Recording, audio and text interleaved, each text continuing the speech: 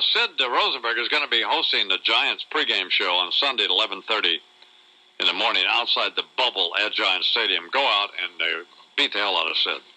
Go out and cause trouble. Throw stuff at Sid. Turnovers table. Where's the bubble? What's the bubble? The bubble is where the Giants practice. It's a big practice field, right? I think it's right outside Gate D at Giants Stadium. So right over there, we're going to be ready to go on Sunday morning, and I'll be out there, and Carl Banks will be out there, and all the fans will be out there ready to root on the Giants as they'll get their first win on Sunday against the Packers after last night's loss. A bunch of drunks out in a bunch of...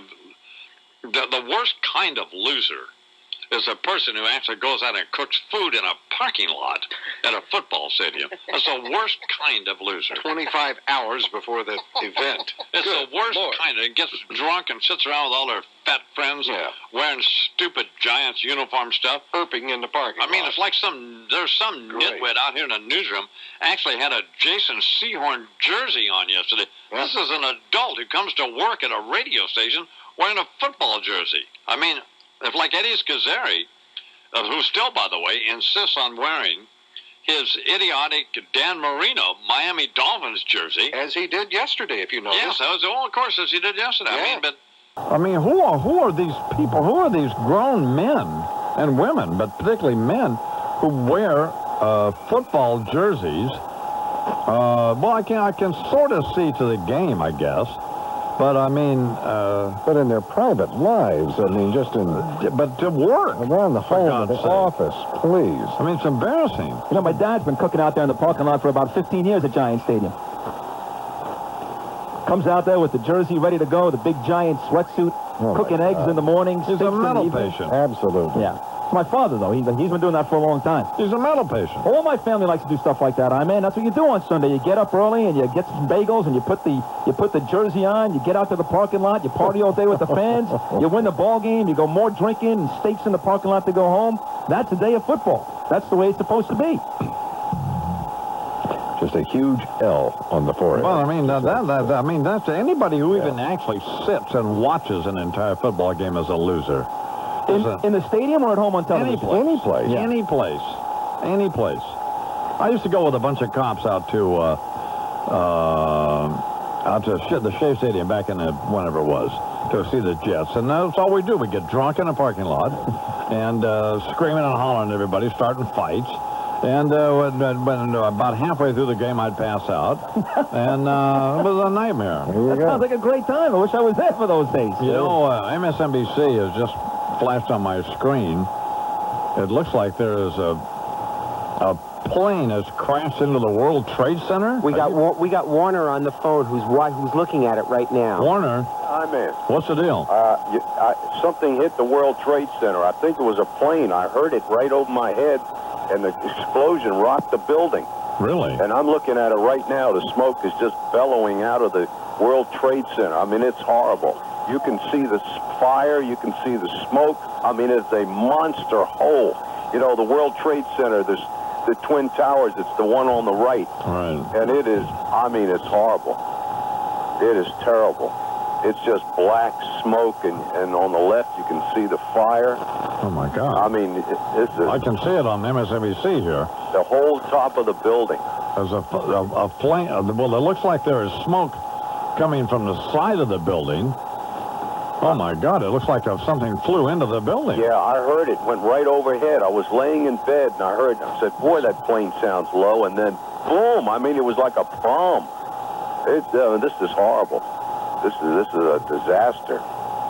Jeez, though, I'm looking at maybe, I hope because of the time, maybe there aren't that many people there. But, that, God's sakes, that's a busy thing.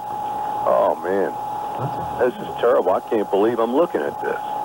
It's like you're looking at a movie or something, but I'm looking at it live. It's right in front of me because that's where I live. I'm looking out my bedroom window. Oh man, the smoke is just coming out of the top. You can see it. It's a huge. The whole. Oh man, and the whole top of the building is engulfed in smoke. Oh, this is. And then there's smoke pouring out of the side of the building, in which obviously something has flown into the side. Did we have any other Do we have any other information, Mark, from anybody? Not yet. We're waiting. Warner's got actually the breaking news here. Yeah, I think it was a plane. I heard it. I heard the plane. I said, my wife was close. And that sounds awful low. And then, boom. I mean, you know, when an explosion rocks your building, I'd say, we're about 7 blocks away. No. And I'm looking right at it. Oh, man.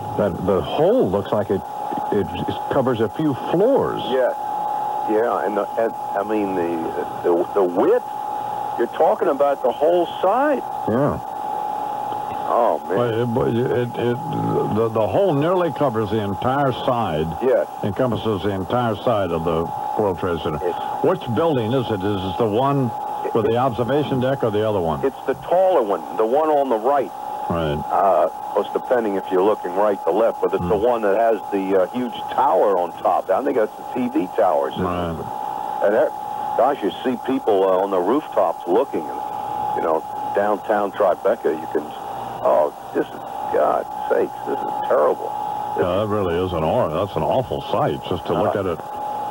Oh, man. Early report here that it was some sort of, that it was a twin-engine plane that flew right into the Trade Center, but no word on if it was a commercial or private or what.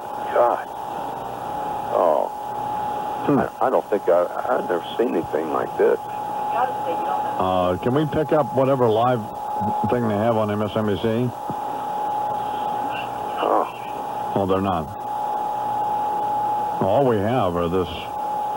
But now there's smoke pouring out of one where apparently the hole went into the side of the building, but then it looks as though there's fire now. Yeah. Yeah. I don't see any flames, but there's such an enormous amount of smoke that obviously there's fire. It's the side facing north if you were coming uptown. Right. That's the north side. God's sakes. I'd say the only thing positive about it is that if you were under it, if people in the building, of course, I don't think you can use any elevators or anything like that, but I guess they can walk down. But anything from that explosion and up, you can't get out. No. God. We got a feed here. Let's see what we can hear. Couldn't tell much more from 14th Street. Now, we had an earlier eyewitness that told us he thought it appeared to be a 737. What you saw was a small, perhaps twin-engine airplane? No, not a twin engine. It was a jet of medium to smallish proportions. Not a big airliner, though. Okay. Okay, so it appeared to be a... And what you heard this sound. I'm just trying to understand what happened. You heard a sound. That's what compelled you to look up into the sky. You could hear a jet coming overhead, and it sounded low. So many of us looked up to see what was, because it sounded so close. We all looked up, and like I said, it didn't look like it was swerving or out of control. It was going steadily lower. It was, definitely going steadily lower, but it wasn't dropping like nose first or anything that would make you think that the plane was in trouble. Right. Which then, of course, raises the question exactly what was that airplane doing and how did this occur? Right. But the airplane did not appear to be in trouble to you. I don't know enough about airplanes to know what it should look like, but it wasn't nose down or it wasn't swerving up and down or left and right. It was making a straight, steady decline towards the World Trade Center. Mary, I'm hearing what sounds to be an awful lot of people that are either crying or sobbing or something in the background. That's my baby wondering why I'm still standing here, but there are a lot of us who are shaking or idiots. There's a special excitement about being a part of history.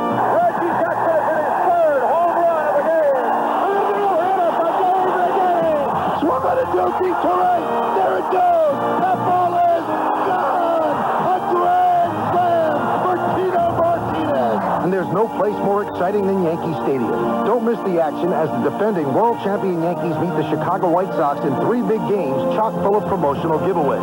The series begins on Tuesday, September 11th at 7:05. The following night, also a 7:05 start, is Cole's Yankees Business Card Holder Night for the first 25,000 fans 21 and over. The series concludes at 7:05 on Thursday, September 13th. That night, the first 25,000 fans 21 and over receive a Yankees travel mug courtesy of Chock full of nuts.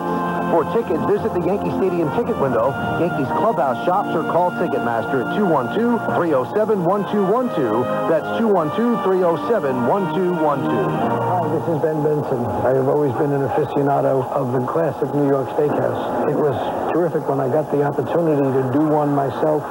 What we do is buy the finest food and prepare it very, very simply. And that's been my motto, buy the best. Prepare it simply, and your customers will appreciate it. It's funny, people will say to me, how come your cream spinach is so great? Because the classic steakhouse meal is the sirloin steak, the hash browns, and the cream spinach. I'm a little bit nutty about making sure that the consistency is there. And that's something you will only get in a restaurant that has an owner on premises. We have gotten some intensely favorable critical praise. My favorite one of all appeared in Gourmet Magazine. After raving about our superb cuts of meat, they referred to Ben Benson's as a true treasure in New York. Ben Benson's Steakhouse, 123 West 52nd Street, 212-581-8888. And when you're in, come over and say hello to me. Listen. That's what you sound like.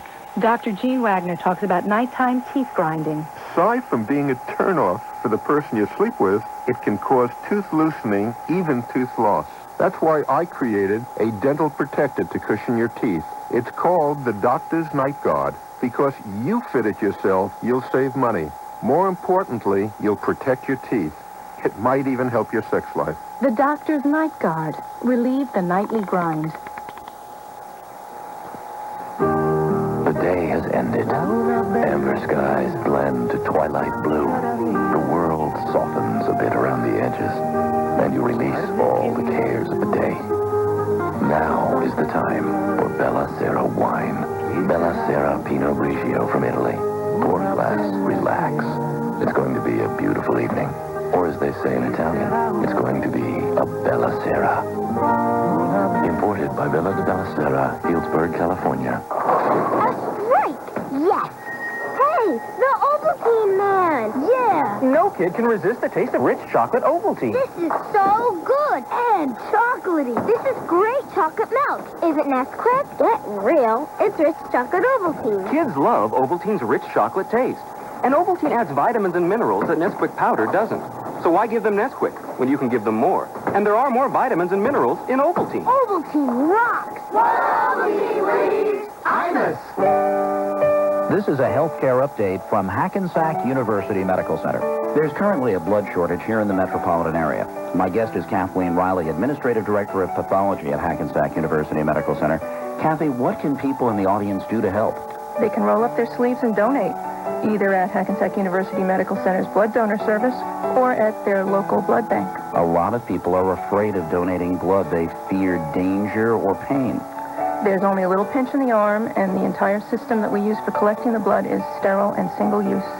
If you want more information about donating blood, call your local blood bank, your local hospital, and if you're interested in doing it at Hackensack University Medical Center, you can call 201-996-4818.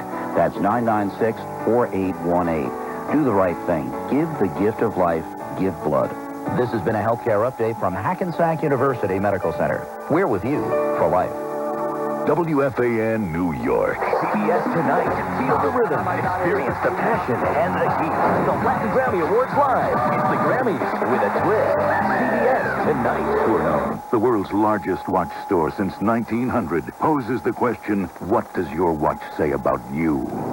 At the Spitfire clause for altitude, the pilot checks my watch face. I am the Mark 15 Spitfire watch from Tourneau of the IWC's pilot line, commemorating the Royal Air Force's most famous battle plane. In the 1940s, IWC was the official supplier to the Royal Air Force. Designed and manufactured by hand in Switzerland, professional pilots put their trust in IWC.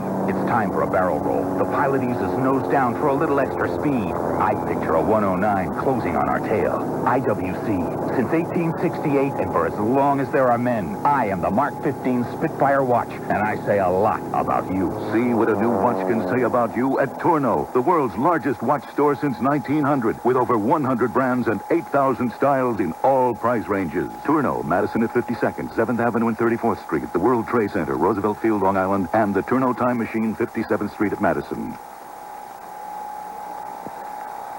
Well, the other tower The other tower just blew up.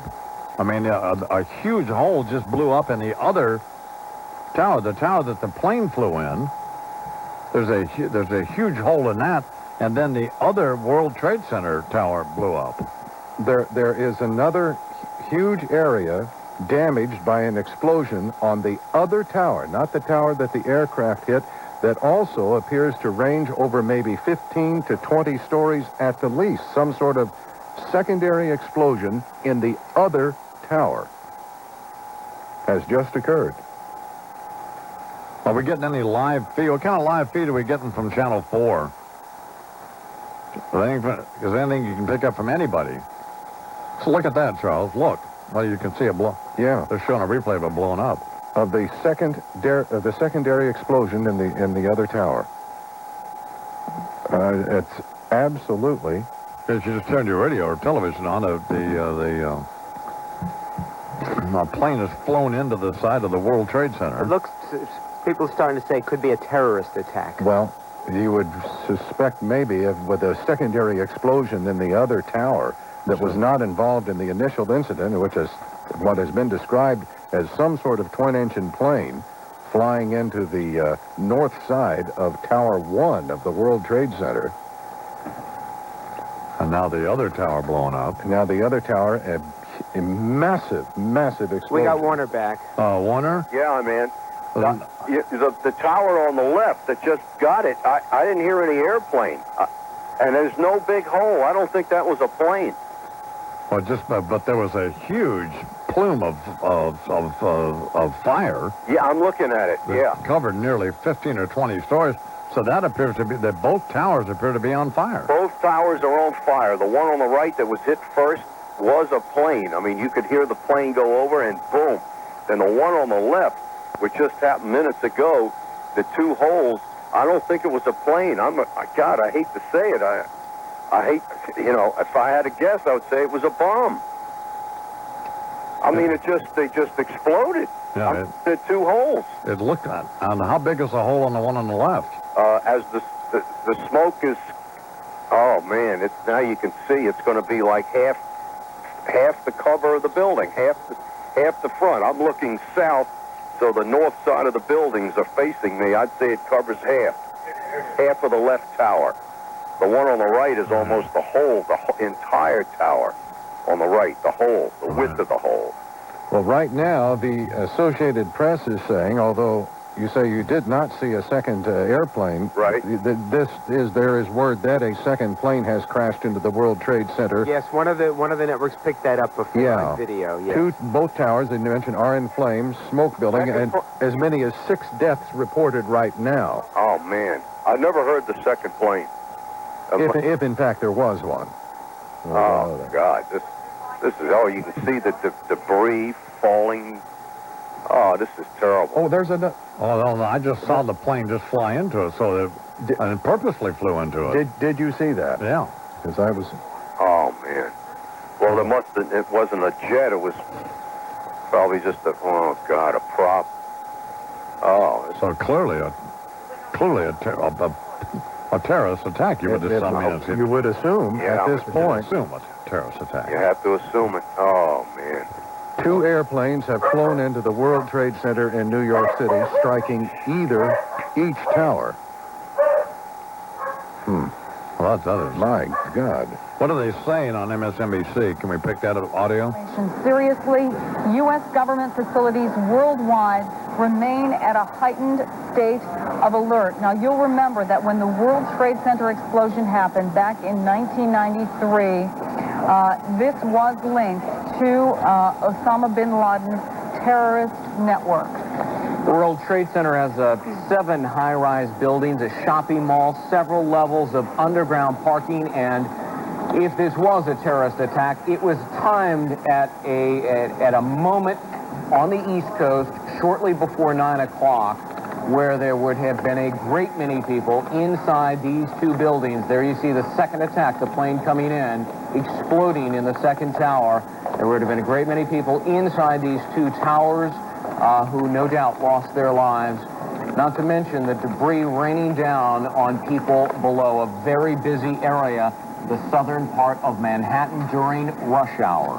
We do not have any reports of injuries or deaths, but surely that will be coming to us very shortly. Lester? Lester? All right, what I want to do is take a look at that airplane in slow motion. It looks like a jet aircraft. There it is, frozen. Clearly a low-wing airplane. Looks to be a swept wing, which indicates a jet, and it looks like a sizable jet, perhaps an airliner or a commuter jet. Can we roll it just a little bit here? Okay, freeze it right there if you can. Clearly that is a swept-wing jet, which means a passenger-sized jet of some kind, which leads to all kinds of questions. Now, airplanes, airliners, are on radar. They have transponders that allow the controllers to not only see where the airplane is, the altitude, its flight number. A plane that would be flying in controlled airspace that would not be responding to controllers would be a source of concern, but frankly, there's nothing they can do about it. They could violate the pilot, they could fine him, all those sorts of things, but a determined pilot willing to do something, there is nothing they can do about it. Can we zoom in on the airplane now, digitally? Let's see if we can get a little closer look. But this clearly looks like, and I'm just, from this angle, a 737, perhaps an A319 size airplane that looks very much like either a 737 or an A320, a plane that would carry over 100 passengers. Now, from the direction it's coming, we know Newark Airport is just about 10 miles from the west of this. LaGuardia is another 10 or 12 miles to the east, but this plane is coming east across the Hudson River as it makes its approach. That is clearly, from the indications I'm looking at, is a small jet, small airliner-sized jet. Looks to me either an A320 or a 737-sized airplane. Unable to, of course, make out any markings, an airline or that, but again, there is nothing controllers could do if a maverick pilot decided to leave his flight plan, decided to leave his course, and make a suicide plunge like we have witnessed here. We don't know. Witnesses who saw the initial hit of the airplane said it was also a twin-engine airplane. Some discrepancies as to the size. Some believe it was a small commuter-sized plane. This plane you're looking at is the one we saw hit the second tower a short time ago. And from every indication in this shot that we have pushed in on digitally here, it is clearly, you see the upward swing of the wings. It's a swept wing, a jet design. Two large, like high bypass engines underneath. Susan Waldman is, where are you, Susan? I'm on the Triborough Bridge, Don, and I was on the Bruckner when the second plane just hit. So I really had a bird's eye view of this. I saw the fireball from the first plane and then turned on the radio, and as I was driving on the Bruckner trying to get to the bridge, I saw it looked like a twin-engine plane come over the Hudson River and go right at the other tower. So I saw that, and the smoke is now just streaming towards Brooklyn. The Triborough Bridge obviously is just at a standstill and backed up as police cars are going through, but I actually saw, it looked like a big plane, and I'm not an expert at planes, but it looked like a pretty decent-sized plane come from the Hudson River side and go straight into the second tower. Did it look like a jet?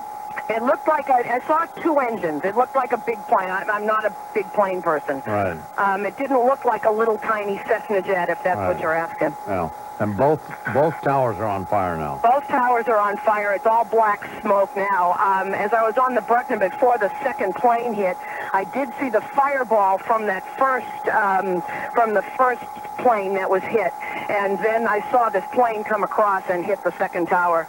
Where are you right now? I'm right on top of the Triborough Bridge. And it's all stopped? And it's all, well, it's moving slowly, but we're moving over to the sides for police cars obviously are trying to get through here. But what I can see right now is just total black smoke billowing out of the World Trade Center and just sort of floating towards Brooklyn. And we're obviously moving very, very slowly.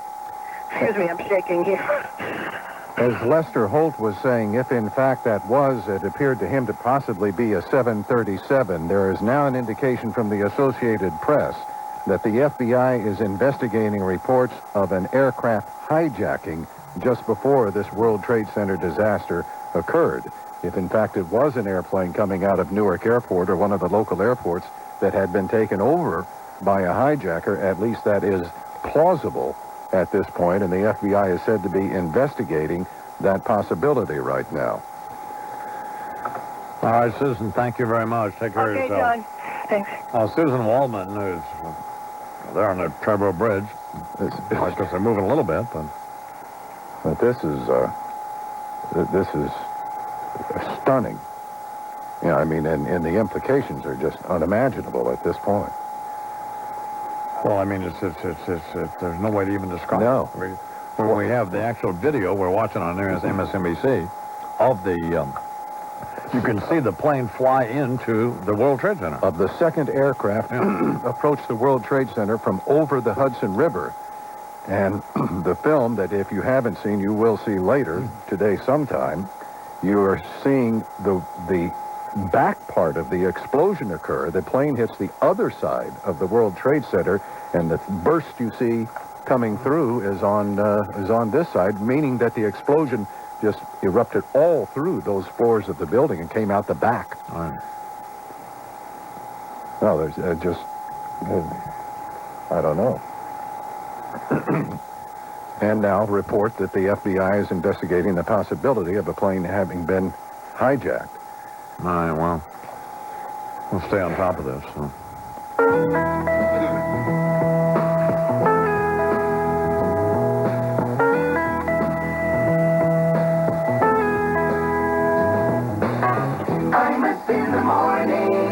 How may I help you? I'm a product announcement, and I'm very late getting to our website. This could mess up our whole e-business. I'm sorry, sir, but your departure has been postponed. Now boarding all FatWire content for all enterprise-class websites and web applications. What about all that content? They're boarding. That content is flying FatWire. They're always on time. Could I upgrade to FatWire software, please?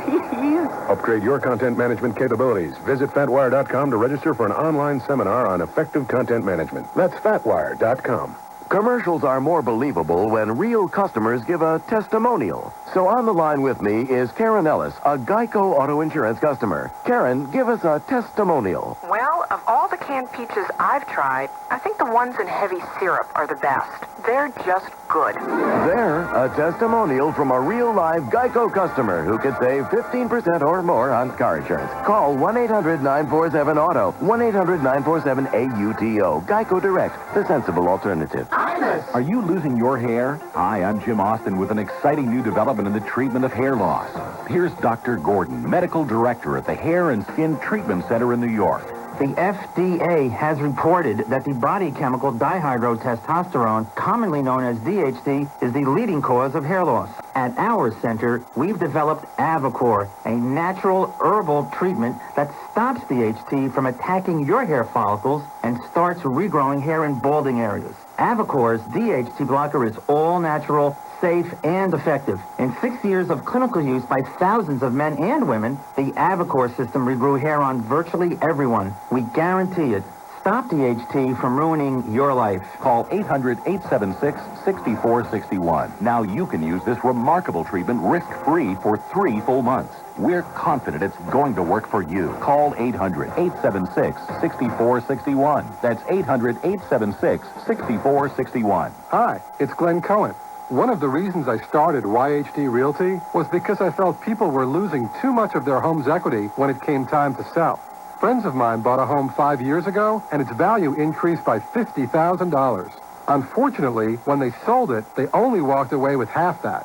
Why? They paid their traditional real estate agent a 6% commission. That's just too much money. At YHD Realty, we charge only a 2% commission and have top local agents to work with you every step of the way. Plus, we've already saved New Jersey homeowners over $14 million in real estate commissions. So don't give away the home equity you've worked years to build up. Call YHD Realty at 1-800-CALL-YHD. That's 1-800-CALL-YHD. Or visit our website at YHD.com. It's YHD for a lower fee. Total savings amount is based on total commissions paid on YHD listings versus total commissions that would have been paid if a 6% commission had been charged. All commissions are negotiable. I went to towns across Connecticut to see how customers feel about getting a year of free checking at People's. I asked Grady from Granby, Adam from Haddam, and Marianne from Darien. Guess what? They love it. Jill from Rocky Hill also loves the fact that when you get free checking at People's, you'll receive 50 free checks, but that's just the beginning. With People's Plus checking, you can bank when, where, and how you want, by ATM, phone, or online. You can also enjoy the convenience of 7-day banking inside Super Stop and Shop. So join your neighbors throughout the state who love getting a year of free checking at People's. To open your account, do what Monty from Montville did and go to peoples.com. Or be like Wendy from Windsor and call 1-800-772-1090. Rich from Litchfield decided to open his account by visiting his nearest People's branch. Free checking. Yet another tailored solution that's possible at People's. Just ask Charlie from Chaplin. Free of monthly maintenance and per-check fees for 1 year from date account is open. People's Bank. Member FDIC. Offer ends October 27th. I'm Lori McNichol for the Mohegan Sun Fan Highway Patrol, where the whole lower Manhattan area is at a standstill. The inbound Battery Tunnel is not moving. FDR Drive also not moving from 14th Street all the way down. Subways E, R, N, and 6 trains not stopping in the World Trade Center area, and that includes Rector Street, Triborough, crawling in all directions, 30 minutes inbound at the Holland Tunnel, 45 minutes at the inbound Lincoln, and 20 to both decks at the inbound George Washington Bridge. The eye forecast for today, sunshine and a high of about 82, the low tonight about 60, and right now it is 70 degrees. This report's brought to you by Panasonic. Panasonic invites you to experience the brilliance and clarity of high-definition television. But be warned, you'll never be satisfied with regular TV again. HD TV, made possible by Panasonic, now at the Wiz. I'm Lori McNichol for the Mohegan Sun Fan Highway Patrol. On the next Dopranos, the former head of the First Family investigates the possibility of returning to power. Enough already.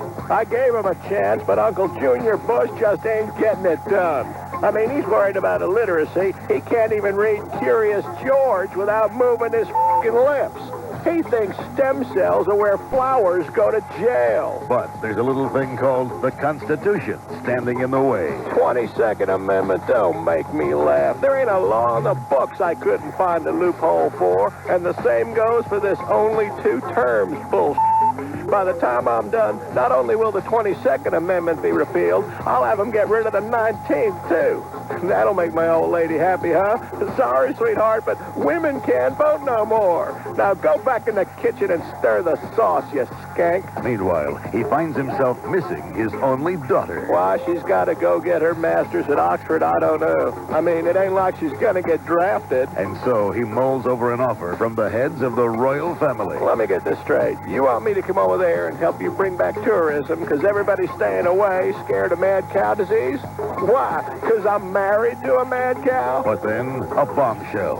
Newsweek prints excerpts from a new book suggesting that if Consigliere Souder had one more day to plead his case, the new boss might not have been Uncle Junior Bush. And Tony Kennedy, if Davy the Forehead had his way, Allie would have been the maid guy instead of being passed over for that numbnuts Georgie B. I'm telling you, leave it to a Kennedy to things up. The Dopranos, just your average dysfunctional criminal family. Hey, Hillary, I just got off the phone with our daughter in England. She says they named a disease after you over there.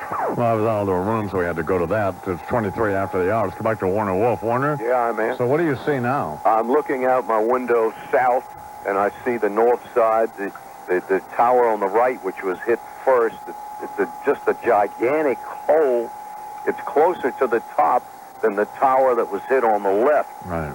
And the smoke is, that's the thing. Is people in there God's sakes, the smoke will kill them. It's horrible. And the smoke is just rising up, especially the tower on the left. And the hole, now you can see that smoke is diminished a little, the tower on the right. You can see the hole. It's like two monster holes with a little partition in the middle. And the one on the left, it's harder to see because the smoke is still bellowing up. But it's, oh, God, and then the fire is still on the left. The one on the right, you can't see fire on the right, but the one on the left, you can still see the fire. And, of course, you know that besides all the businesses, it's also the mass transit. You have the subway in there. I've taken that many times. This is horrible.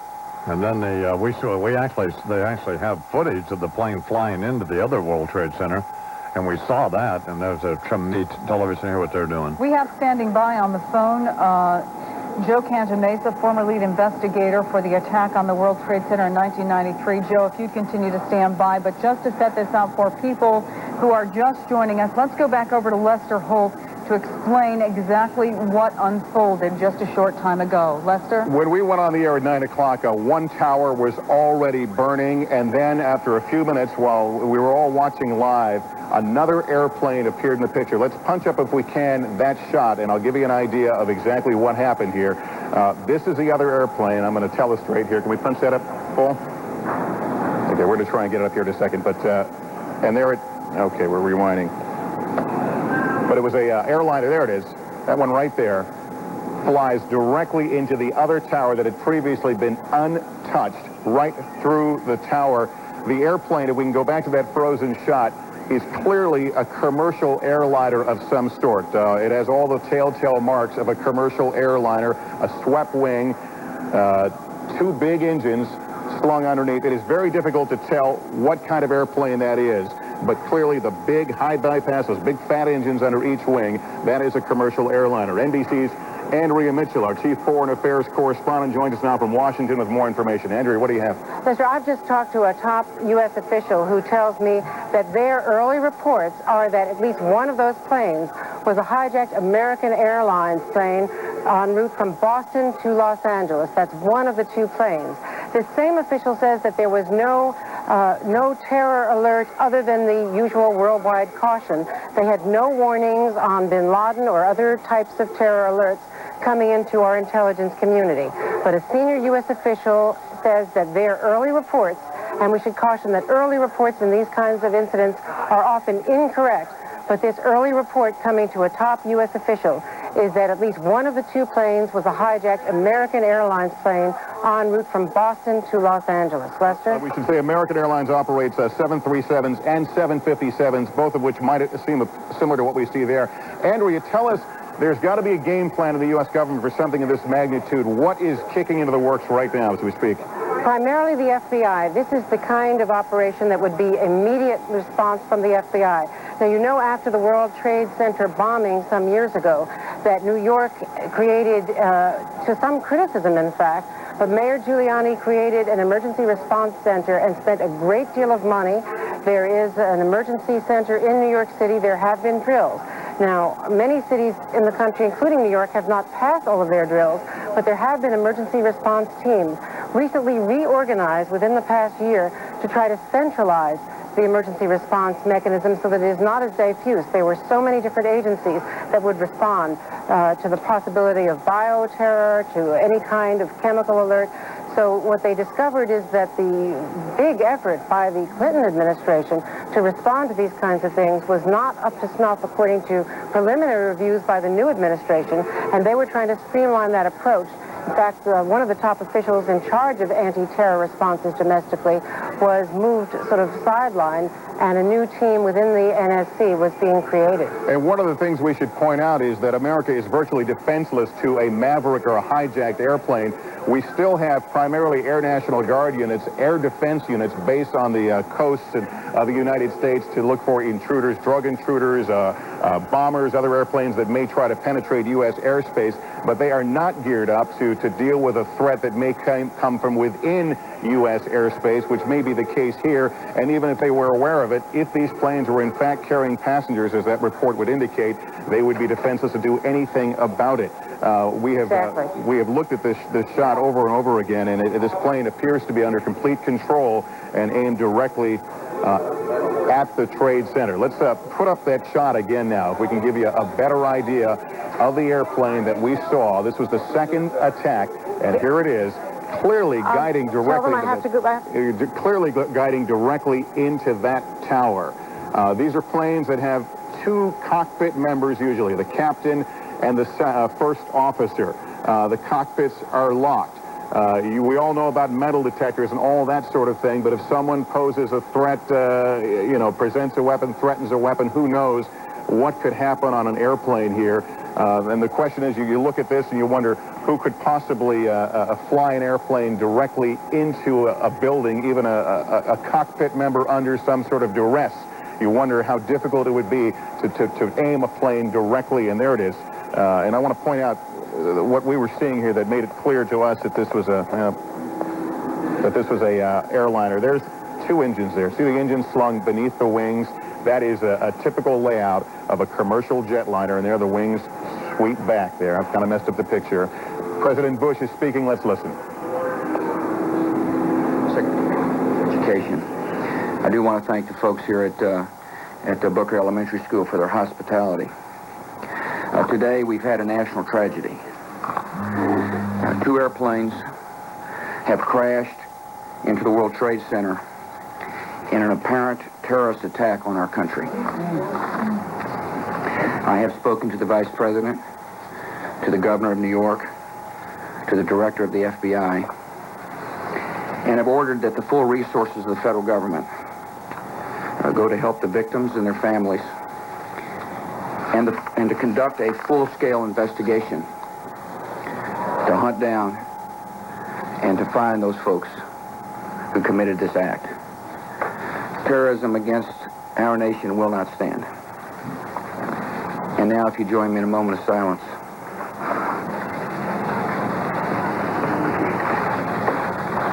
May God bless the victims, their families, and America. Thank you very much.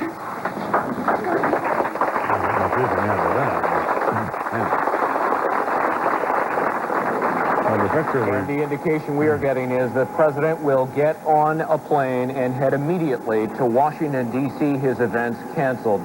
In case you're just now joining us, planes crashed into the upper floors of both World Trade Center towers minutes apart just a short time ago. A horrific scene of... Well, we're listening to a feed from MSNBC, and we can tell you that two apparently commercial airliners, both apparently hijacked, we don't have much more information than that, have, been hijacked and flown into both towers of the World Trade Center in New York City, in the financial district of New York City. And we don't know much more about that other than that the FBI is investigating the report that these planes were hijacked, one apparently an American Airlines from Boston to New York. Boston to Los Angeles. Boston to Los Angeles. That was Andrea Mitchell's, that was her information after she discussed this with some high officials. Yeah, and then the other plane we don't know, United Airlines. Well, there was at least one suggestion that it could have been a United Airlines aircraft. I mean, a scene right out of one of these New Line cinema movies. Absolutely. I mean, just an awful scene. Within either building, perhaps the top 20 floors of either building on fire. And it's shortly, they both happen around 9 o'clock Eastern time. One before 9 o'clock, about 12 minutes before 9 o'clock. And the other about 10 minutes after that. Charles, do you have any information? A senior U.S. official says at least one of two planes was, in fact, the hijacked American Airlines aircraft, as we mentioned, en route from Boston to Los Angeles. The president just spoke, we know, and is heading back to Washington, canceling the rest of his schedule today. The top at least 20 floors are still on fire.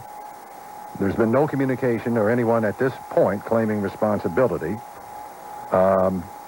Skies, as is pointed out here, are perfectly clear this morning in New York, and so the likelihood of any plane having accidentally strayed from its intended flight path into the World Trade Center is almost impossible. Oh.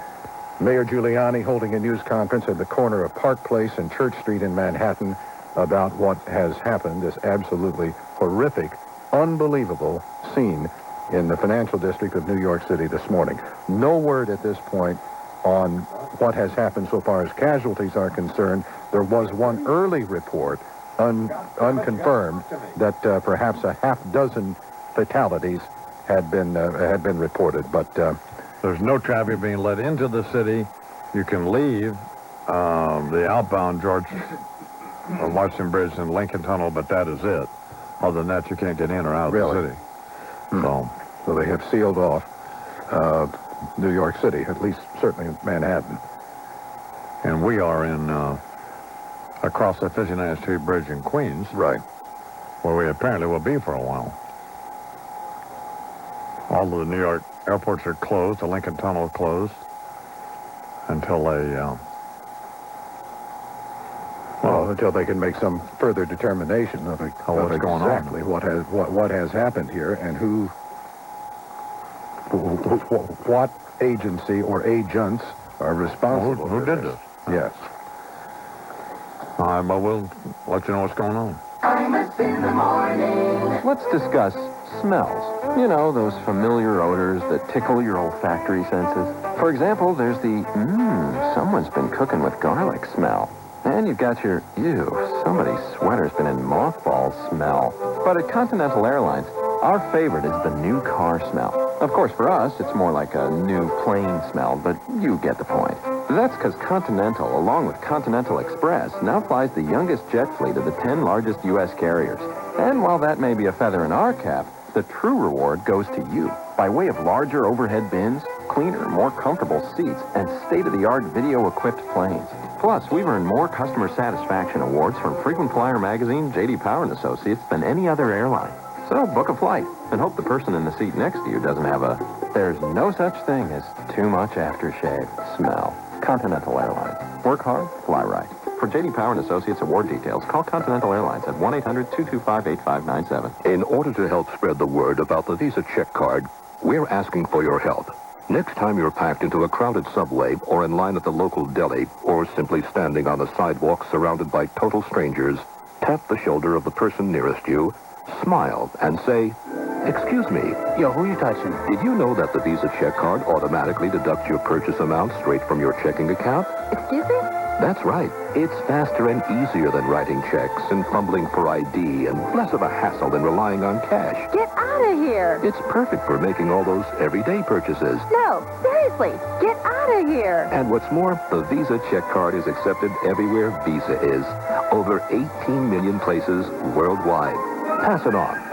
Sure, this might feel a little uncomfortable at first, but don't let a couple of awkward moments get you down. Keep spreading the word, and you can be sure that people will thank you for it in the end. Yeah, let's move it along, pal. Visa check card. It's everywhere you want to be. Everyone is interested in something from yoga to Yugoslavia, Brad Pitt to biology. And at Content Store, ContentVille.com, you can get everything about anything at great prices. With ContentVille's cross-content search, you'll find books, magazines, articles, dissertations, and more on whatever interests you, all with the click of a mouse. All items are downloadable or shipped to you within 48 hours. Contentville offers magazine subscriptions with fast first-issue delivery. Order a subscription today from Contentville's selection of over 800 titles, and your first issue will be in the mail to you within 48 hours, not 48 days. And Contentville sells magazine subscriptions at the lowest authorized price on the web. Come to Contentville now and save 90% off the cover price of New York Magazine, 74% off 17, or choose from many other great offers. So visit ContentVille.com today. That's ContentVille.com to find everything about anything at great prices. Does your vacuum cleaner earn its keep? Hi, I'm David Orrick. My 8-pound Orrick XL is so powerful it cleans the world's finest hotels, yet it uses 1/3 as much electricity as most other uprights. Try my Orrick XL risk-free, and I'll give you my $100 cordless iron as a gift. Call 1-800-989-4200. That's 1-800-989-4200. Nobody works harder to give you more value for your money than I do. Hey, Joe, why so bummed out? You've got the key to the executive washroom. Well, the old man raised my sales quota and cut my budget again. I may as well flush this key. Try WebEx. With WebEx, tech support cut call times in half.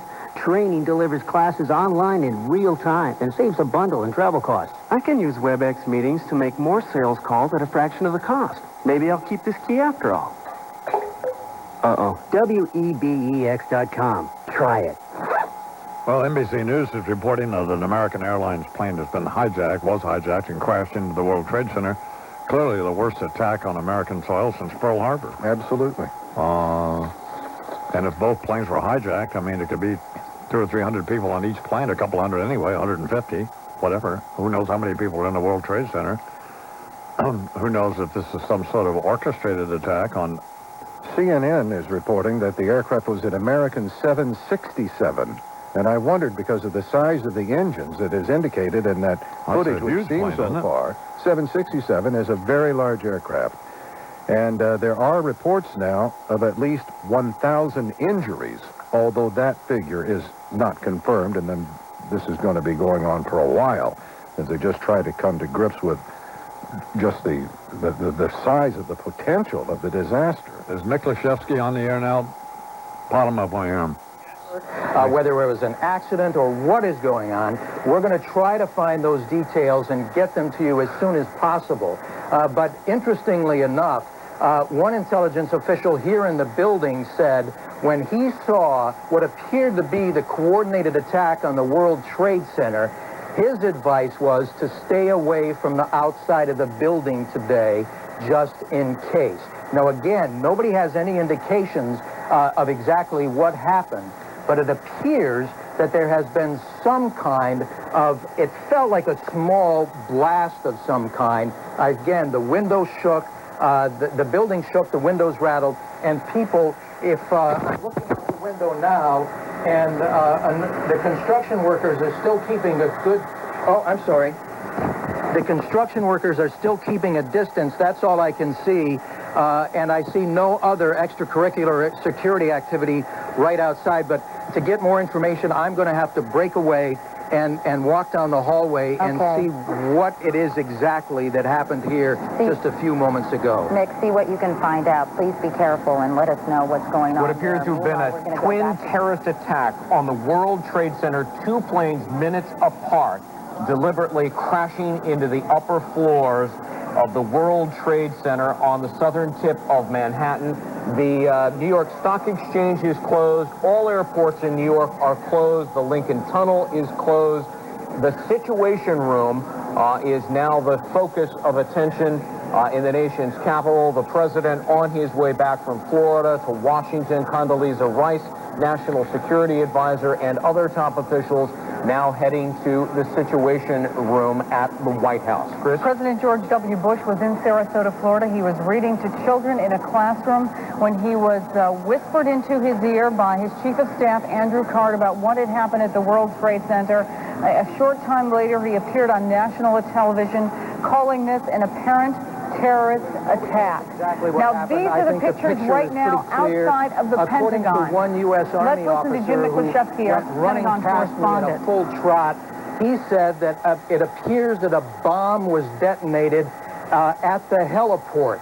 The heliport is a helicopter landing area right next to the Pentagon, just adjacent to the E-ring. The offices nearest the heliport area are U.S. Army Reserve officers and the Army Reserve our offices are located there. But as you can see, it appears to be a pretty significant blast. To give you some perspective, we are almost on the opposite side of the building, the world's largest office building. And as I reported to you, we could feel the building shake and the windows rattle. And as I was in the hallway just a few moments ago, I could smell an acrid kind of smoke. So the report we have now is that a bomb has gone off at the Pentagon. In some place at a helipad, near a heliport, according to Jim Miklashevsky, who's there at the Pentagon. There is further report now from the New Jersey State Police that all Hudson River bridges and tunnels have been closed as a precaution in the wake of this apparent double terrorist attack on the World Trade Center towers. And if it's an orchestrated, obviously an orchestrated, clearly terrorist attack, if a bomb has gone off now at the Pentagon. Yep. On the heliport there at the Pentagon. Let's listen to more of what Mick was There's miles and miles of offices. At what location did this seem to have detonated? It's at the heliport. The heliport, which is as you sit in the Pentagon, you have the Potomac River and Washington D.C. on one side, and the heliport is located almost exactly on the opposite side of the building, along one of the highways, easily accessible. Even though that they've increased security here significantly at the Pentagon within the past couple of years, that area... I want to mention to you, Mick, that we are hearing, again, unconfirmed reports that this was the result of a plane crashing in the area as well. I have no idea, Katie. All I know is that people who were in the building who came running from that part of the building thought it was a bomb of some kind.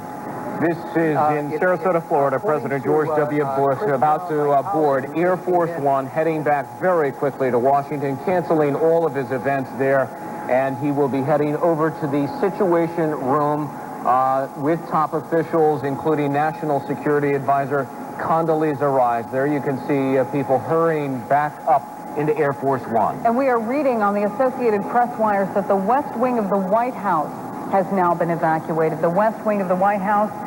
Let's go back and listen to the continuing description at the Pentagon by Jim Miklashevsky. Evacuated from the Pentagon? Well, nobody's given us the official word yet, but I think that's probably a safe bet. Thank goodness that was a helicopter that just flew by. I'm just a little nervous right now when you hear aircraft go past, but they have, in fact, evacuated that portion of the building. Usually they have sirens that go off in the building alerting you to the fact that it's time to get out. I haven't heard those yet, but just judging by the pictures, it's clear that that part of the building that is not damaged, at least, has been evacuated. Like I said, in the hallway, it was pandemonium. Bring you up to date of what we have so far here. We have two planes that have crashed apparently into the World Trade Center. We have apparently two commercial airliners. What is being now reported as an explosion or another plane crash at the Pentagon in Washington. And they have, according to Jim Miklashevsky at NBC News, they have evacuated the West Wing of the White House. That's the wing where the president is and all the main offices and so on. It's the working part of the White House. And so whether this is, of course, an orchestrated, it's doubtful. It's certainly doubtful it's a coincidence with the World Trade Center. Right. But whether this is part of all of this involving the Pentagon or not is, one would have to suspect that it probably is. But the president was in Sarasota, Florida. He's rushing back now to the Situation Room at the White House. They've sealed off New York City, and so you can't get in or out, and certainly at Manhattan. And which, just in terms of where we are across we are about a mile. We're about a mile from Manhattan. Right. Across the 59th Street Bridge in Queens, New York. And to the east of Manhattan. And we would, And the FBI is investigating a reported airline hijacking, and there are reports from NBC News that one of the aircraft that was flown deliberately, apparently, into the World Trade Center this morning was an American Airlines flight from Bogan that had been hijacked out of Boston, heading for original destination, Los Angeles. Well, there's not much we know now. The best news you're going to get, of course, is to turn on your television. I'm not trying to get you to turn your radio up, but if you're in your car or something, which a lot of you are, why? Yep. The best we can tell you is that that's what we know. Both tops of the World Trade Center engulfed in smoke, as I'm looking at a live picture now on NBC News. And they're reporting that two commercial airliners were apparently hijacked and flown into the World Trade Center, both towers, and unbelievably. You couldn't make it up in a all planes across the country have now been grounded by the FAA. So there are no flights anywhere in the country at this point. Manhattan has been sealed off. That's the main part of New York City, of course. And there's been an explosion in Washington, D.C. at the Pentagon. And that's where we are at this point, and nobody knows much more than that. Imus in the morning. Let me talk to you about the Connecticut School of Broadcasting.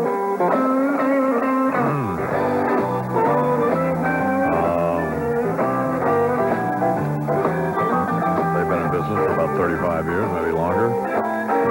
And it's a good way to get a job in the world of communications.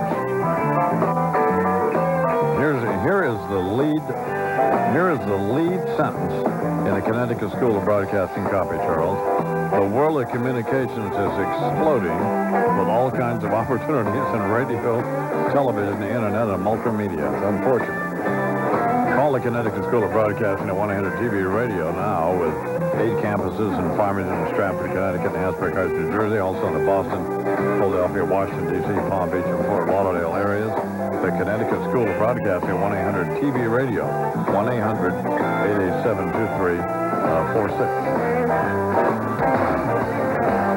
Listen this Friday to Mike and the Mad Dogs Football Friday show for your chance to win tickets to the NFC champion New York Giants home opener against the Green Bay Packers. Plus, one lucky winner will receive a day on the Madden Cruiser from Outback Steakhouse. No rules, just right. Here's what the package includes. We'll pick you and your guest up in the fan van and escort you to the Madden Cruiser, where you'll ride to the game with John Madden himself. Before taking your seats for the game, you'll tour the Fox Sports facilities at the stadium. Listen between 5 and 6 p.m. for Mike and the Mad Dogs football trivia for your chance to win tickets to the NFC champion New York Giants home opener against the Green Bay Packers. It's all from Outback Steakhouse, no rules, just right, and the flagship station for Giants football, The Fan. Sports Radio 66 WFAN, New York.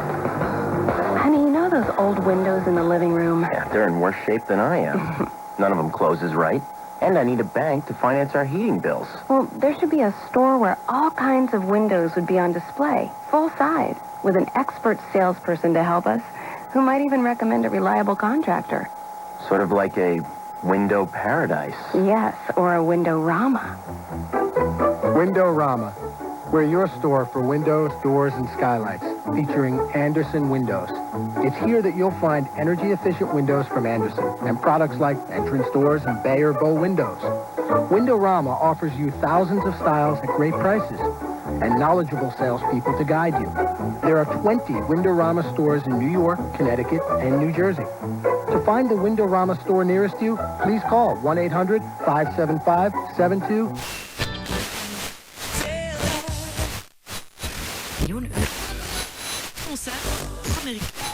Great, you didn't get burned. Well, at least not at the beach. We can't say the same for your car insurance bill. Fortunately, one call to Geico could save you 15% or more. Call 1-800-947-AUTO. 1-800-947-AUTO. Geico Direct, the sensible alternative. Westchester BMW. Discover the difference between a BMW and a Westchester BMW. In White Plains, just off 287, exit 4. If you're like me, you spend most of your time on your feet, so foot comfort is important. That's why foot doctors recommend Spenco Polysorb insoles.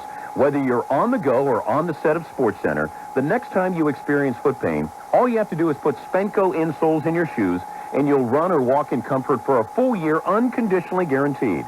Spenco insoles are in a yellow and green box, and you get them at Foot Locker or at your favorite sports or drugstore.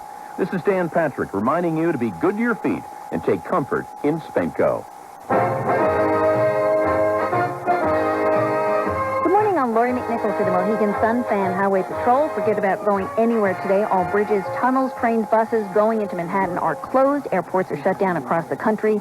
Only the outbound George Washington Bridge is open, and officials are encouraging people to leave Manhattan. Trains and buses are not running within Manhattan. They're all at a standstill. Streets are being shut down and used for emergency equipment.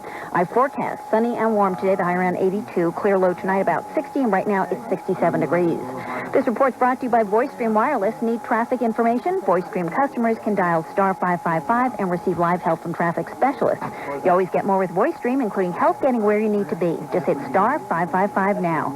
I'm Lori McNichol for the Mohegan Sun Fan Highway Patrol. It is now 7 minutes till the hour here on the Imus Morning program. 7 minutes till 10 o'clock Eastern Time. In case you just turned your radio on, 2 commercial airliners have flown inexplicably and unbelievably into both towers of the World Trade Center. Reports are that they were both hijacked airliners. Apparently, we don't have any obviously confirmation of any of this, with passengers aboard. The White House, the Pentagon, the Capitol are being evacuated at this point. The president was in Sarasota, Florida, at a reading program for kids. We're watching a live picture on NBC, and he has just left Florida and is flying back to Washington on Air Force One. And we'll go to the Situation Room at the White House, although, of course, the plane fully, Air Force One, is like a Situation Room, as a matter of fact. We don't have any other report other than that. And that the explosion has occurred at the Pentagon that is also apparently a massive explosion, and the Pentagon is being evacuated. The White House is being evacuated, and New York City itself, where there's a massive effort underway now to try to get to the people who are casualties in all of this, that it is almost New York City itself a frozen zone in order for emergency equipment to be able to get about the streets. So, obviously, if you're in New York City, you should stay where you are. Right, because you're not going to be able to get anywhere.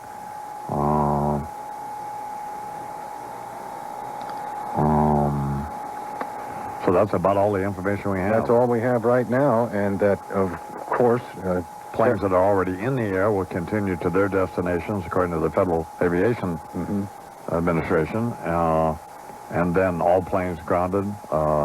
New York City is shut down. All exits and entrances into the city are shut down, with the exception, apparently, of the George Washington Bridge, and they're encouraging people to, well, get out of the city.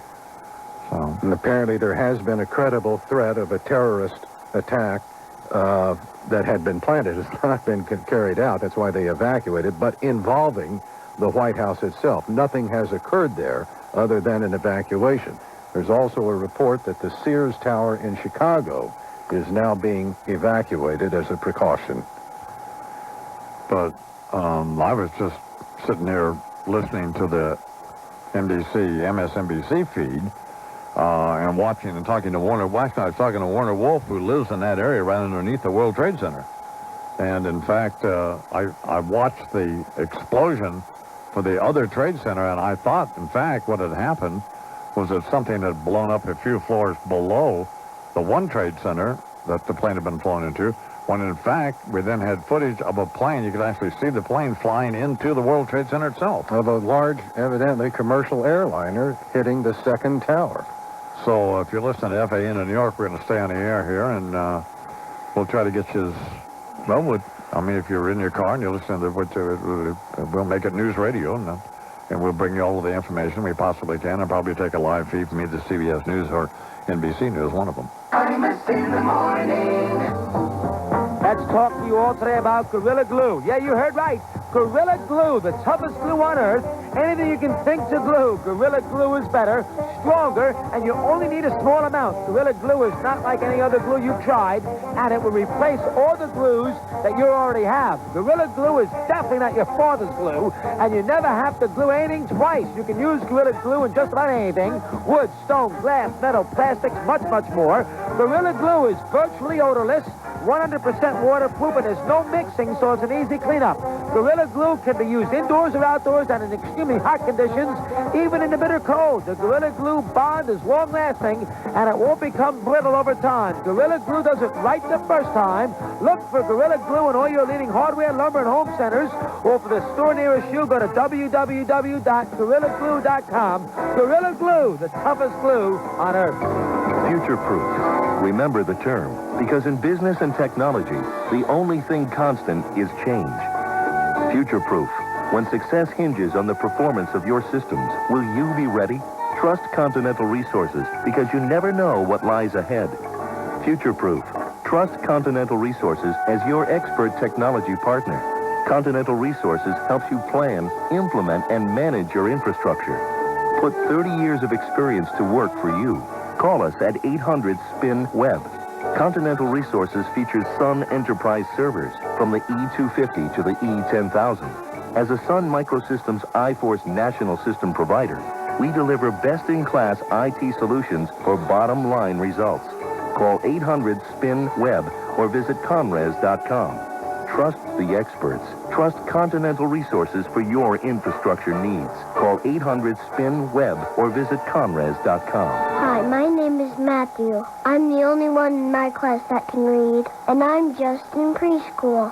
If you have a child between the ages of 3 and 7, did you know that they can be reading within just 3.5 weeks?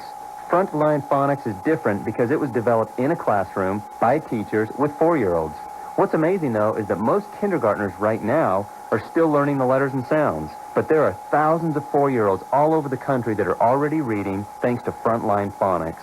You have a unique opportunity right now to use the exact same program that teachers are using to teach your child to read at home. Frontline Phonics is guaranteed, period. It's proven, and it's rated as the #1 beginning reading program by homeschool.com. Teach your kids to read, just like me. Pick up the phone, call now, and save $40 off the price of the program, and ask about your free book. The number is 1-800-584-READ. That's 1-800-584-READ. In business, life is a maddening series of choices. Buy or sell, merge or takeover, paper or plastic. But at least now you no longer have to choose between black and white or color laser printing. Now you can afford both. Introducing the Ricoh AP3800, the output machine. 38 pages per minute black and white, 28 in color. Want to see an AP3800? Give Ricoh a call. Or an email. Your choice. Ricoh, dependable, digital. We believe now it is 10 o'clock here at WFAN in New York City, and we are watching a live feed from NBC News, and we believe that the top of the World Trade Center has just fallen off into the street. So we don't... It apparently has the second tower that was hit in the second explosion, the second aircraft that flew into that. Apparently that... Is Warner, is he still in that area? Is he still on the phone? Jesus, he lives right there. Warner? Yeah, it's gone. What? It's gone. What's gone? The tower, the one, it's gone. It's gone. It collapsed. It's gone. It's not there. The whole tower? The whole tower, it's gone. Yeah, there's only one tower. Oh, God, this is horrible. It's gone. It's not there. It's like it disappeared. It just collapsed. And dust is covering all of lower Manhattan. The entire financial district looks like it is covered in this enormous, undescribable cloud of dust now from the apparent collapse, or the collapse, of one of the two World Trade Center towers. How close are you to that, Warner? I'm looking straight at it. Good Lord. I'm just, man. Well, how do you get out of there? Warner? What? How do I get out? Well, what do you mean? I mean, are you safe? Oh, I guess so. I don't know. I can't believe what I'm seeing. No, I can't believe it. I can't believe what I'm seeing. I can't. The total destruction, apparently, of one of the two World Trade Center towers. Oh, my God. Well, it's the worst attack on this country since Pearl Harbor. Absolutely. You know, the fire, when you were talking before, I could see that the fire was still burning much more. The one on the left, the one that collapsed, the fire on the right seems to have subsided with just smoke, but that one on the left, it was still burning and burning and burning. You know, you can't see it on the television because I guess the cameras couldn't come down low enough. Right. But the one on the left was hit lower. And the fire, oh, man. Well, now they're saying that they're reporting a third explosion in New York City. But, what kind of what information are we getting from NBC News, Lou? Pop that up. By a plane in an apparent terrorist attack has now collapsed. You are talking about a 1,377-foot skyscraper, 110 stories high, and judging by the debris and smoke that you are seeing there, it is now abundantly clear that the reports we are getting may well be true that one of the Twin Towers has collapsed. The other one continues to burn. The Pentagon also struck, apparently by a terrorist attack, another airplane that hit it. There is a series of evacuations we should report about. The White House has been evacuated. The Capitol building has been evacuated. The Pentagon has been evacuated. And the Sears, that is a look at the Pentagon right now, and you can see the efforts to put out the flames that were caused when a plane flew into the Pentagon, one of the largest, or did Mick say it was the largest office building in the United States? Miles and miles of corridors. In addition, obviously, so is, for that matter, the World Trade Center, and now the Sears Tower in Chicago being evacuated as well. You heard from one of our experts that we had on the phone a little earlier that if it was a single attack, then you could point to any of a number of terrorist organizations with the facilities, with the wherewithal to pull this off. And President Bush said earlier, it does appear that America has been the focus of apparent terrorist attacks. However, when you're talking about a series of coordinated attacks in New York and in Washington, D.C., there may be only one or two terrorist organizations with the kind of money and the organization and the aggressiveness to do something like that. And certainly one of the first places that the FBI will be looking at is Osama bin Laden. Chris, we now know which of the Twin Towers has apparently collapsed. It is the second one. A portion of the second tower that was hit by a terrorist hijacked airplane has collapsed onto the street below. A huge plume of smoke is obscuring. Do we have a different feed we can take? Because Now we have CBS they are radio just absolutely idiots. CBS TV, I'm sorry, Channel 2 News. Let me listen to that. Manhattan, covered in what is a catastrophe of enormous magnitude, something that you and I never would imagine we would see in our lifetime. Just moments ago, one of the towers collapsing on top of itself. Marcia Kramer with more now from the newsroom. Marcia? Well, we now have a report that when that tower collapsed, it may have collapsed on another building, and that building is now either on fire or they're evacuating people from that building as well. So there's a third building involved in the World Trade Center area, which was hit by the debris and the steel and whatever else was coming out of the building from World Trade Center 1. Now, we want to tell parents that the students that are in the 3 high schools in the area, one of them is Stuyvesant High School, are safe right now, but parents who want to come pick up their children can come and pick up their children and get them home. Now, to give you some sense of how broad this is, I can tell you that in Chicago officials have now evacuated the Sears Tower. So now we have evacuations running from New York to Washington to Chicago to L.A. Again, all airports are closed. Well, what we have so far now is almost impossible to describe, and that is the 2 airplanes, commercial airliners, have flown into the both towers of the World Trade Center, and one of the towers of the World Trade Center has now collapsed. And what it collapsed on, obviously on itself and all other buildings in the area. And then there has been an explosion at the Pentagon, and that the preliminary reports there are that a plane was also flown into the Pentagon. All of the FAA has grounded all planes in the country, and only planes that are now currently in the air being flown to their destinations. New York City has, in effect, been shut down. Manhattan, there are none of the bridges or tunnels are open into or out of Manhattan, with the exception, I understand, of the George Washington Bridge, and they're encouraging people to evacuate New York City. The White House has been evacuated. The Pentagon is being evacuated.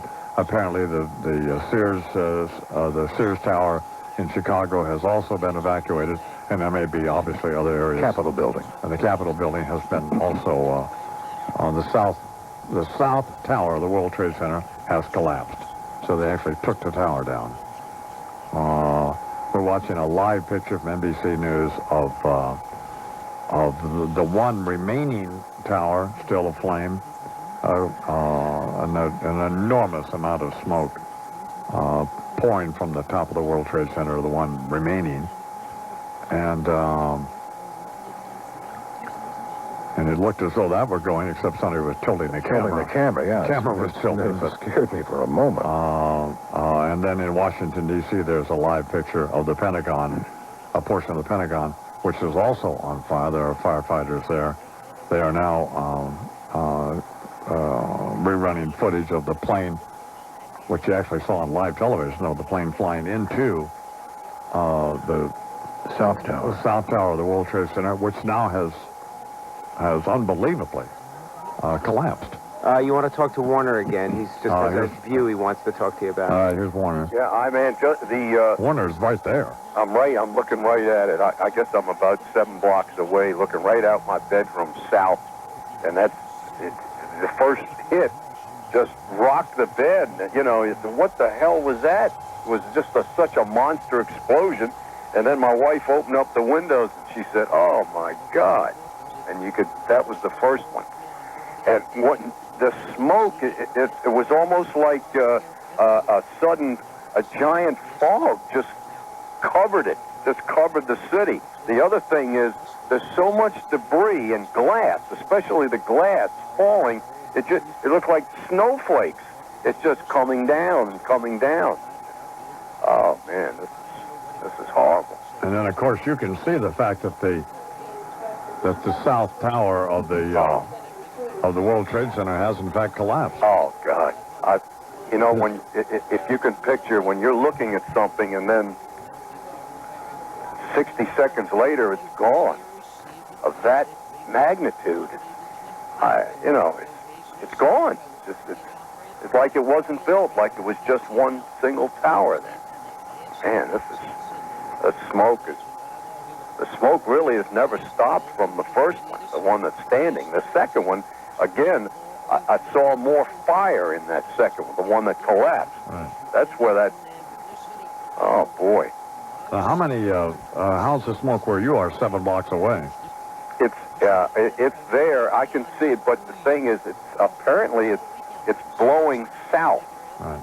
It's blowing away toward the Staten Island, the river, and but it's not coming this way. But God, you know what the smoke reminds me of? You mentioned Pearl Harbor.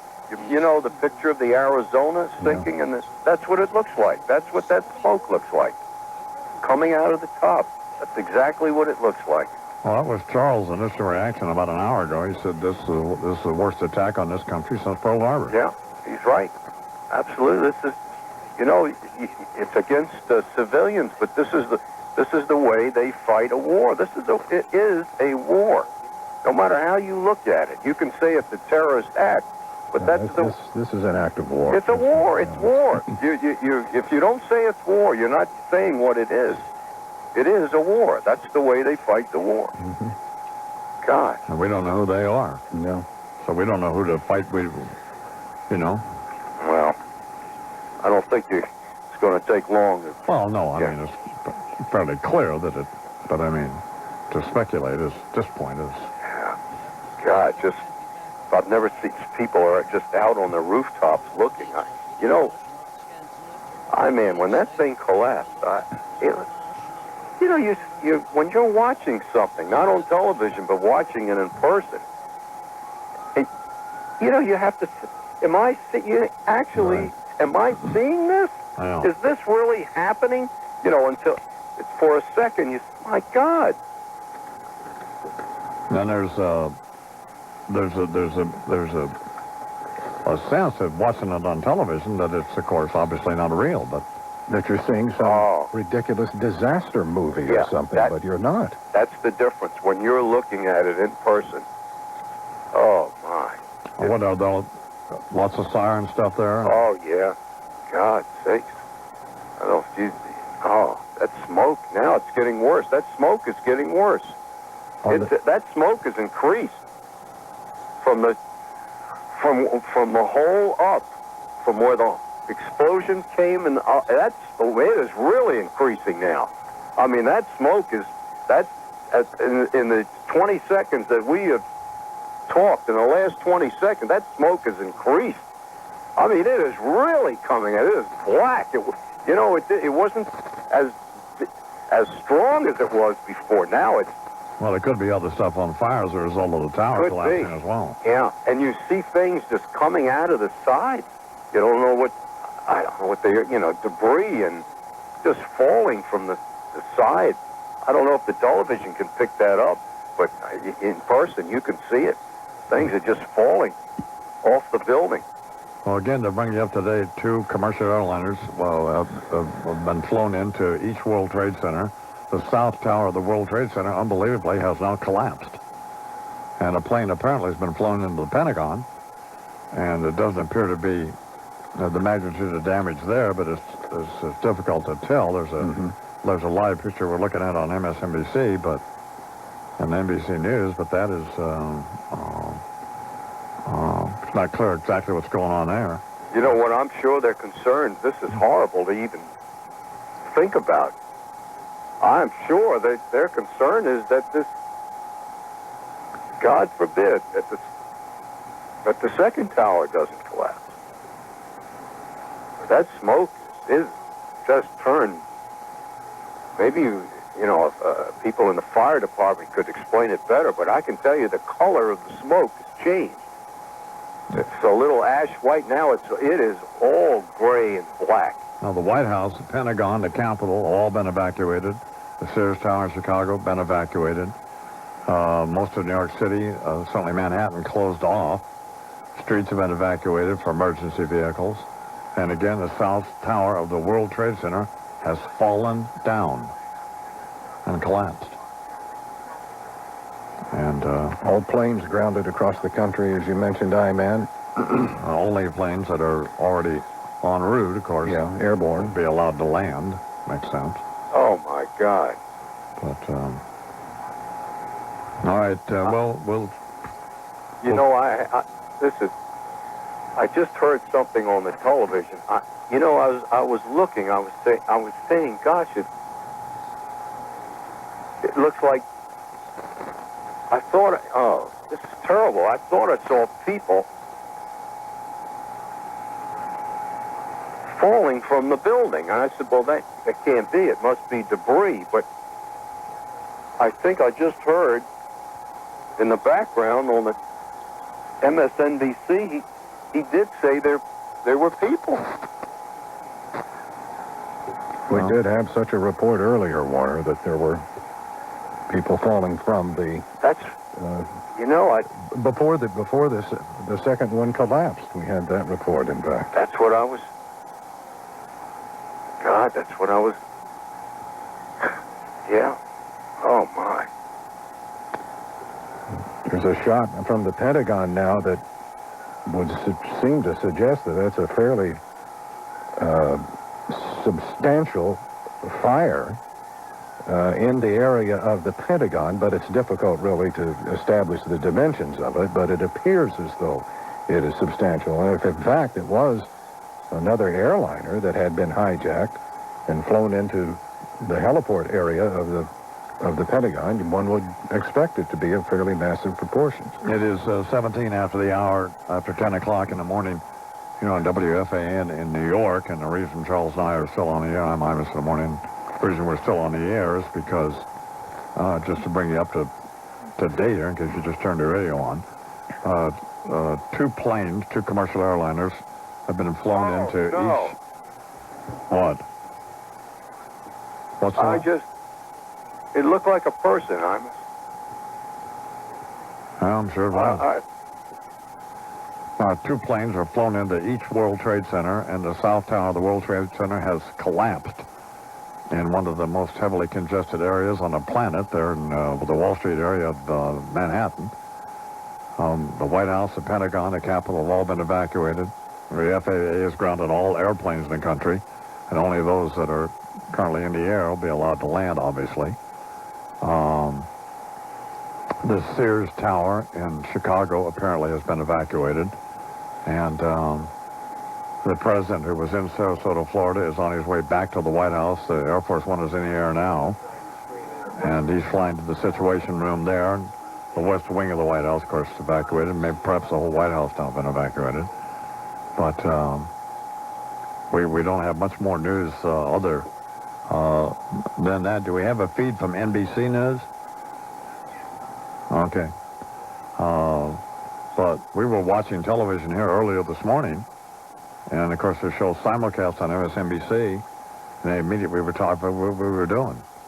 And they suddenly went to the World Trade Center, which appeared to be a huge hole in the side of it. And the initial thoughts were that it was a bomb that had been exploded on the top, looked like 20 or 30 floors, whatever. And then we learned, of course, that a plane had been flown into it. And then we learned that it was apparently a hijacked commercial airliner, one flying from Boston to Los Angeles, an American Airlines plane. And then we actually saw on television another plane that you couldn't tell exactly, couldn't identify what kind of plane it was, although Charles seemed to think and others seemed to think it was a commercial airliner as well. It turns out apparently that it was a 767, which holds around 250 people, I guess, is capable of that. And that you could, and that, as we watched on television, that was actually flown into the South Tower of the World Trade Center, which has now collapsed. And, you know, if you've ever been down there, it's as large a building as you can imagine, 110 stories tall. 50,000 people, I mean, working in those buildings. So the potential for fatalities in this is just beyond almost comprehension. There is now a report, unconfirmed at this point, of an explosion on Capitol Hill after police had ordered the Capitol building to be evacuated, but that is all we have on that right now. And as I emphasize, that is unconfirmed. But the FBI is responsible for the crime scene, not taking precedence at the moment.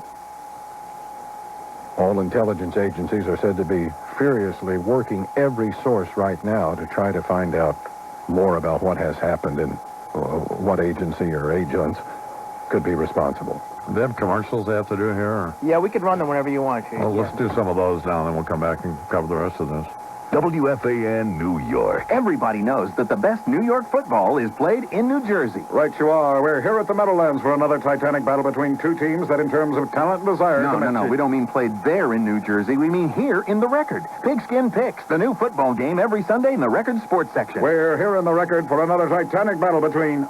Between who and who? Between you and everybody else. Pick the most pro game winners in the right order, win the weekly game, $500. Pick the most winning teams for the season, win the $5,000 grand prize. There's $20,000 in cash prizes in all. Pigskin Picks in the Record. It's fun, it's fast, it's easy. He's crossing midfield, only one man to beat, a sidestep, a straight arm. He could go all the way to $500, maybe $5,000. How's that? That's Pigskin Picks, every Sunday this season in the Record. It's just another example of how the best New York football and football games are played in New Jersey. The Record. Informative, insightful, invaluable. Game open September 2nd through December 30th to anyone over 13 years old in the tri-state area. Players under 18 must have parental or guardian permission to play. If the internet were an animal, what would it be? One can only imagine. And yet your remote sales force, internal communications, supply chain vendors, customers, all are supposed to climb on its back and ride along in the name of productivity and efficiency. It's very hard to control the animal and run your business at the same time, which is bad. Because when a piece of your internet systems goes down or just slows down, so does your business. That's why you need Keynote. Keynote helps you take control of your online systems with the most accurate application benchmarking, testing, and performance management services available. Keynote helps you identify performance problems with web applications, even if you're outsourcing them, and quickly determine who needs to fix them. So your business always performs as it should.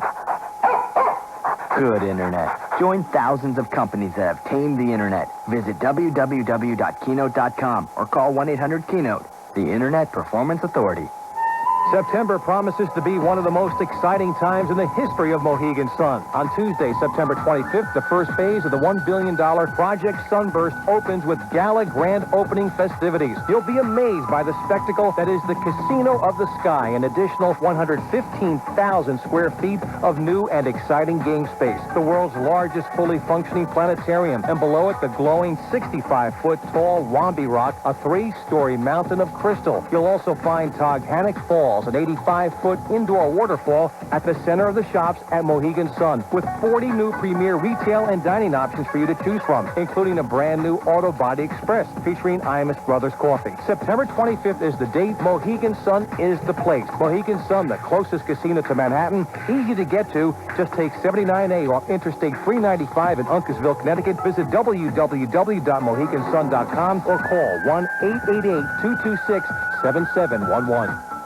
24 minutes now after the hour, and the I-Man's program is still on the air this morning because of the horrific events that have occurred in this country today. The worst attack on U.S. soil since Pearl Harbor, and that cannot be an exaggeration. Here is a timeline of what we have experienced this morning. A plane crashed into a tower of the World Trade Center in Lower Manhattan shortly before 9 a.m. Eastern Time. That apparently was a commercial airliner that had been hijacked. At least that is the thrust of the FBI's investigation at this point. Minutes later, a second plane, again appearing to be an airliner, hijacked, crashed into the second tower of the World Trade Center. That was shortly after 9 this morning Eastern. President Bush in Sarasota, Florida, called the crashes, went on the air at his event that had been scheduled in Sarasota today, and went on the air to say that it was an apparent terrorist attack. Then an aircraft crashed near the Pentagon, just outside Washington in Northern Virginia, about an hour after these attacks in New York City. Then we watched, unbelievably, the second tower of the World Trade Center, the South Tower that had been struck by an airliner, actually crumbled and collapsed to the streets below. The Associated Press is reporting that a car bomb has exploded outside the State Department. Other than that, so it appears to be, obviously, some sort of orchestrated terrorist attack on both New York City and in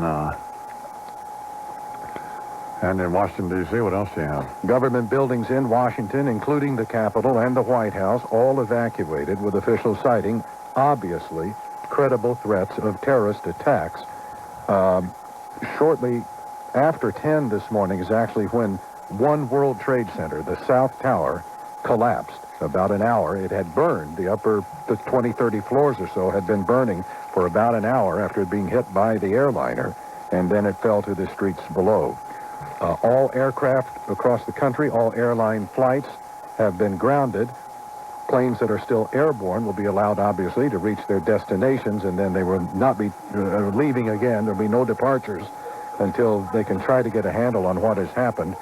There is a report of a fire in the Capitol Mall and word of an explosion at Capitol Hill. Word from the State Department that you just mentioned, Iman, of a possible explosion there as well. The Associated Press is reporting it was a car bombing outside the State Department, but that building, evidently, the buildings involved there had already been evacuated as a precaution. And what is described as a suspicious aircraft was approaching an airport in Virginia or possibly Washington, D.C., though that was unconfirmed. New York City itself has just about become a frozen zone. Nothing moving. All bridges, tunnels, airports closed in the New York City area, with the exception of an outbound lane, I believe, on the George Washington Bridge. Everything else inbound completely closed down to allow emergency vehicles to get around the streets, particularly of Lower Manhattan. And that is it at the moment. There's a lot of speculation about who might be responsible. CBS is reporting the attack has all the earmarks of a Middle Eastern genesis. When a bombing goes off, a second bomb usually goes off when emergency crews respond. And that's it at the moment. The president on his way back to Washington, D.C. What are we hearing from MSNBC or NBC? Yeah. They have a reporter on right now. I don't know who it is. Let me listen. In Hoboken Terminal. And as I said, we have our 3 emergency rooms open and running. Dr. Angelo Caprio, thank you very much. You're quite welcome. From around the New York City metropolitan region, help is pouring in after the attack on the Twin Towers. And we believe now the second tower of the World Trade Center, that would be tower number 2, has collapsed. This is a terrible, terrible tragedy. The first one collapsed just a short time ago. This now appears to be the second of the Twin Towers, having been struck, each of them, by a plane, has collapsed. Let's listen. The area. There are firefighters and there are police trying to evacuate the area as quickly as possible. People who are near the area are in an absolute frenzied situation. The entire top of the building just collapsed. You can see the plume of smoke is coming in our direction. Let's get out of here, Ralph. We're going to leave because the smoke is coming right at us. Obviously, this is a devastating moment. the World Trade Center is no more. We do not know at this point. What has happened in Lower Manhattan, almost unfathomable. An apparent terrorist attack. 2 planes deliberately crashed, we believe, into the Twin Towers of the World Trade Center. Now, these are pictures from just moments ago. Earlier, one World Trade Center collapsed. Now you can see the collapse of the second tower. It is almost incomprehensible to believe that these two 110-story towers, there you see it, just collapsing into the ground, are no longer part of the skyline of Manhattan. And there were huge numbers of emergency workers who were rushing to the scene to deal with the injured in that area from the first 2 initial explosions and then, of course, the collapse of the first of the World Trade Center towers. Now with the second collapse, here again is the tape just moments ago, the collapse of the World Trade Center Tower number 2. These are 110 stories high, roughly 1,377-foot skyscrapers, 2 of the defining characteristics of the Manhattan skyline.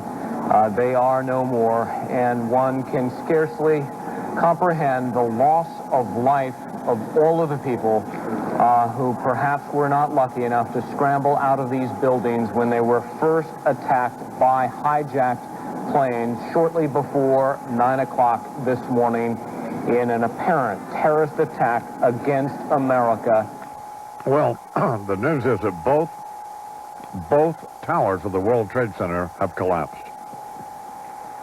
So, the World Trade Center is now gone, and at this cataclysmic event that has happened in this country this morning. Both World Trade Centers have collapsed. Congressional leadership's been taken to a secure location. The country clearly under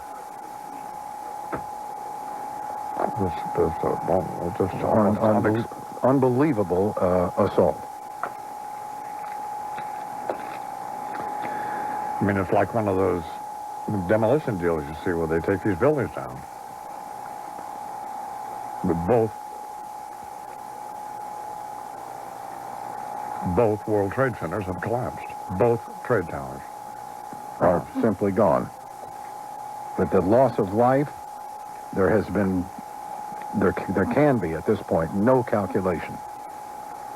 There's just no way to even try to think about that. Well, that'd be, I mean, it'll take years to clean this up. There's no way to even... There's no way to even begin to grasp what has happened in this country this morning. Warner's on the phone. He saw both of them. Warner? I saw it. I saw it collapse. I just saw it as it was happening.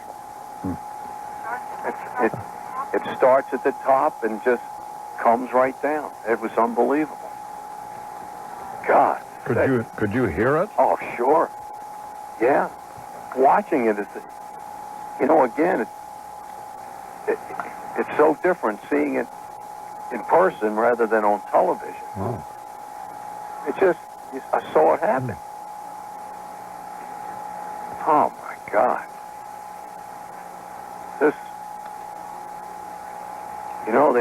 There were people. There were people falling from the building. It's gone. All you see now is smoke. Just like the biggest clouds possible. The clouds are going toward the east. Oh. I'm looking out my bedroom window. I'm about 13 blocks away, straight ahead. My gosh. Charles said, compared it with Pearl Harbor, they'll use, this will be a day in infamy. Oh, absolutely. As Roosevelt said. Yeah. Absolutely. Yeah. Certainly. I mean, it's incalculable. You can't even think about certainly what you have witnessed or what we have seen by way of television this morning. Yeah. And of course, then the goal the goal before, remember when they tried to blow it up? Why? Yeah. Right. Well, to take it down. 8 years ago, right? Yeah. But they've taken it down. Now they've taken them both down. Both down. 110 floors, two of them. This is a war. There's no question about it. Well, this simply is, how far is the World Trade Center from the stock exchange? Oh, just a few blocks. Yeah, you can't go near anywhere. And what about just the ramifications, the poor people that live near the Trade Center, with the building falling on. Oh, man. I mean, there's got to be thousands of people. Hundreds of thousands, I would say. There is a report from Fox News that another hijacked airliner is en route toward Washington, D.C. Oh. And as we said earlier, that there's no reason at this point to suspect that could not be the case. Especially if that's the only plane that's supposed to be in... No planes are supposed to be in the sky. That's why there are no planes in the sky. Except those that were already airborne were permitted to go on to their destinations, and that was it. My gosh. Now the clouds are separate, are slowly blowing west to east. I'm looking where the tower used to be. It's 36 minutes past 10 o'clock. God, man. You're on WFAN in New York, and I am Imus in the morning with Charles McCord, and both World Trade Center towers there's no other way to describe it, have collapsed. Two commercial airliners were flown into, one commercial airliner was flown into each tower, and they burned for about an hour and a half, and then they have now subsequently collapsed. And there was another plane apparently flying into the Pentagon, and there's a report that Fox News is reporting that there is a hijacked airplane on its way to Washington. CBS is reporting the first plane that crashed into the World Trade Center has now been identified as American Airlines Flight 11, which was en route from Boston to Los Angeles. That was the initial thing that we saw this morning, that first explosion in the that hit the North Tower. Followed some 18 minutes later, or maybe less, by the second aircraft that flew into the South Tower, which was the first of the two towers to then utterly collapse, and now followed by the North Tower. The World Trade Center of New York City is gone.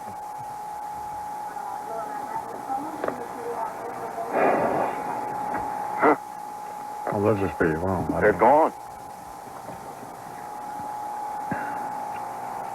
And you just don't know, other than what's happened at this point, how totally, absolutely,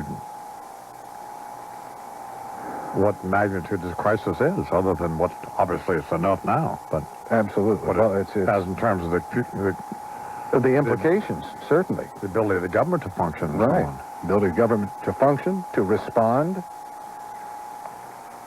What kind of response? What happens? But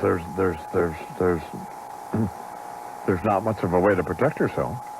No, because it's a war against people. That's the way they're fighting the war.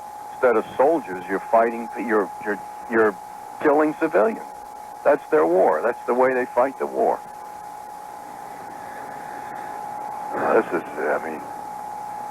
I'm not a politician or a war expert, but you know the retaliation is inevitable. Oh, certainly. I mean, you just don't know what form it will take or how. Magnitude at its top. But against whom? Yeah.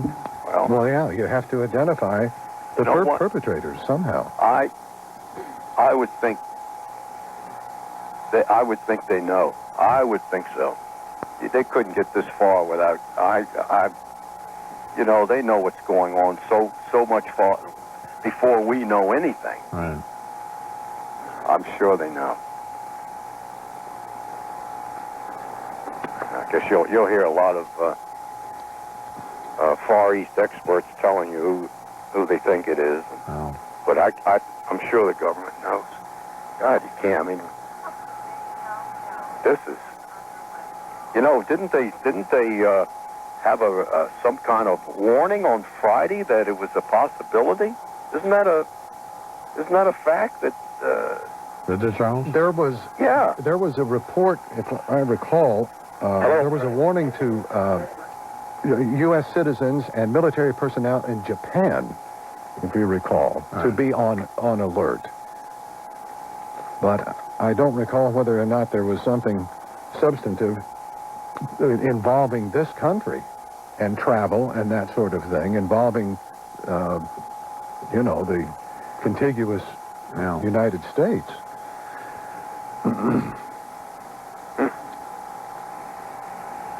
Apparently, the Associated Press is reporting there's another plane down in western Pennsylvania, but I don't know what that means. No. Where it's down, or what do you have? What more do you have, Charles? Just that you were talking about, I-Man. Pittsburgh, from the Associated Press, a news alert. Large plane crashes in western Pennsylvania. Officials at the Somerset County Airport near Pittsburgh, apparently, are confirming that there's a large plane crashed in western Pennsylvania. But whether related to this or not, unknown at the moment, or what that entails. I have no idea. Right. And we'll pass it along, obviously, just as quickly as we can. What feed's available to us, Lou? We have CBS AM and the TV, CBS TV and CBS News Radio 88, and MS right now. Let me hear what's on CBS television. And students from PS 150 are being walked to PS 3, which is located at Christopher and Hudson. And again, that's where parents can pick up the kids. And once again, I just have to reiterate, the phone lines are really, a lot of people are having trouble getting through, so that has to be really tough, but that's happening citywide. All right, again, Cindy, do me a favor and repeat that those schools changes again, too. I know a lot of people are needing to hear that. Right, it's PS 89 All right, and let's PS enough of that. 234. There's a report of a fourth explosion at what was the World Trade Center, at least in that area. Also a report that a 767 from Pittsburgh headed toward Northern Virginia has been hijacked. Also the report of a large plane crashing in western Pennsylvania, apparently confirmed by officials with the Somerset County Airport.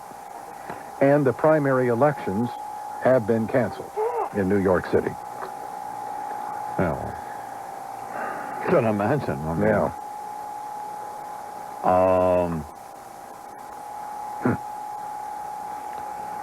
Both World Trade Center towers have collapsed. There's a report that, do you have any confirmation on that?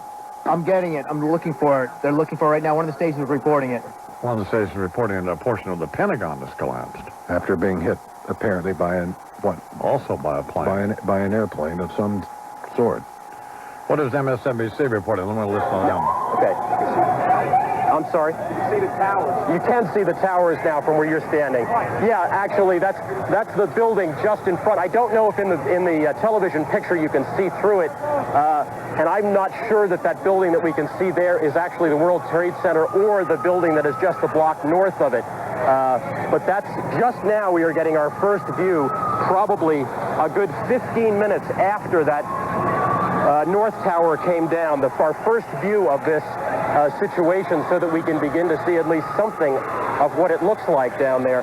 Wing, if you can get a shot down at street level, you can more or less see what we saw here. There was an enormous dust cloud that came up this broad boulevard here in the moments after that tower collapsed. We're going to cut away from Pat Dawson on the west side of the Trade Towers. NBC's Rick Sanchez joins us on the phone. He's also in Lower Manhattan. Rick, what do you got? Well, here's the most desperate situation for these people. I just had 5 firefighters come to me, many of them in tears because they've lost so many of their fellow firefighters, and one of them, as I was listening, had his radio on, Lester, and you could literally hear firefighters that are still trapped in all that rubble crying, saying things like, "Get me out, someone get to me." The sense here is that there are still people somehow in that rubble. Some of them may be firefighters, as well as some of the other office workers who usually work in that building. The firefighters, as you might imagine, are extremely desperate about this situation. People they work with Rick, I'm going to have to break away from you. We're getting more information on the situation in Pittsburgh. Let me read directly off the Associated Press. A large plane crashed just north of the Somerset County Airport, 80 miles southeast of Pittsburgh. The plane, I just lost it on my screen, believed to be a, I've lost it on my screen, believed to be a 767 is what I think I read there. But again, let's see. Kim's bringing me more information. Here it is. All right. Believed to be a 767 crashed about 10 o'clock Eastern time, 8 miles west of Jennerstown, according to 911 dispatchers. We don't know the airline, but again, here's a look at a Boeing 767. This is a big airplane. In fact, this is a 400 model. You're looking at the newest and largest, but traditionally the 767, most of those in use carry about 250 people. A wide-body airplane often used on transcontinental flights, also transatlantic. It is 10:45 right now on the East Coast. We need to update you, especially if you were just waking up, just tuning in. It is a day of catastrophe from Washington to New York and now to Pennsylvania in what appear to be a series of coordinated terrorist attacks. You're looking at a live picture of Lower Manhattan, and no longer do we see the World Trade Centers, both hit by airplanes. Here is one of those that we saw live. There it is highlighted, what appeared to be another 767 that crashed into one of the towers directly through, obviously flown directly and purposefully into the Trade Center. Let's go back to Greg and Chris now. You are watching NBC News coverage here on MSNBC. This is Greg Jarrett. Let me summarize if you are just now joining us. It is a horrific sequence of destruction. Terrorists, apparently, crashing two planes into both towers of the World Trade Center, and about an hour later, both of the Twin Towers, 110 stories tall, collapsed. Explosions rocked the Pentagon as well. Apparently, a hijacked plane crashed into the Pentagon. And here you see the Twin Towers earlier, and we're going to watch tragedy unfold as one of the towers collapses, and there you see it. And the fate of those and here's the second one coming down, the fate of those inside not immediately known. They had been trying to evacuate the 50,000 people who work in the Twin Towers, but many were thought to have been trapped inside.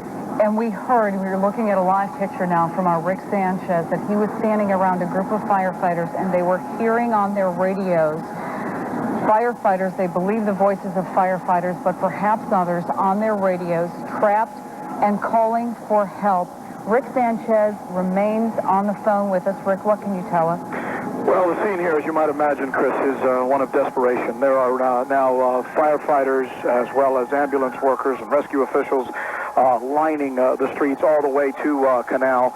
The smoke is starting to clear somewhat, although you can still see it. People are still running from the scene, although it seems like that sense of people running has stopped somewhat. Not as many people are moving from the scene as we speak. Ambulances are now lined up as well, all the way down as far as they can get from Canal to the area of where both buildings once stood. Joining me here is Tito Castellanos. He was inside the building at the time of the explosion. Chris, I'm going to let him explain to you what he saw, what he experienced. Hello. Hi, what can you tell us about where you were and what you saw and heard? I was at the subway station, and my ticket stub says 8:45 a.m. And as I was waiting for the train to come, we heard the explosion. A lot of debris fell on us, like dust type of particles and stuff like that. And then automatically they started to tell us to evacuate through another exit. So finally we were able to get out. When we come to the sidewalk on the scene there, I saw a lot of debris and smoke on the street and sidewalk, and the cops on the other side of the street were telling us to hold on because there was still a lot of debris falling from the building that was burning, actually. as all this rain of bricks and glass and stuff that was coming down stopped. We were told to go on, but the people behind us were panicking, and they started to push us into the street. Finally, I got to the corner of the street, and I looked up, and that's when the second airplane, I saw it coming on the horizon and make like a small nosedive, and boom, hit the second building, the one that's facing the south part. Anyway, at that moment, everybody panicked, started to run away. I was under a debris of hot metals. Excuse me.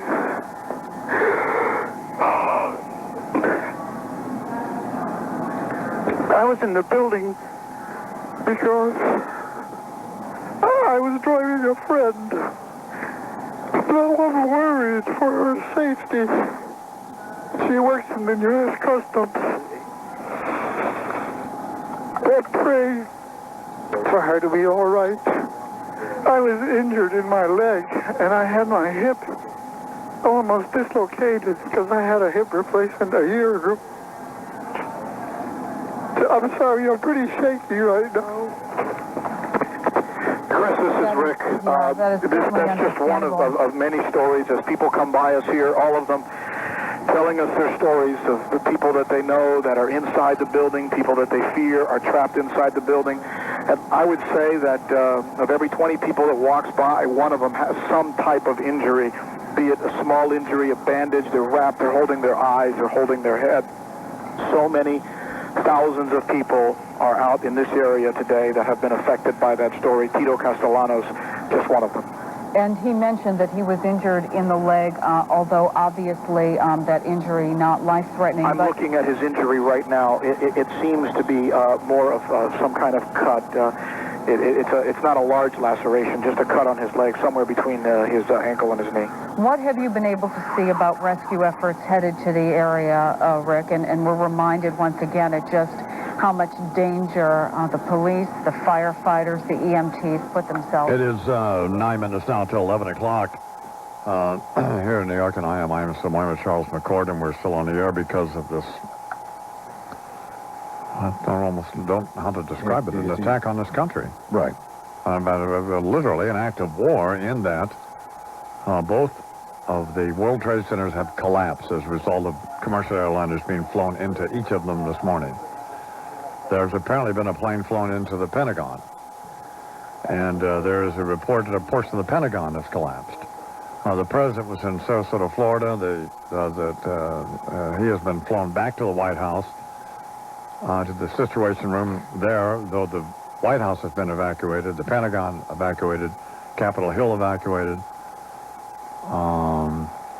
and the leaders of Congress have all been taken to apparently a secure location. What else do you have? A large plane has crashed in western Pennsylvania. Officials at Somerset County Airport, this is about 80 miles apparently to the southeast of Pittsburgh. Officials at Somerset County Airport say the plane went down just north of the airport. Somerset authorities are investigating the aircraft, described as perhaps a 747, to see whether it is associated with with this catastrophe that has occurred in the country this morning. All right, let's pick up the feed now from NBC News and Tom Brokaw. Expert on terrorism, Mr. Livingston, can you hear me? I can. You know, we were talking about what it would take in terms of planning and coordination to pull off an attack like this with so many prongs. At least 2 attacks here in New York City, 1 in Washington, D.C. We don't know if the crash of that plane outside Pittsburgh is related, but give me an idea of how many groups there are in the country that would be capable of something like this. Well, there are very few groups in the world capable of this kind of action. And you have to remember also that we have the people who hijacked these planes were going to a certain death as well. So they were suicide bombers, in effect. And that probably suggests that this was not something like the Medellin cartel or one of the other groups that has the financial wherewithal and the infrastructure to carry out coordinated attacks. Yeah, I know. I think that obviously the finger of suspicion, and we're always very cautious about pointing that in any particular direction, but we have to look to the Middle East. We have to look to Osama bin Laden. We have to look at some Palestinian groups right now. But even in the past, when we were talking about Osama bin Laden and his group, there have been intelligence experts who picked up conversations, transmissions that occurred before an attack to give some kind of indication, even if we didn't understand them till after the attack. Is it unusual that with so many prongs to an attack that there wouldn't have been some type of warning through intelligence sources? Well, it's a myth that we always know that these things are coming down. Part of our problem is, and we just had a warning go out to our embassies and military bases in the Far East. That could have been a feint. That could have been a diversion. We have so many warnings these days that people, they tend to fade into the background noise unless we have real specific information about an upcoming attack. Generally, we don't take action. And these groups are very hard to penetrate. They're focused with bonds of kinship and people who have known each other for years. So it doesn't surprise me that we didn't know that this was coming. All right, Mr. Livingston, thank you very much. We appreciate it. Benjamin Levy is at the scene near the World Trade Center. Actually, he's going to tell us precisely where he is and what he saw. Benjamin, can you hear me? Hello? Hello, Benjamin? Yes? Hi, it's Katie Couric. Can you tell me where you are and what you have seen or what you were seeing? Well, right now I'm in Lower Manhattan, but I was working, I work at the Federal Building behind City Hall. And we were just sitting at our desks about 9 a.m. this morning. We heard a big explosion. Then about 5 minutes or maybe 10 minutes later, we saw the other plane hit the building, the second tower, and then we just evacuated. And as we started to walk away, we turned around about maybe 15 minutes after we left the building, and the second tower just disappeared from sight. And I tell you, I've never seen anything more horrible in my entire life. Did you see any people, any casualties, Mr. Levy? We we bumped into a guy from Tower 1 who said that he had a chance to get out of the building after the plane hit the first one. He had a chance to get out of the second one, but he said that people were jumping out of the windows to get away from the fire. Where are you now, Benjamin? I'm in a hair salon in Lower Manhattan. Well, this just rolled. We're listening to a live feed from NBC News, Tom Brokaw and Katie Couric and those folks, who we determined would have the best information and the most up-to-the-minute information. So certainly a lot more than we would have. We'll go back to them in a second, but this just from Associated Press, the Taliban in Afghanistan has denied any involvement with this attack in both New York City and Washington, D.C. They have been sheltering Osama bin Laden, so I don't know what that means, but not a lot, I wouldn't think. I mean, the fact that they aren't taking credit for it doesn't mean that we... Anyway, let's go back and listen to NBC News. All the other commercial buildings, they've all been evacuated as well. Well, yeah, as we were leaving, the police were telling all the shop owners to shut their shops and go home. And that must be enveloped by the smoke and dust and everything that we see now, because that covers the entire lower end of Manhattan, which is a considerably large area, not only physically, but in terms of the financial networks, the commerce that is down there, a lot of residential areas. Yeah, you could smell the smoke, and you could smell it, but it wasn't. We were walking away from it. Benjamin Levy. Benjamin, thanks so much for talking with us. We appreciate it, and we're glad you're safe. Katie, I've got just a little rundown here, if I can, Matt, for just a moment about what's going on around the country. The State Department officials have been moved into the State Department Training Center in Arlington, Virginia. The state has been evacuated, obviously. In Minneapolis, St. Paul International Airport shut down. The IDS Center in downtown Minneapolis, tallest building, evacuated. Georgia, all flights at Hartsfield's Atlanta International Airport closed. The CNN Center, world headquarters of Cable News Network, was closed to the public. In Maryland, officials are tightening security throughout the state. Of course, that's the home of Andrews Air Force Base. Navy installations throughout the Hampton Roads, home to the world's largest Navy base, have been placed under increased security. In Pennsylvania, Philadelphia International Airport has been closed, and of course the Liberty Bell and Independence Hall are being closed as well. In fact, all national monuments, Tom, I believe, have been evacuated and closed. In California, the state has been put on the highest alert.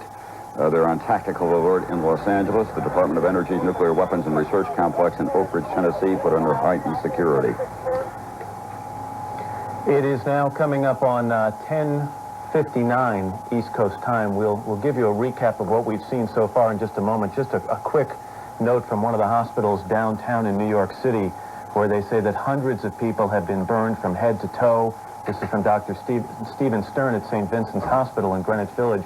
About 50 or 60 doctors and nurses standing by in scrubs. The entire entrance to the emergency room was lined with stretchers covered with white sheets. Doctors said the victims mostly had burns. Of course, they're being treated in a number of area hospitals, including St. Vincent's, NYU. Downtown is just about 5 minutes away. As a spokesperson told us earlier, they've had a lot of experience dealing with problems at the World Trade Center from that February terrorist bombing in 1993.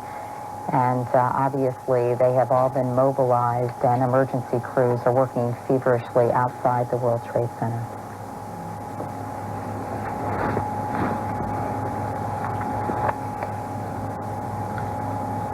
The United States Pentagon has officially now announced that the plane crashes into the World Trade Center in downtown New York City was a terrorist attack.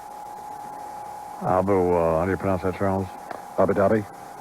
Television reports that the Democratic Front for the Liberation of Palestine, headed by Naif Hawatmi, has taken responsibility for these terrorist attacks in the World Trade Center. Though there's no confirmation of that either. That would rule out Osama bin Laden. Mm-hmm. If in fact it can be corroborated somehow. Obviously. Yeah. The Pentagon has also suffered an explosion and is being evacuated. The White House, the Sears Tower in Chicago, evacuated as well. The State Department officials are already releasing unofficial statements that the Palestinian terror organizations are claiming responsibility for these attacks. So.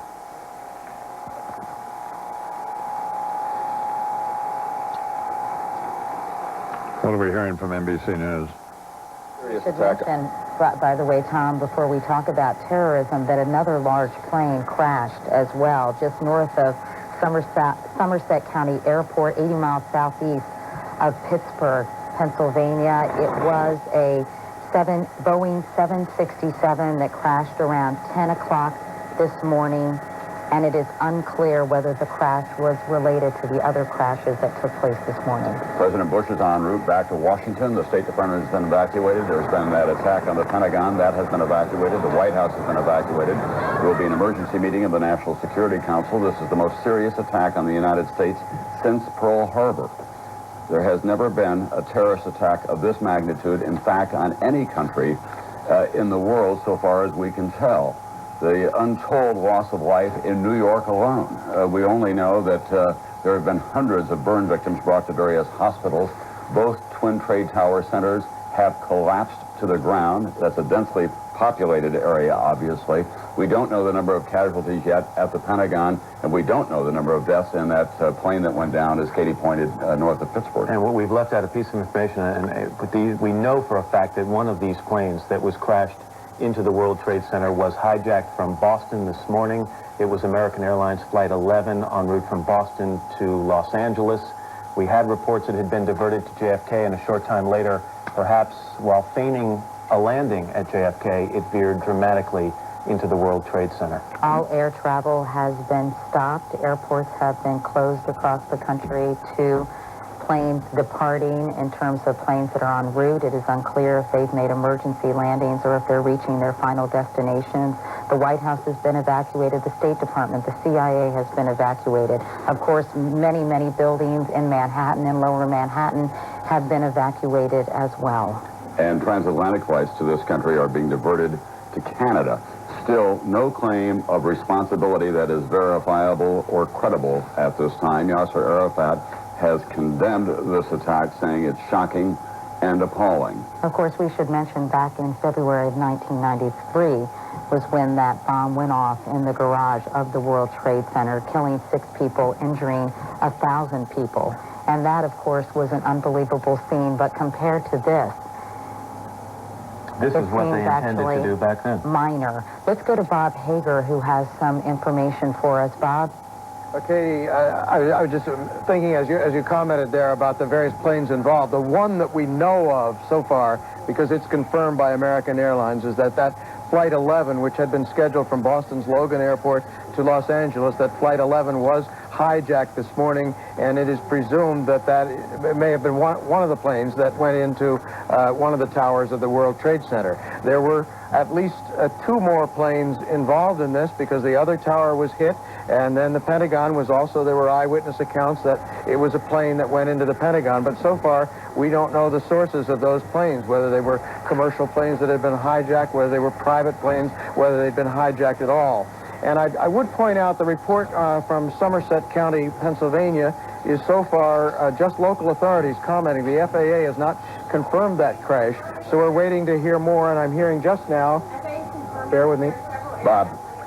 Oh, FAA is now confirming, so this adds to those earlier rumors that there are several airplanes that are unaccounted for. So there were some rumors that there might have been other planes hijacked that we didn't yet know the outcome of it. And now the FAA is confirming that. There are several, was the word I heard, several planes that are unaccounted for that were evidently hijacked and has not come to a conclusion yet. Bob, we'd like you to get a list of as many of those as you can, as specifically as possible. We're going to show you now, we're going to replay a tape of the second attack on the World Trade Centers in slow-mo. There's the plane, as you can see, a large airline-type plane.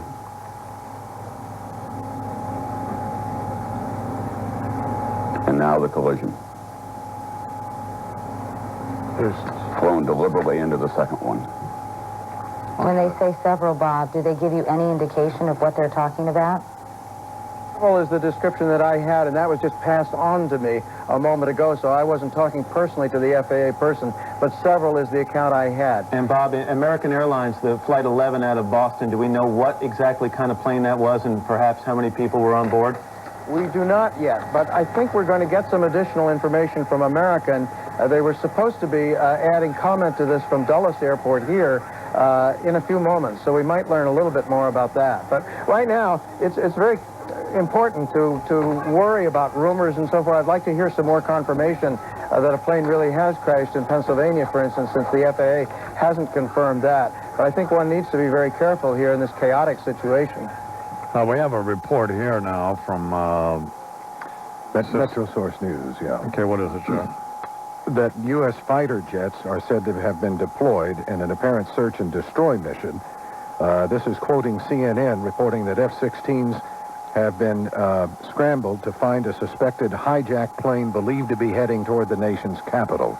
Part of the Pentagon, according to this report, part of the building there has collapsed following the apparent terrorist attack there, and the Associated Press is reporting that the aircraft that was flown into the Pentagon was an A-10 Airbus, which is a very large, also a large commercial-sized plane.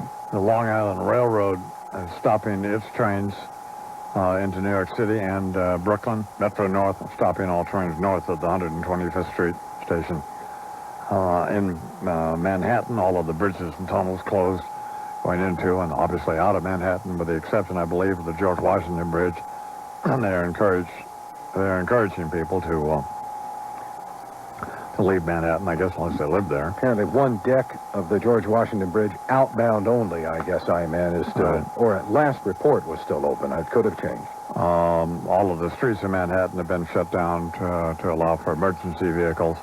It is an emergency of a magnitude unimaginable, and that is that both towers of the World Trade Center have collapsed after having commercial airliners flown into them this morning.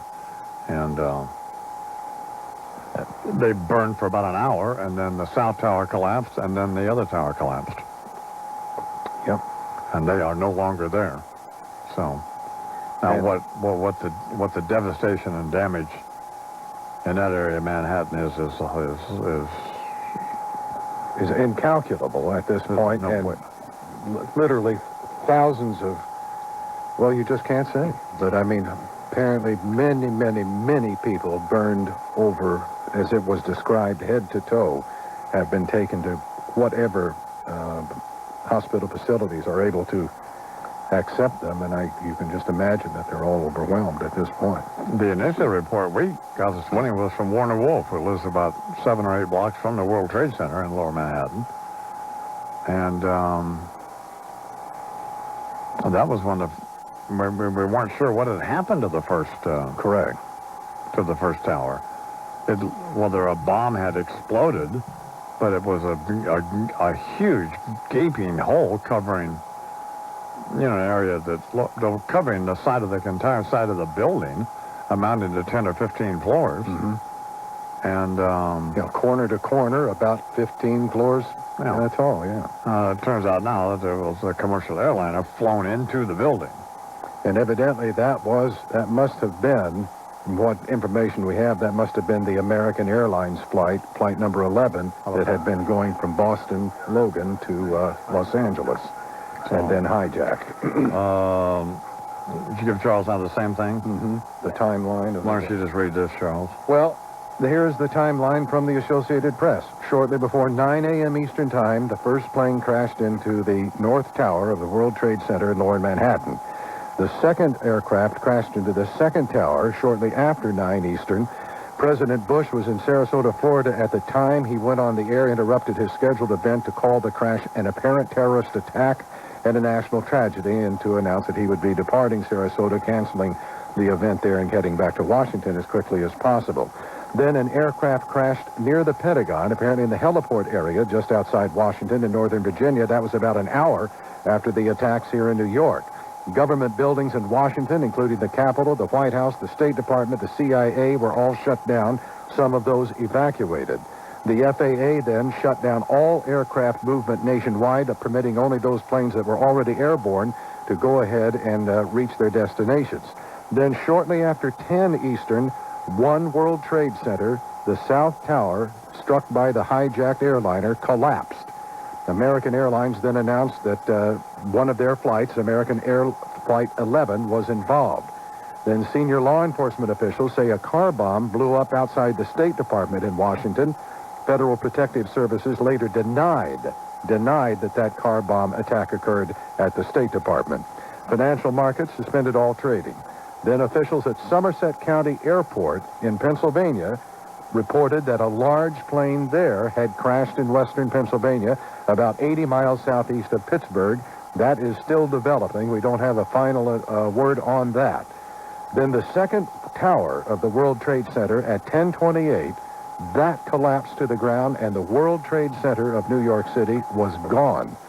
There was a fourth explosion which hit the collapsed remains of the World Trade Center. That occurred 10 minutes later at 10:38 Eastern Time. And then authorities all across the country went on a condition of high alert, tightening security at strategic facilities, evacuating all sorts of high-profile buildings, and U.S. monuments and museums were all closed. And, of course, the Securities and Exchange Commission, all financial markets closed for the day. The area of Manhattan, the borough of Manhattan in New York City, is about a frozen zone in order to permit emergency vehicles to get about that area, and that's about it. The White House, the Pentagon, Capitol Hill, all have been evacuated. Mm-hmm. The president probably back in, I would think, close to being back. It's about a 3-hour flight from Sarasota to back to Washington, D.C., so he's probably not back yet, but he's on Air Force One, which is like a situation room. And I would imagine, obviously knowing. And leaders of Congress have been taken to secure locations. It's been described, this is certainly the most serious attack on any nation since Pearl Harbor, and certainly on this nation. If not, as Tom Brokaw pointed out, perhaps any country on earth has not gone through something like this, what has happened here today. There isn't any,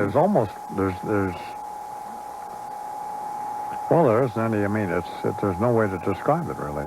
And of course, to try to get information at this point, and we're monitoring everybody. Right. NBC News and CBS News. And all the wire services. And we have everything at our disposal, and there really is little or no information. We've been listening to a feed from NBC News. What are they doing now, Lou? Get almost everybody out that we could early on. After the first This is the two police crashes, when the officer being planes talked hit here the by building, there was roughly one of about, I would NBC's say, what, an reporters. hour and 15 minutes between that and the point where the South Tower collapsed, give or take. How many people you were able to get out? Do you have any idea? We don't know. We tried to do a floor-by-floor search. New York City Police, the Fire Department, Port Authority Police, best they could, tried to get everybody out. But as you know, there were people still coming out after that building came down. Do you have any idea how many people would normally be in the building at 8:30 or north? This is the director of the There's possibly 10,000 people in each tower. 10,000 people in each tower would typically be in there on a normal business day. And we get about another 5,000 visitors during the course of the entire day. So by 8:30, 9 o'clock, the building... Let's go to Warner Wolf now, who is about 7 blocks from where the World Trade Centers used to be. Warner? Yeah, hi, man. We just heard another an explosion. Now, it could be because buildings, perhaps, there's so much smoke. You could have a building on fire, maybe some kind of gas blew up, or, we assume it's not a terrorist bomb or something. But the problem is where the Trade Center was, it collapsed, it hit other buildings, and you've got major smoke and fire down here. That's the problem. This black smoke, it is, it's like, again, the comparison is like, the Arizona at Pearl Harbor. I mean, I've never seen any smoke like this. It's just a mass, and it's black, and it is covering the lower part of Manhattan. Now, the only good thing is, the wind seems to be blowing toward the east rather than toward the north, where you have more buildings. The thing, when it happened, I told you this morning about 10 minutes to 9 when I was in bed and I heard that I heard the plane first. Man, that plane's flying low, and then boom, the explosion, and then my wife opened up the windows and we saw the hole in the first tower. And then, it was about 10 minutes later, we saw the hole in the second tower, but we didn't see a plane. The reason is the first plane came from the north, going south, hitting the first tower. The second plane came from the south, going north, and hit the other side of the second tower. That's why we didn't see the plane from the second one. Yeah. But I tell you, I realized those were people falling or jumping from the tower. You remember I said earlier, I said, gee, it looks like debris, but you could see the difference in debris, and there were people, and then to see those towers just fall and disappear, it's indescribable. And now that building that I'm looking, that building is on fire. Oh, it is. That building is on fire. The building that was directly behind the Twin Towers is on fire. That's a huge building. It's south of that used to be the Western Union building. Oh. That building's on fire. That's a tall building. It is 17 after the hour here in the Irish Morning Program. We're talking with Warner Wolf. 17 after 11, did I say? We're talking with Warner Wolf. Both World Trade Centers have collapsed. Both towers of the World Trade Center have collapsed. Imus, this is not good. This building is a tall building. If that, and there's smoke coming from the top, that you could have the same effect. That building could collapse. That's a huge building. I would say that's got to be about 70 floors. Oh. Oh, this is you just hear sirens and everything down here. It looks, Warner, in the shot, they're shooting from the harbor back up toward the Battery, toward the lower end of Manhattan, and just to the casual eye, there is so much smoke and so much dust that it looks literally like the lower part of Manhattan itself is on fire. Yes. It's just unbelievable. Shocking, just this particular view. I see some helicopters coming around, but You're God. watching, switch over to NBC News, Warner. Okay. And you'll see the shot that we're seeing. That is the shot that we're looking at. Okay. And as you can see, it appears, as Charles described it, as though the lower half of Manhattan was on fire. Yeah. Now I'm in front of this. I'm looking. I'm looking from north to south. Mm-hmm. I'm looking south.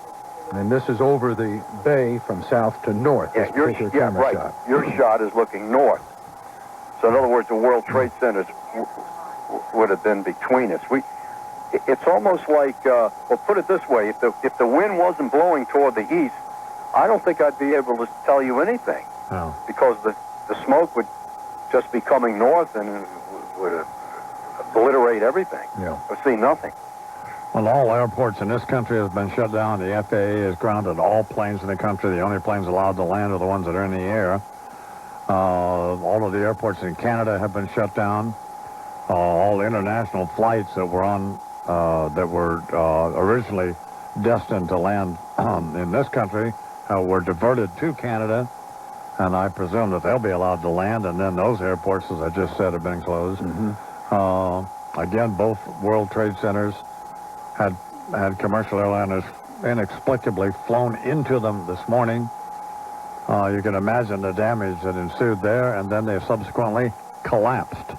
And they collapsed in an area, in one of the most densely populated, certainly one of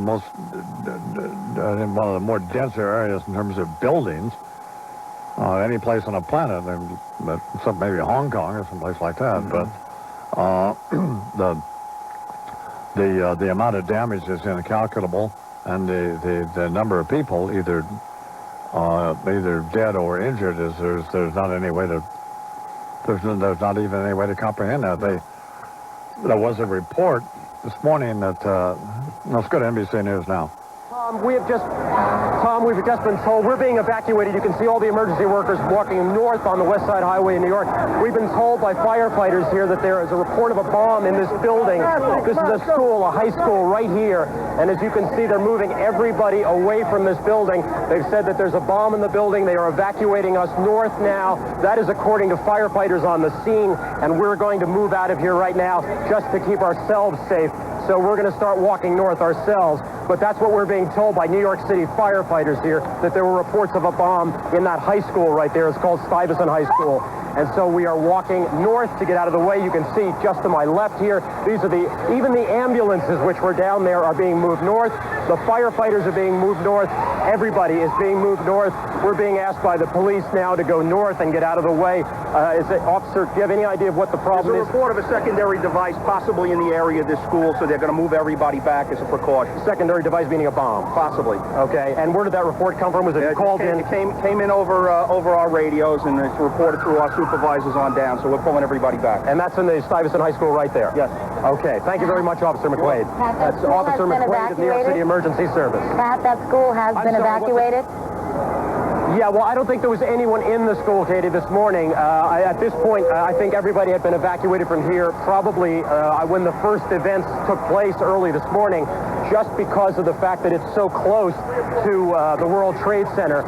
Most of these buildings around here have been evacuated, so I would imagine, I never saw any kids going into that school this morning, so I'm going to presume that they never even allowed them to get to school this morning, and that anywhere that were here at 8:45 were probably moved out almost within moments after the crash took place, because it literally is only about 10 blocks north of here, and I haven't seen any students coming in or out. All right, Pat Dawson, thank you very much. The big story, obviously, that is still to be resolved is how many planes were hijacked. We now have a report that there could have been as many as 4 of them. We know that 2 planes were involved here at the Twin Trade Towers. There's a report of a plane down north of Pittsburgh. Another kind of plane went into the Pentagon, but there could still be planes in the air that are under the control of hijackers.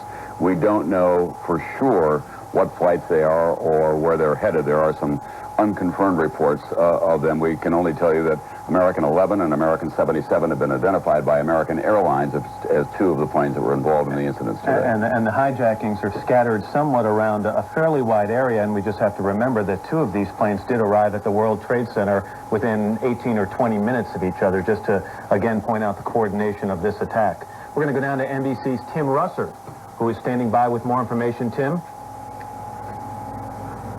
Tim? Apparently Tim can't hear us. All right, obviously people are scrambling to get as much information. I think we do now have Tim's audio. Tim? I can hear you now. Can you hear me? Yeah, yes. Please give us your information. I've been just speaking to the chairman of the House Intelligence Committee, Porter Goss, and we're trying to get him on the telephone here and continue our conversation on the... This is a special report from News Channel 4. And once again, I'm Jane Hansen with Glenn Walker in the News Center, News Channel 4 studios, and we want to bring you up to date on the situation right here in New York City, so we are interrupting the network for just a that was idiotic, wasn't it? To cut from Russer? Absolutely. What's gone on here? Well, as one distressed witness described it, a piece of America went down today. An unprecedented terrorist attack, as you have seen all morning, on New York City, the nation's capital. We know of at least 4 planes that have been hijacked. It all started a little before 9 o'clock this morning. A commercial airliner, possibly a small plane. Let's eliminate that. We don't know the 4 planes have been hijacked. That's the first thing we don't know. We know the 2 planes were hijacked. Yes, we do. So we do know from American Airlines that they were flights 11 and 77. So the problem is you can't get any accurate information from these morons because they want to speculate on who they think the attackers were and to try to paint word pictures when we simply need to report what happened. All federal buildings in New York and Washington, D.C. are now closed. 2 commercial airliners hijacked and flown into both World Trade Centers this morning, both towers of the World Trade Center, rather, and then both towers subsequently collapsed. There was, go ahead. Well, those were the 2, were both American Airlines flights, 11 and 77, were the 2 involved in the World Trade Center incidents. Why don't you monitor NBC and see if they get Russert back? And okay. What else do you have, Charles? That's all, man.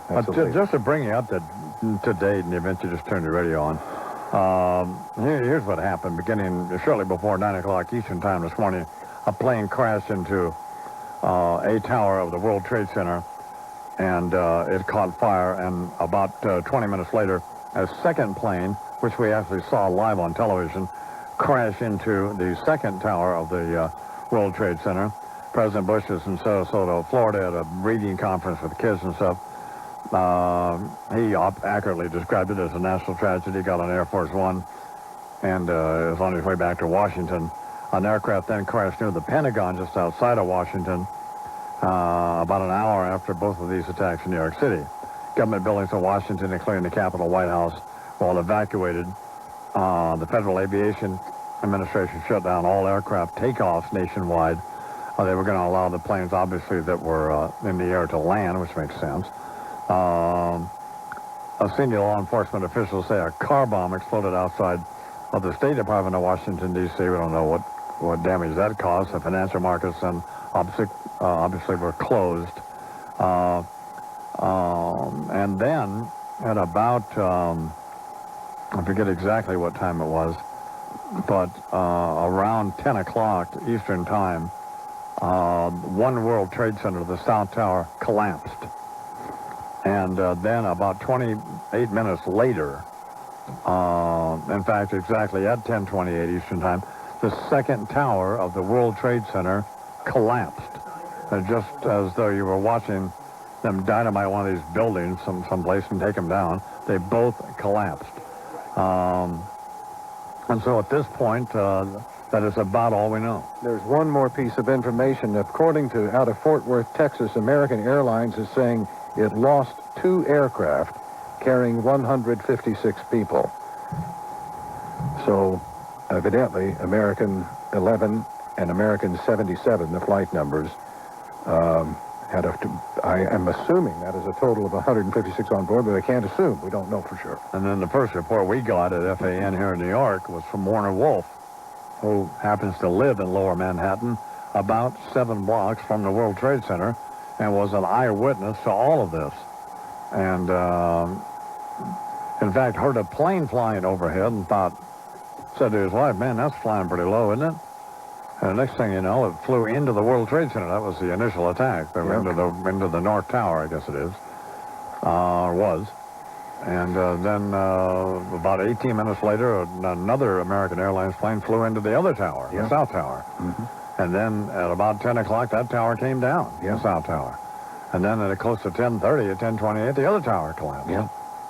And the damage and the devastation and the fatality and the death toll is incalculable at this point. Right, literally inestimable. And the smoke engulfing the lower end of Manhattan looks as though the whole city's on fire. Now, clearly some sort of, I mean, I hate to speculate on any particular, I don't have any idea what I'm talking about, but I'm simply reporting to you about the information we have, and we're monitoring everybody. But I'm a moron, and that's what could be accurately described where I am at this point in terms of what information we have. But it does appear to be obviously some sort of orchestrated attack. Yes. Certainly on a World Trade Center. And it's pretty easy to surmise that it would be, as well as the plane that flew into the heliport at the Pentagon, and reportedly a portion of the Pentagon has also collapsed. So, and the shutdown of all air traffic in this sector of the world now has international airlines scrambling to divert or cancel flights to the United States. Cancellations and diversions causing massive confusion and congestion now all over Europe. All the European airports, as they try to either turn flights around, in mid-course, or simply not let. So it's just unimaginable. Well, in effect, they're going to shut down the world. I was just going to say the ripple effect is absolutely will go right around the world. Well, they're going to shut down the planet. Yeah. We have Andrew Mitchell. Here's Andrew Mitchell. The Department has been evacuated, so I am here in the Washington Bureau, and Secretary Eagleberger is exactly right. The view within this administration, as within prior administrations, is that this is an act of war, and that they do have plans. They have already, within the last 3 weeks, warned the Taliban government in Afghanistan that any act against the United States would be considered an act of war against the Taliban, against Afghanistan, or by the Taliban, I should say, and that retaliation would be done against Afghanistan. You will recall that after the embassy bombings in Tanzania and in Kenya, the U.S. did retaliate against Afghanistan and did retaliate against Sudan. That one, the latter, against Sudan, highly controversial because there were suggestions that they didn't have adequate evidence that Sudan was really implicated. But Secretary Eagleberger knows this as well as anyone, and better than most. This is going to prompt military action by the United States. The immediate problem, of course, is how to respond to what could be an ongoing crisis, given the fact that we have other airplanes that may or may not have been hijacked, and that buildings are still being secured, that we had an incident at the Pentagon today. The State Department has been evacuated. The NSC top officials are right now in the Situation Room conducting meetings. Other NSC officials are across the street in the old Executive Office building, but everyone else is out of the White House. At the CIA, George Tenet, the Director of Central Intelligence, is in meetings with his top officials, not in his normal operations center, not in his office, but in a special secure location. The State Department Operations Center has been moved out of its location to another location in Virginia. Mr. Secretary Lawrence Eagleberger, you're still with us. If you are, what happens? You've worked for a great many years in government. What happens in the Situation Room? What does the president do with his advisors? Well, assuming that this president acts like most presidents, he will gather them together and he'll ask for advice, and in the last analysis, he will make up his mind on what ought to be done. He'll have to hear from particularly his military advisors on what is available to react. You'll have to hear from Secretary Powell on how you deal with the other governments around the world to explain what it is we're doing, assuming we decide to do something. And by the way, I hope it is more than what we did when we responded to some of the last time. We need to, this is massive, the retaliation has to be massive, and I might say, I don't care very much about which terrorists they're going after. If they are clearly terrorists and they are antagonistic to the U.S., they ought to be considered, although it is also true that Osama bin Laden ought to be target number one. But anyway, the president will go through the discussion, and in the end, he will ask for suggestions on what ought to be done. They will put together a program and a plan, and he will bless it, and then they will go off and do it.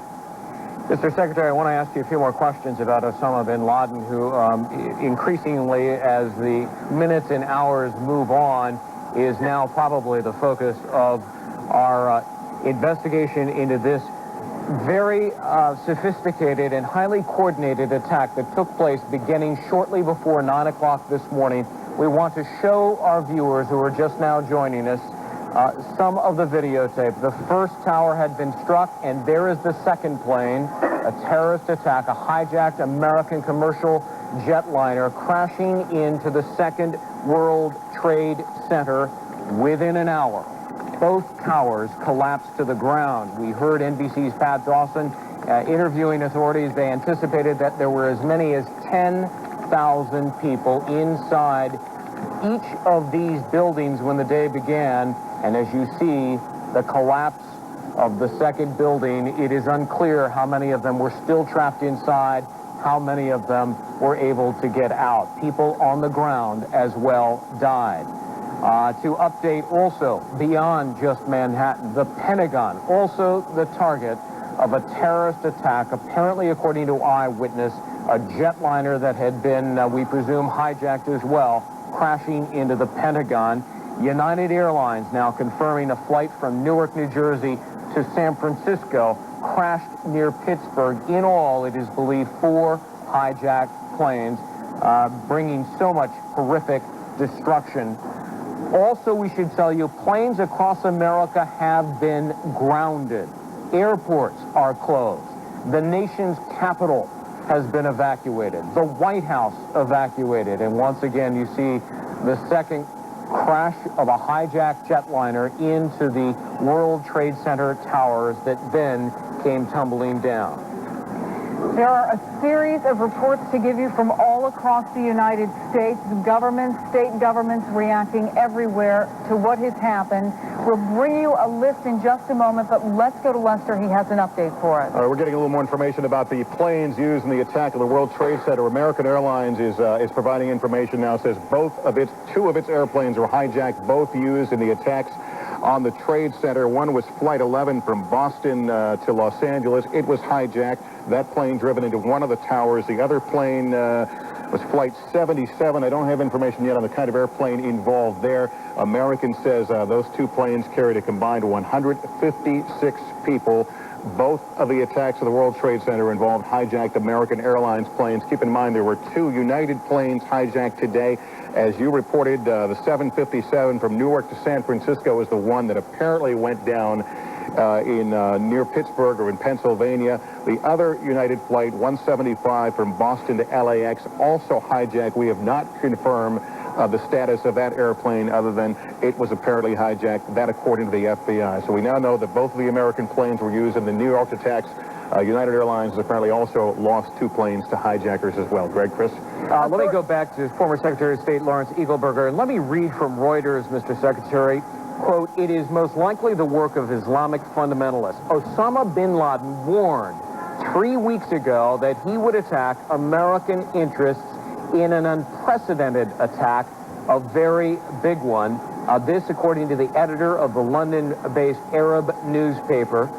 Mr. Secretary, given that the warning was well known, and certainly American intelligence must have known about it, and given the fact that we knew that Osama bin Laden favors the use of aircraft and has launched a couple of attacks, one of which was actually defeated before it took place through intelligence, how is it we could not have known about this? Well, I think that's fairly understandable. You said, or somebody said, that this was highly sophisticated and very well planned, and I think that's true, including, obviously, the ability to keep the thing quiet, and obviously also it required a great deal of money, which leads you again back to Osama bin Laden. The one thing I don't understand, and it's critical to the rest of this, I guess, is, as I said, I thought we had licked the problem of hijacked aircraft in this country. It can only tell me that there was really sloppy procedures at these airports if, in fact, they were able to get on these aircraft and then hijack them. If if we had been able to prevent that, a lot of this wouldn't have happened. What I have to say I don't understand is the ability to hijack these aircraft. I thought we had that under control. Once you've got these aircraft in your hands, it's awfully hard to see how, unless we had fighter aircraft over New York City, it's awfully hard to see how we could have prevented what happened. That isn't to say that there wasn't an intelligence failure. Clearly there was. Having said that, I'm prepared to say that I don't think that was unexpected as much as this ability to hijack these aircraft. That I simply do not understand. Former Secretary of State Lawrence Eagleburger, many thanks. We appreciate it, sir. My privilege. Chris? A police official now saying, on the condition of anonymity to the Associated Press, that the number of casualties from today's attacks on the World Trade Center could be in the thousands. You only had to look at the pictures to understand the enormity of the potential for loss of life. Estimated at least 10,000 people in each tower at the time of the attacks. Felipe Ayola was on the 81st floor when a plane struck the tower. He is on the phone with us now. Were you in the first or the second tower, sir? I was in the second. Tell us what you saw and heard and what happened. I was actually on 81 and on 2 World Trade and then an explosion, and it was in 1 World Trade, and I saw the flames. I ran down to 78, which is the main concourse, where I met up with my wife and co-workers, and then I was asked to go back upstairs because it was safe, and the problem was only in 1 World Trade. And then when I went upstairs, I left my wife there, told her it was okay. I went up to 81. I was looking out the window with a co-worker of mine and another explosion happened, and the entire room just collapsed on me. And I was able to find stairs, and I can't find my wife, and I'm looking around now for her. So if she's listening, I just want to let her know that I'm okay, and I'm trying to find her. I believe that I'm going to go through my notes right now, and we are being told that there is a place, sir, where you can call the Red Cross. They are trying to do some tracking. 877 Red Cross. You can call 877 Red Cross, and they may be able to give you some information. They are trying to keep track of people. We wish you the best. I do not want to keep Mr. Ayola on the phone when he does not know where his family is. You can call 877 Red Cross. Please let us know if your family is okay. Okay, thank you. Thank you very much. Okay, bye. We are now learning that there is another bomb threat, and Greg, while you go to that, let me tell you a number of things that are happening across the United States. Government buildings in Washington are closed. There are a number of evacuations all across the country, building closings across the country, from the Space Needle in Seattle being closed as a precaution. Government buildings all across the country are on a state of high alert and have been closed. Greg, what are you learning from the hot note? Dateline Cleveland from Associated Press. Mayor Michael White now says a Boeing 767 out of Boston has made an emergency landing at Cleveland Hopkins International Airport because of concerns it may have a bomb. So, the threat continues. We are on All 4 Disney parks have now been closed in the Orlando area. Presumably, there are evacuations there, but all 4 Disney parks in the area of Orlando, Florida, have been closed. In Los Angeles, police have gone on tactical alert. Governor Gray Davis has convened a meeting of the State Emergency Council. We understand that in Massachusetts, the acting governor, Jane Swift, has moved government operations to a bunker. Federal buildings in West Virginia, Maryland, Pennsylvania, and Delaware have been closed. Maryland has closed all of its public schools. Now let's go over to Lester. Chris, I'm looking at the airplanes involved here and have concluded, just based on the information, that in air traffic control centers, they must have known something was up. Let's take, for example, the American Flight 11. It's a 767 going from Boston to L.A. New York City is not one of the places it will cross over. Think about the experiences of thousands of Tom Brokaw who were down there in the epicenter of all that and were there when it occurred.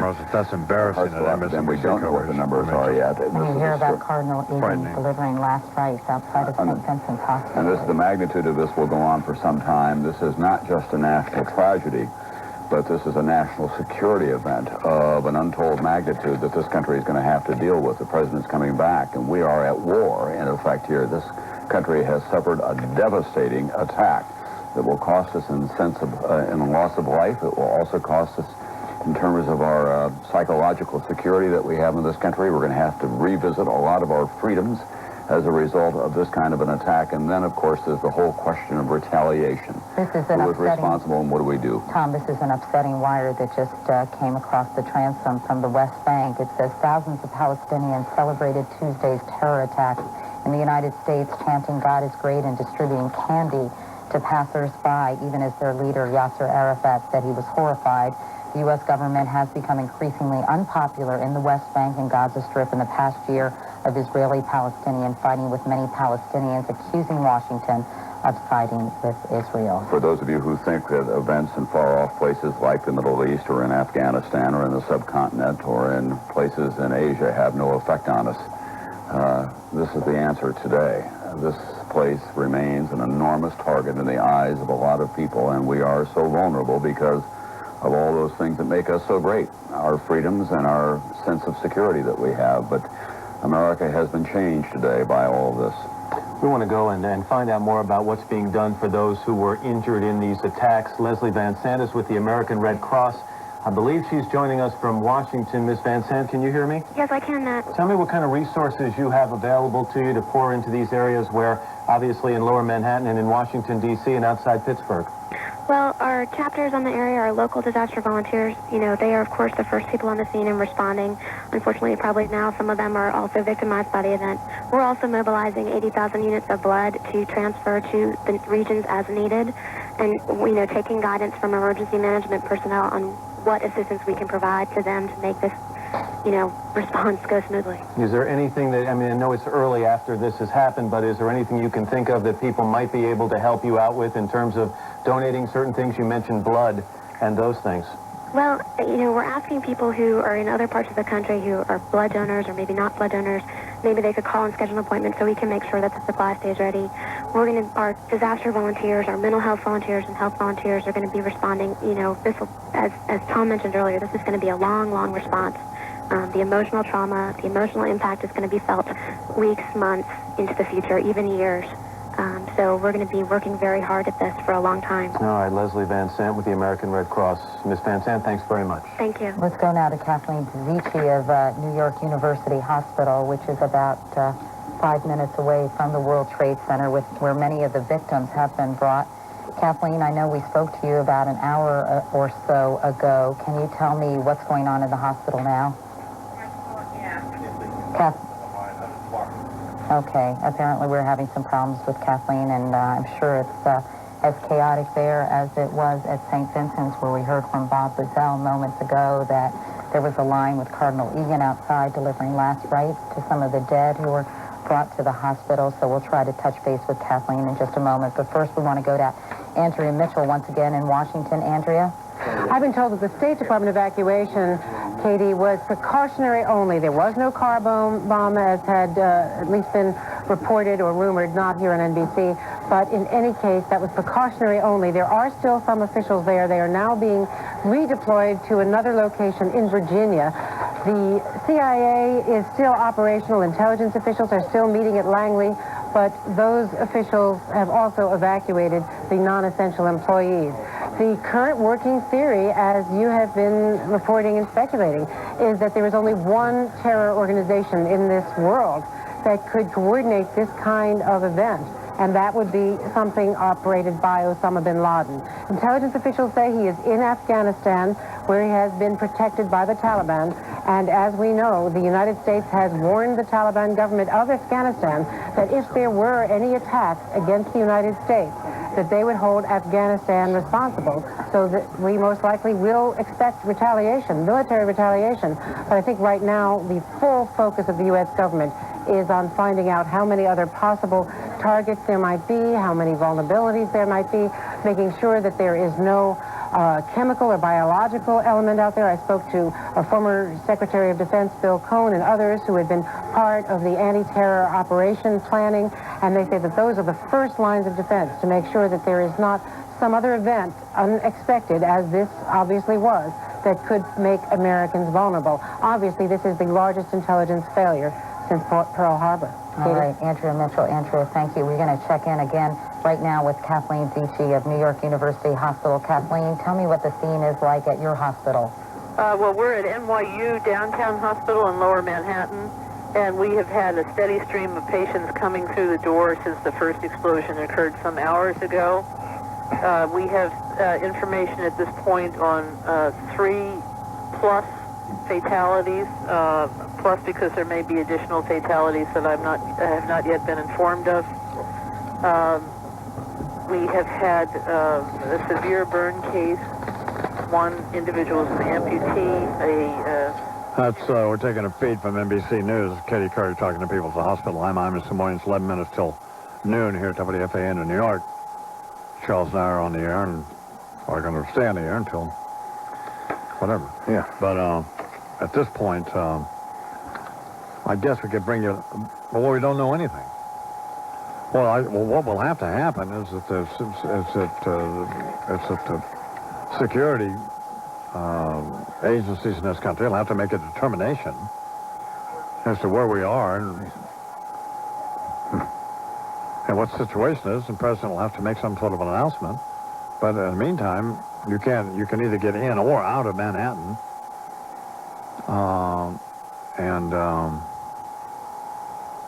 this just from Metro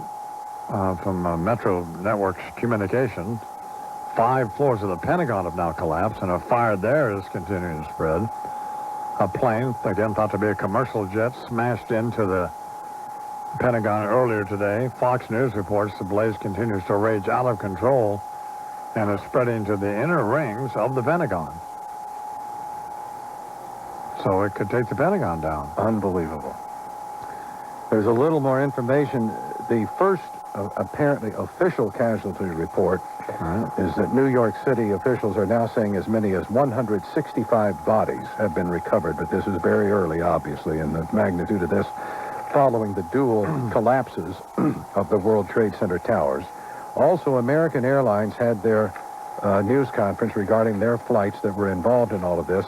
One was Flight 11, a Boeing 767, Boston to Los Angeles. It had 81 passengers aboard, 9 flight attendants, and 2 pilots. Also involved was American Flight 77, which is a Boeing 757, operating from Washington Dulles to Los Angeles, 58 passengers, 4 flight attendants, and 2 pilots. That makes a total of 156 people who were aboard those 2 planes. And there is news, a word from Associated Press, that United Airlines is now confirming a flight from Newark, New Jersey to San Francisco is the aircraft that has crashed near Pittsburgh, but there is no description of what type of plane is involved in that at this point. 9 minutes till the hour here on WFAN in New York. Let me just bring you up to speed on what has happened to this point. A plane crashed into one of the towers of the World Trade Center shortly before 9 o'clock Eastern Time this morning. A second plane crashed into the second tower, which we actually saw live on television shortly after 9 o'clock. President Bush then spoke from Sarasota, Florida, called the crashes an apparent terrorist attack, described it as a national tragedy, went out and got on Air Force One and began to fly back to Washington. And he's apparently on his way, perhaps has landed by now. Then an aircraft crashed near the Pentagon, just outside of Washington. The Pentagon's located, as you obviously know. And now we understand 5 floors of the Pentagon have collapsed, and that the fire there, according to Fox News, is spreading to the inner rings of the Pentagon. Government buildings in Washington, including the Capitol, the White House, were evacuated. The president on his way to the Situation Room, although Air Force One serves as a Situation Room, as you probably know. Then the leaders in both houses of Congress are then taken to a secure location and have been. Shortly after 10 o'clock Eastern Time, One World Trade Center, that's the South Tower, collapsed. Collapsed. Just as though you were watching them demolish a building in the South Bronx or wherever. Just like they took it down with dynamite. And then 28 minutes later, the other tower went down, or collapsed. These buildings are a quarter of a mile high, and they both collapsed. The reports have been confirmed that there have been 2 planes hijacked, and has it been confirmed that the third plane was hijacked? It has not. Okay. So it's being reported in some areas that there were 4 planes hijacked. There's no confirmation that, and no one knows that. And we were listening to the description of what is going on MSNBC, and it is so disgraceful and embarrassing that, I mean, now it's probably not the time to criticize news coverage, but at any rate, we were getting so much misinformation that we've now switched over to NBC News and to CBS News, either one, obviously, to get some fairly legitimate information, and there isn't much more that we know other than that.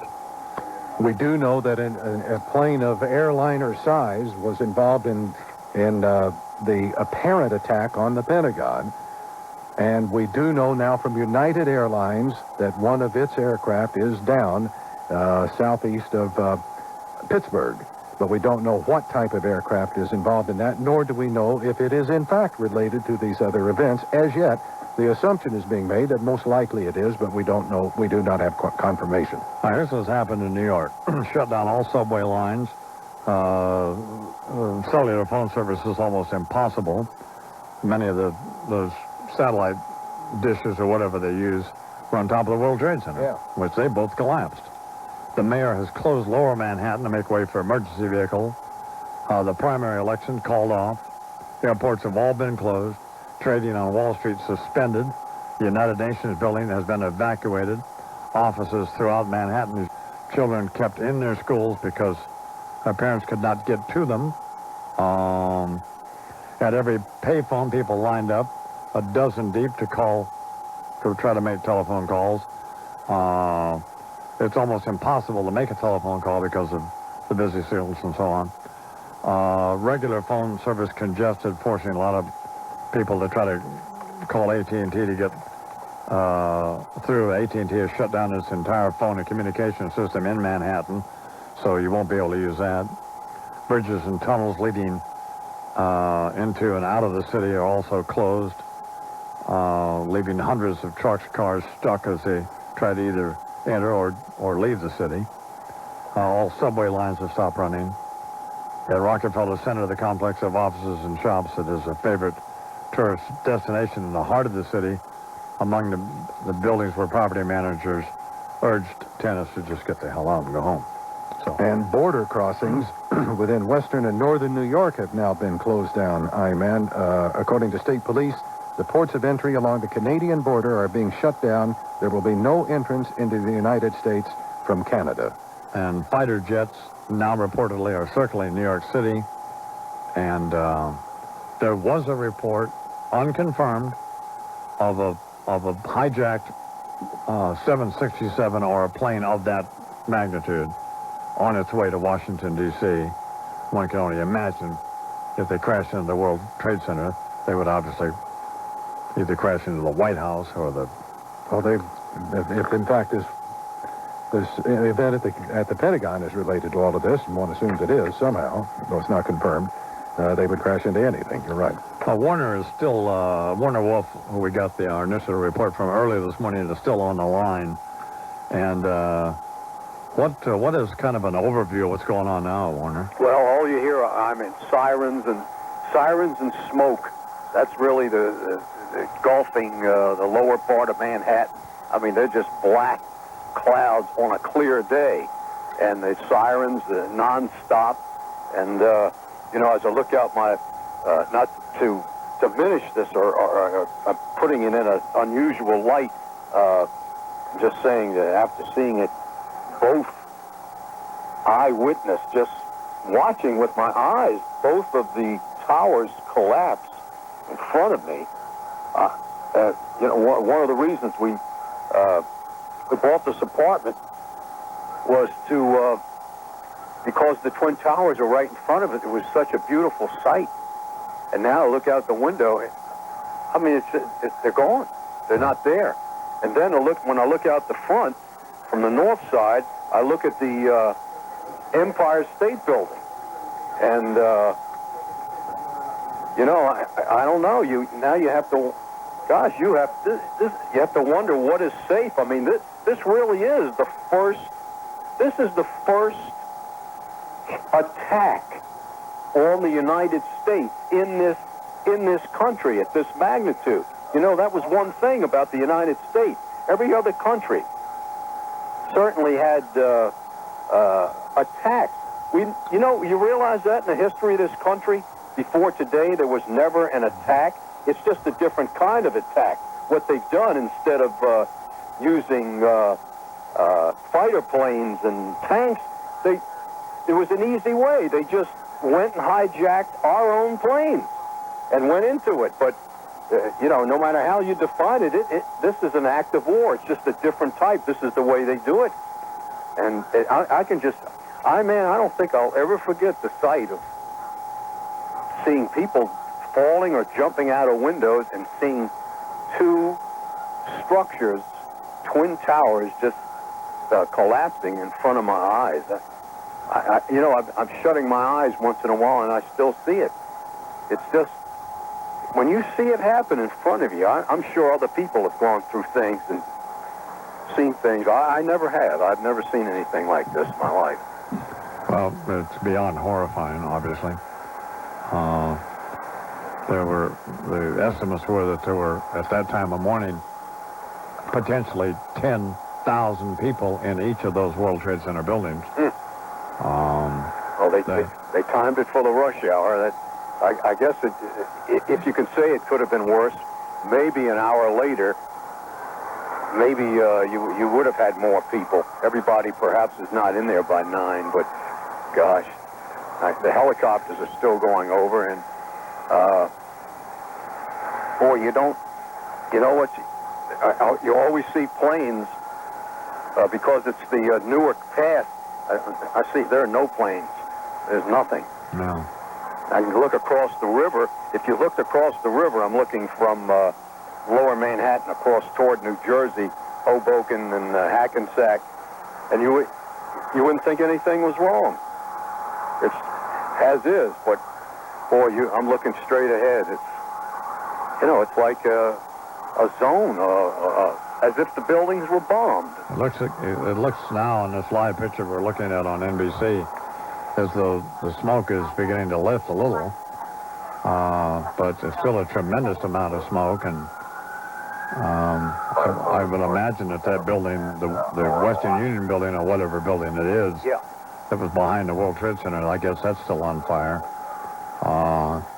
I know Stuyvesant High School, which is very near the World Trade Center, there was a report of a bomb that maybe somebody thought was there. I'm looking right at the school right now. I can almost reach out and touch it. Yeah. But at this point, the smoke beginning to lift a little. Yeah. But that it is almost unfathomable that the two World Trade Center buildings are gone. It is. If I woke up and didn't know anything, I would think I was in another world. Yeah. Or they were never there. I mean, it's been a part of the New York skyline since I've been here. Yeah. And just in what it represented, tall structures, just representing the country in a way. These are the powerful structures. Here they are. Here they were. I actually was on top of both of them at various times, and I've actually been on the side of one of them in a window washer cage. There was. Wow. But now the sirens have subsided. I don't know what that means. Maybe everybody's where they should be, or but that smoke is it has subsided. The smoke has subsided. I think that the scary thing was, you remember when we were talking just before the first tower collapsed? It was you remember that we said this? I could see the smoke had turned a different color. Now that was the second tower. I could still see the fire was mostly in the second tower, but that smoke turned. It turned black. If you recall, I said, "Boy, this." I don't know what it means because I'm not a fire expert. And then that thing just, oh man, We've just had a report that New York blood supplies are extremely low. Hospitals in desperate need of blood. Elmhurst Hospital in Jackson Heights. I just called the radio station. But this is now a general problem in the whole New York City area. And how you get to one of these hospitals, I guess you walk. But to donate? And to donate blood, but all New York hospitals in desperate need of blood, and the casualties have got to be in. Well, it says New York City officials say they're preparing for catastrophic loss of life. So in the literally thousands of people. Gosh. It is 4 minutes now after the hour. WFAN New York. In order to help remind people about the Visa check card, we've created this simple memory association device.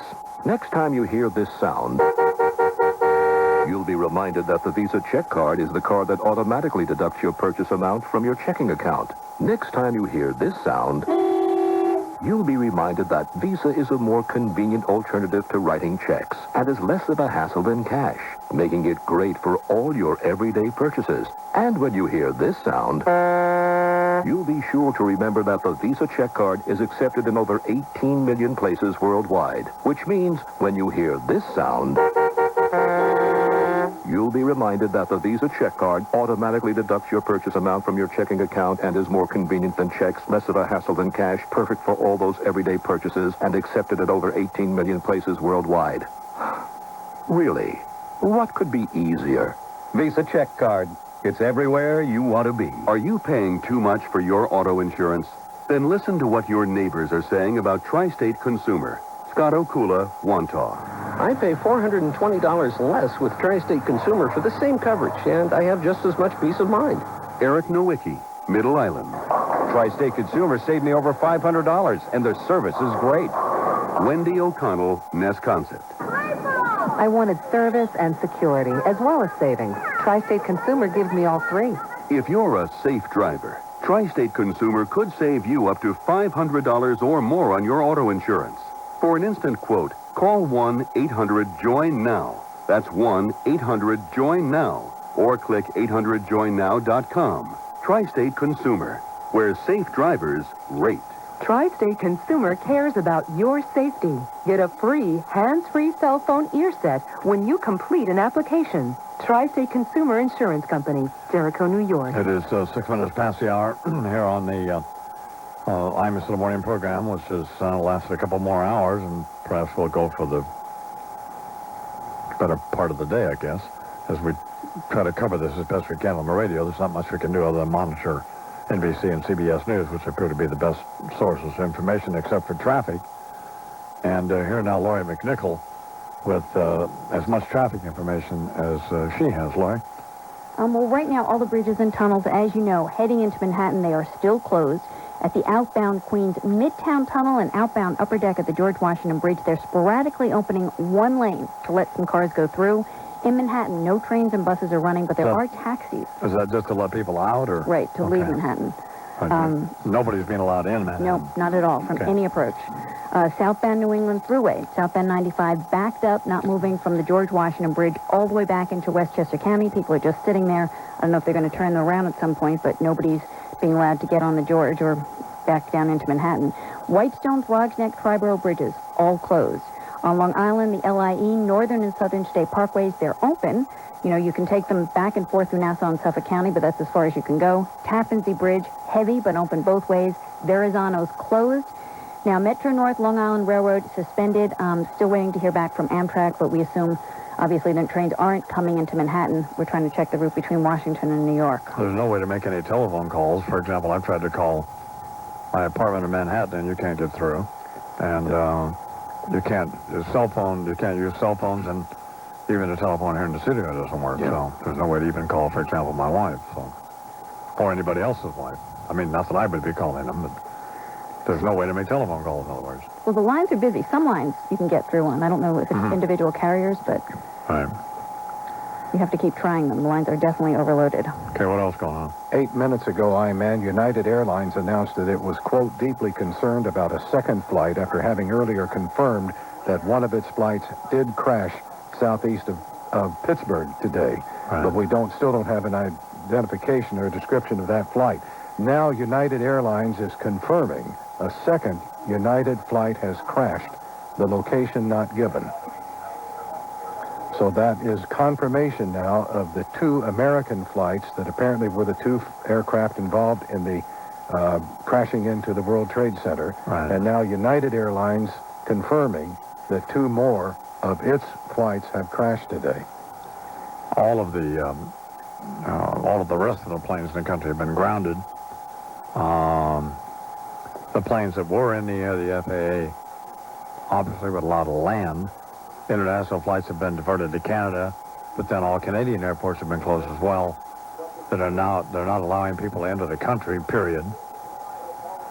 And do you have more traffic stuff, Lori? Yeah, there's now limited Metro North service outbound going to Connecticut and Westchester, and the eastbound LIE has some trains running out of Hunters Point, Flatbush, and Woodside, and that's all eastbound. Nothing going into the city. Okay, Lori McNichol here. Any other information you have, let us know. 9 minutes after the hour, after 12 o'clock. What else, Charles? In Washington, authorities are deploying troops, including a regiment of light infantry. Don't know where they're being deployed to. And a senior U.S. official says Bush advisors are preparing a list of options that could include closing the nation's borders entirely. That's the latest out of Washington, man. As smoke continues to rise from lower Manhattan, it looks as though the city is on fire. It does. The shot across the bay looking north, from south to north into lower Manhattan, looks as though, from the smoke and the dust, as though the lower part of Manhattan were actually burning. And again, both World Trade Centers have, in fact, collapsed. As you said, with perhaps as many as 10,000 people in each of the towers, employees, and they estimated maybe as many as 5,000 more people who would have been in those buildings as visitors of one sort or another. Well, that would have been throughout the day and not this morning at 9 o'clock. What is NBC News doing, Lou?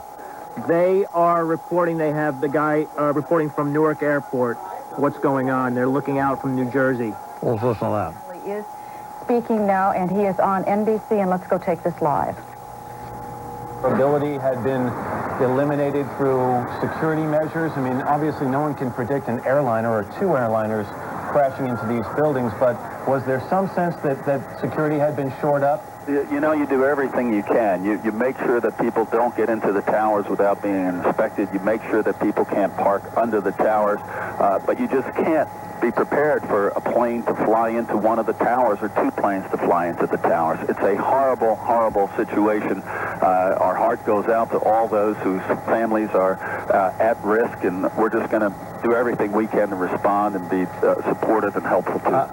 Obviously, the loss of life is the primary concern right now in helping those who've been injured. But if you will, at least talk to me a little bit about the other impact of this building. This is, for example, as Tom and Katie and I have pointed out, the world financial center, the hub of finances in the world, if not at least here in the United States. What type of damage has been done to the financial infrastructure of this country? The economic impact is something we can talk about as the days unfold. Right now, we still have to focus on making sure we save as many people as possible, help those who are injured, help with an orderly removal of the people who are leaving downtown and leaving the city. We're going to focus on that and be concerned about what may or may not be the economic consequences once the immediate crisis is passed. Do you have plans to get down to this area? Yes, I'm in the city, and I've been in touch with the mayor, and we're going to be continuing to do everything we can. Governor, what about other emergency procedures for the city of New York in the next several days in terms of what's going to remain shut down and so on? A lot of people have this as a destination. A lot of people, millions of people live here. Tom, right now we do have limited service out of the city. We have both the Metro North and Long Island Railroad running out. We have the George Washington Bridge open. The tunnels are shut for security reasons. We're not having traffic other than emergency traffic come into the city. And I think at this point it would be extremely unlikely that we're going to have many people coming into the city tomorrow. We're going to be continuing to try to deal with the horrendous situation downtown. Thank you very much, Governor. I know it's been a long and difficult day, and it will go on for you and for all New Yorkers for a long, long time, unfortunately. Well, our prayers are with the families and the people whose lives are still at risk. Thank you very much, Governor. Thank you. We want to go now, Matt, to Jim Miklashevsky, who is at the Pentagon. Jim, a lot of these flights were transcontinental flights, heavily loaded not only with passengers, but with fuel. That's right, Tom, and we just learned a few moments ago that the U.S. Navy is dispatching a couple of aircraft carriers from Norfolk, the JFK and the George Washington. One will be stationed off of New York. The other will be stationed in the Atlantic as close to Washington, D.C. as they can get. They'll be there to provide any possible military support that may be needed, including flying any kind of air cover should there be any additional warnings of any further terrorist attempted attacks. Now, as we stood here this morning, you can see the smoke is still billowing. The smoke just in the past few minutes has changed from black to white, a strong indication that they're throwing more water on the fire, as we saw from other vantage points. But the priority now is to get the fire under control. A casualty count is impossible at this point, Tom. As you've seen from the earlier pictures, the plane opened a huge wide gash in the side of the building. We're being told between the 4th and the 5th corridors. It smashed through the E and D rings, and people who were in that area tell me that debris and parts of the plane actually penetrated deep all the way into the B ring. There are 5 rings, A through E, and it entered in the E ring, so it plowed through a number of the rings. The priority now, as I said, is accounting for the casualties. Medevac helicopters have been flying in and out. You hear the ambulances. Occasionally, we've even seen F-16s flying low routes around the Pentagon and over Washington, D.C., flying those CAPs or air patrol missions that are usually flown in combat. But to see 2 aircraft carriers moved in locations off the United States to provide air cover, Tom, I mean, that's the kind of thing you normally see in a war zone. Mick, can you tell me, was that chosen randomly where they hit the Pentagon? Can you tell us what the function of those people in that particular ring was, where it was hit? Well, it's interesting because a number of people, and this really wasn't sarcastic, but they said, well, they hit on the wrong side, because just the opposite side of the building, of course, you have the offices of the Joint Chiefs of Staff and the Secretary of Defense, Donald Rumsfeld. We were on that side of the building when the plane hit.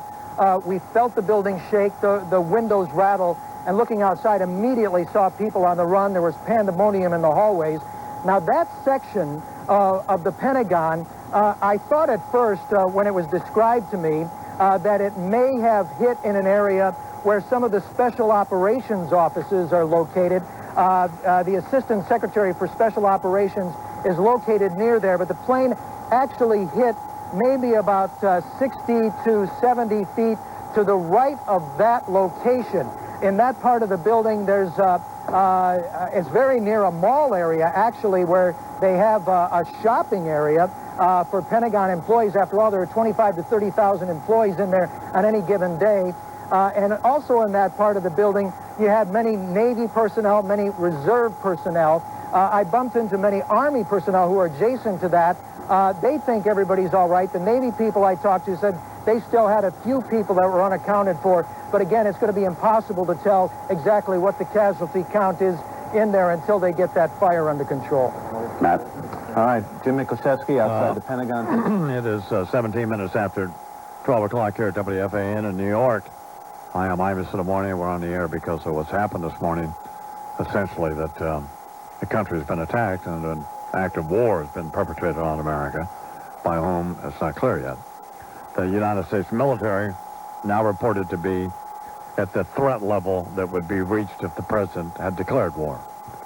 Fox News reporting the Air Combat Command in Norfolk, Virginia is now at threat condition Delta, which is the highest threat level in the military.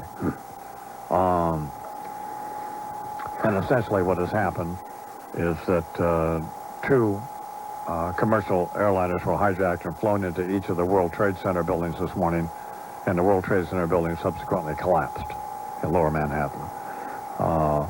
There's no not even an estimate yet on the number of casualties, but it's got the number in the thousands. Another plane was flown into the Pentagon and penetrated nearly the inner ring of the Pentagon. Apparently there are 5 or so rings of the Pentagon, which is an enormous building that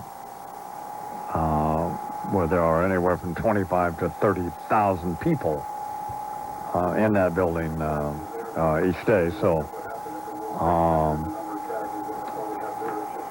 New York City has essentially been shut down. Manhattan, certainly the ability for anybody to get in or out of Manhattan is severely limited, although they are allowing people on a limited basis to leave Manhattan, no one being allowed in. Apparently the borders of the country, certainly between here and Canada, have already been closed, and in fact may be closed.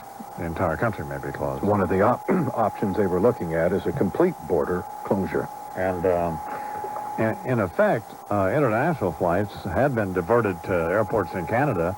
Now all Canadian airports have been shut down. There was an effort on the part of countries around the world to turn around aircraft that had already left. And so what this attack essentially has done is shut down the planet. And United Airlines was confirming now that it has lost an aircraft southeast of Pittsburgh, Pennsylvania, and has also announced that a second United Airlines flight has crashed, but the location was not given. We don't know as yet. And Secretary of State Powell is on his way back to Washington. He was in Peru. He's urged foreign ministers from the Organization of American States, the OAS, to pass a democracy pact as a clear collective message against terrorism. So General Powell, Secretary Powell, also on his way back. The New York National Guard has been activated by Governor Pataki to help local police. The George Washington Bridge outbound is open, allowing people, as I said a little earlier, to get out of the city. New York blood supplies are dangerously low. Hospitals are in desperate need of blood. Elmer's Hospital in Jackson Heights called the radio station. And they are just one of the hospitals that we have heard from. And there is now a general problem in all hospitals in the New York City area, particularly hospitals at Lower Manhattan, St. Vincent's, and New York Hospital down there, with a division of that, and other hospitals as well. So Warner Wolf, who lives in the about 7 blocks from the World Trade Center, was the first person we heard from this morning, shortly before 9 o'clock, when this whole horror show began. And Warner is still on the phone. What's going on now, Warner? I'm in the smoke. It's black. It's just, there's a Woolworth building, and it's almost like just there's a Woolworth and another building, a huge white structure. It's just covering. It's and it's south. In other words, south of where the Trade Center was. I was just thinking, for 3 years, we've opened up our bedroom window, and of course, before we go to bed and then when we get up, you love to see it's the World Trade Center. It's so beautiful. And now I can't relate to you how something like that you're so used to looking at every day for 3 years, and now I'm looking at the spot where it was. It's not there. It's gone. It's just incredible. But the smoke is dark. I mean, it is dark. There's got to be a huge fire out there somewhere. But at least it's, I don't know. I still can't get rid of the images of watching those 2 buildings go down and people jumping from the window. Well, in the live picture that we're looking at on NBC TV, the smoke still fairly dense in that whole Lower Manhattan area. Yeah, it's black. But it has lifted some. We've been monitoring all of the various outlets, CBS News, NBC News, and MSNBC, and so on, and to continue to get wire reports and so on. There isn't much to report at this point. All of the intelligence, the entire intelligence community in this country are obviously trying to make some determination about exactly what to do, and I'm confident that we will hear from the president just as soon as he's got something to tell us. And we do know that they're going to station an aircraft carrier off New York and another aircraft carrier off Washington, D.C. in that vicinity. Which, as Jim McLachesky pointed out, is something that you normally would expect to see off the coast of, Well, yeah, one of the world's hot spots in the Middle East. Suddenly have become. Okay. Let's monitor again what's going on in, what are we listening to, NBC News? Brokaws back, so we Let's listen to him. Let's go to Martin Fletcher, NBC's Martin Fletcher, Tom, who is in Israel right now. Martin, tell me the reaction by the Israelis to this, of course, turn of events here in the United States. Well, of course, everybody has been very, very quick to express complete solidarity with the United States. The Israelis, of course, are very experienced in these kind of things. They've offered to send all their emergency help they can to the United States. They've also, by the way, just closed the Israeli airspace just in case things do spread. But among the Palestinians, a different reaction. Yasser Arafat immediately expressed complete horror, condemned the attacks completely. But on the same time, in some places on the streets, in the Palestinian towns, there's been a rather strong expressions of support, of delight even. There were 3,000 Palestinians took to the streets, we're told, in the West Bank city of Nablus, and smaller demonstrations also in East Jerusalem, Tulkarm, Bethlehem, other Palestinian towns in support of the bombers. Happy of these few Palestinians at what has happened. But of course, that's just, we don't know how widespread that is, but there have been some clear support, demonstrations of support for the bombings. But Martin, we should point out... I must stress, the Palestinian lead... I should stress that Palestinian leaders all condemn totally the bombings. We should put into some perspective for us, if you could, Martin, how displeased many Palestinians are with the United States right now about their feelings that somehow the U.S. is siding more with Israeli and with the Israelis in terms of what's going on in the Middle East. Well, there's complete support across the board belief among Palestinians that the United States and Israel are one. That the United States is together with Israel in the situation here in Israel and the West Bank. They believe the United States completely supports Israel and therefore deserves to some kind of attacks against the United States. So there have been many calls here, especially in recent weeks, by the way, in some of the Palestinian media, for attacks against the United States. So there is a great feeling of anger, a great belief that America supports Israel, and a great belief also that Israel, without American support, could not be as aggressive in its retaliation against Palestinian suicide attacks as it is. So, but Martin, that's really a feeling, strong feeling.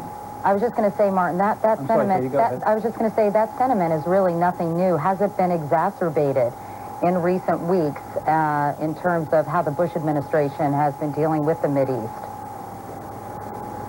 I think it has been exacerbated because throughout the last 11 months of the fighting, there was always a feeling among Palestinian leaders that the worse the fighting got, the more likely it would be that the United States administration would intervene, would try to help impose a solution on the Palestinians and the Israelis.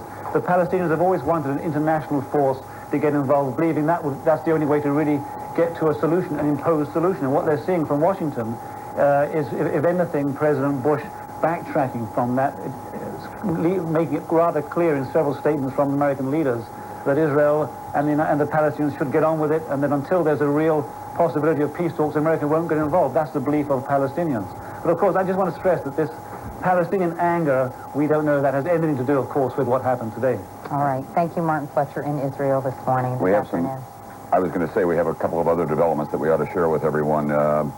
Ripple effect seems like an understatement. The U.S. borders with Mexico and Canada now have been closed. White House sources are saying all principals in the White House, senior Bush advisors and officials like the Vice President and the President himself are either in the Situation Room or in bomb shelters. They will not say exactly where the President is, except to say that he is safe. There have been comparisons to Pearl Harbor this morning. 2,400 people were killed in Pearl Harbor on that attack on December 7, 1941. It is likely that the death toll today will be higher. The political magnitude of this is yet to be fully calibrated as well. But as we have been saying throughout the day, this is a new form of warfare against the United States. And as Ambassador Bremer said, in that case, we had the return address. Right. It's still certainly unclear and may remain unclear who was responsible for these absolutely horrendous attack. Well, we're listening to the NBC, Katie Couric and Tom Brokaw and the rest of them continue to try to cover what is almost uncoverable. Mike Francesa, just how did you get here? You know, Don, there was no traffic at all from Long Island until you get about 2 miles from any of the bridges or 2 miles from any road that's an access road, and then they're completely closed. And basically they're herding the cars off the wrong way with the police. And what they're doing is they have the left lane open, and Nassau County is shuttling thousands, literally thousands of cops into the city right now by buses. Bus after bus after bus, ambulance after ambulance. The left lane is just red lights all the way from Nassau County, 12 miles right into the Triborough Bridge. I mean, it's just a complete, just like a trolley of cars, one after another. So everybody in Nassau County, Suffolk County, every emergency vehicle, every cop, every off-duty cop, they're all in the city now. They've been herded in there in the last couple of hours.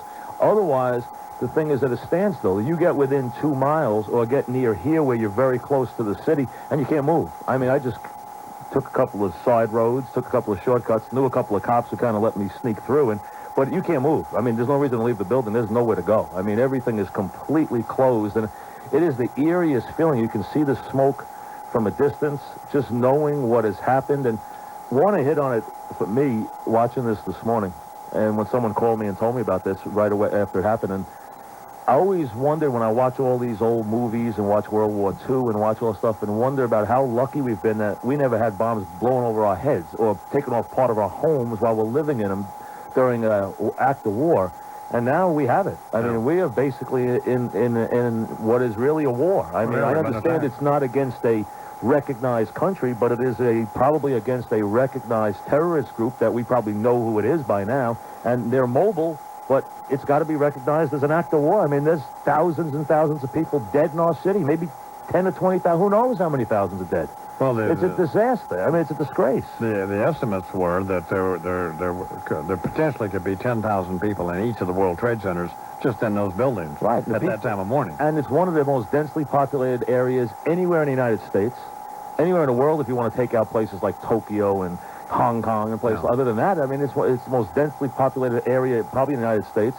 And just to watch it you almost feel like you're watching a movie. You almost feel like you're watching something you've seen in some, Chuck, in some movie. To watch the buildings collapse is almost hard to imagine. You know, Don, I always wondered what it would be like if actually you got called up and asked to fight for your country. Today, you wouldn't have any problem going to fight for your country. No. In a second, you'd go fight. I'd go fight right now if I could go. If you told me who to fight, I'd fight right now. If you knew the return address. That's how upset you are just watching this. Yeah. Well, it is 31 minutes past the hour. Here's what's happened in the event for some reason. It's time to turn your radio on. At a little before 9 o'clock this morning, a plane, it turns out now was a hijacked American Airlines plane out of Boston going to Los Angeles, crashed into the World Trade Center.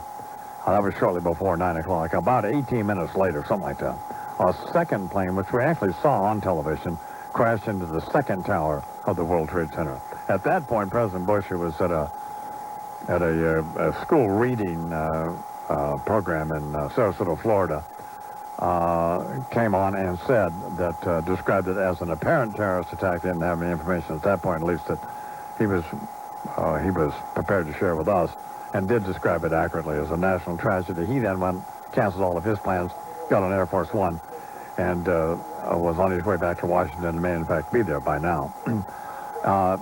Then an aircraft crashed into the Pentagon, and we've now learned, took out 5 floors of the Pentagon, penetrated nearly to the inner ring of the Pentagon. Apparently there are 5 rings there, and that is on fire.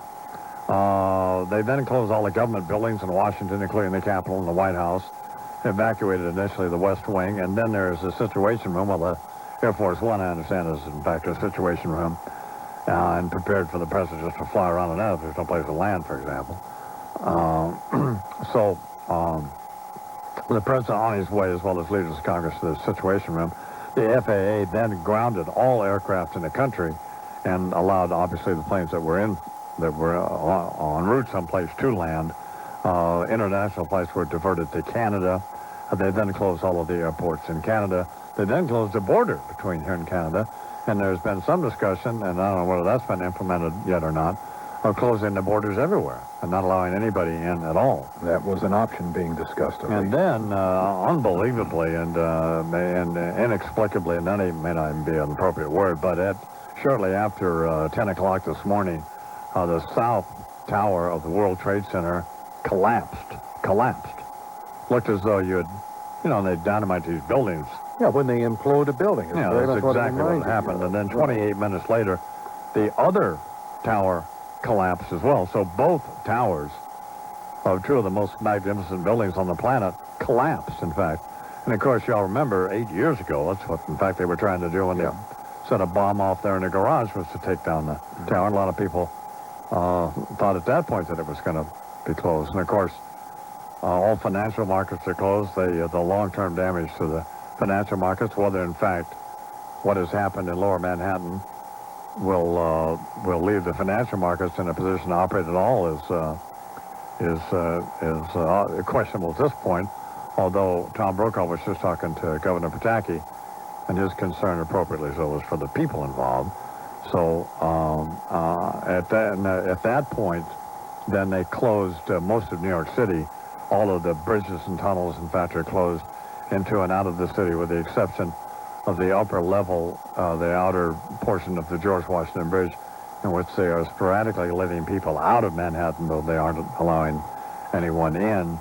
I spoke to my wife, and we live in Manhattan, and she was wondering how we could get out of there and go to Connecticut. And I said, there's no way. There isn't any way for her to get here to Queens. No way. And to get me to go to any place. So I'll be going through Francesca's office looking for stuff to eat. Well, there's nothing there, but we'll try and get you some. Conor will get you something to eat, though. Okay. So at this point, we're simply waiting for the intelligence community, I guess, to come to some sort of determination. And the president, somehow there's got to come a point here soon where the president's got to talk to the nation so that we have some, because we don't have any information. And talk to the world.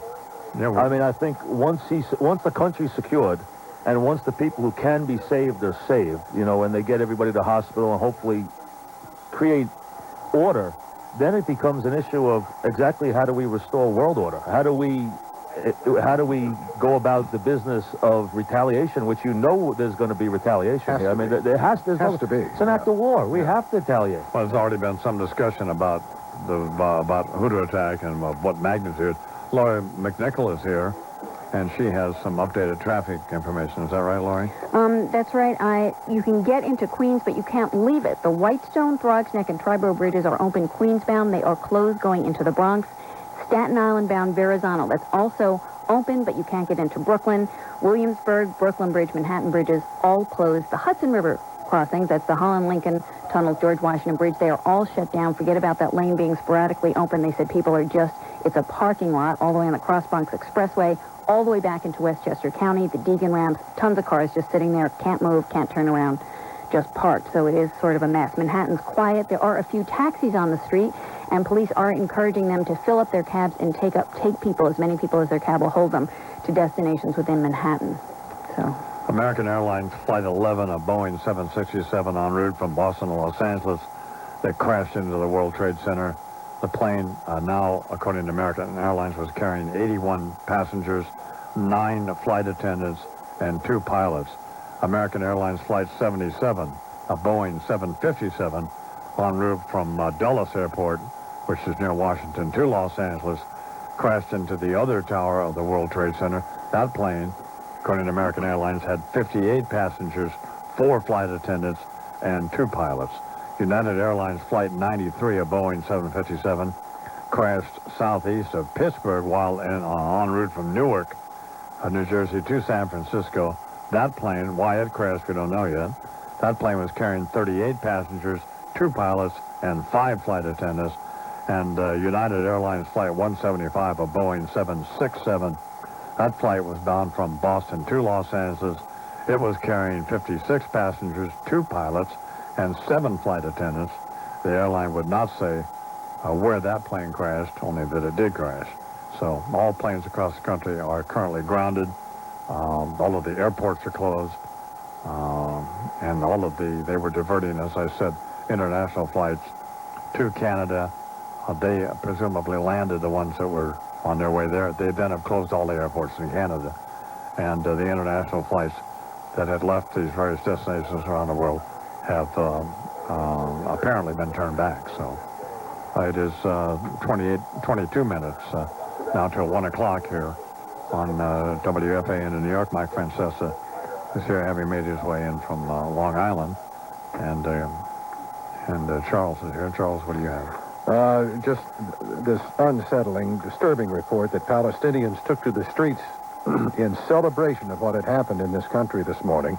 An example, in the West Bank town of Nablus, 3,000 people came out of their homes and businesses chanting "God is great" and distributing candy, which they're told is a traditional gesture of celebration.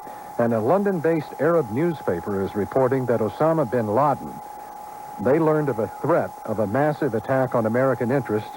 That a threat was being made 3 weeks ago, but the publication says, having received so many warnings like that, didn't take it seriously.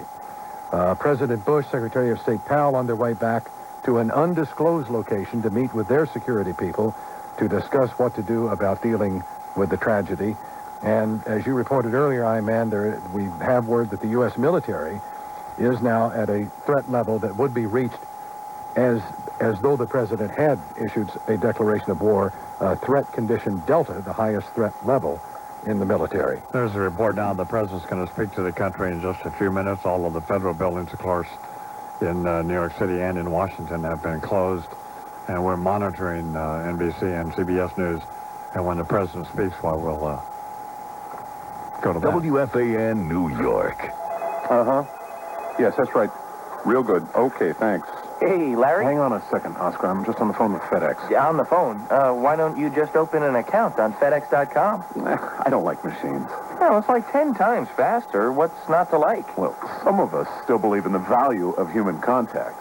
I, for one, want to talk to a person on the phone. I want a professionally perky person to ask how she can help me. Yeah, but... I want somebody with a pleasant phone voice to tell me to have a nice day. I am on the line right now with a very nice person named Brenda. Now, Brenda is an actual human being who understands my needs and feelings and stands with me, united by common goals and mutual respect. Right, Brenda? No, because you can save 10% on FedEx.com. Bye, Brenda. Open an account on FedEx.com. Save 10% on online express shipping.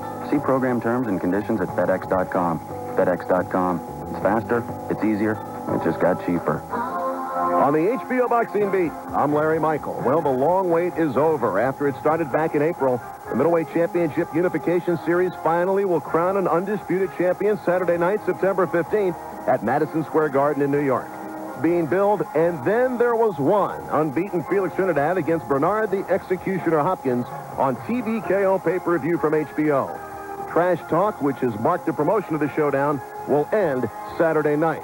Will Trinidad continue on his roll, becoming the first undisputed middleweight champion since Marvin Hagler? Or will Hopkins win a record-tying 14th straight title defense? Drama at the Mecca of boxing, Madison Square Garden. The answers on TVKO pay-per-view from HBO September 15th, Trinidad and Hopkins. And then there was one.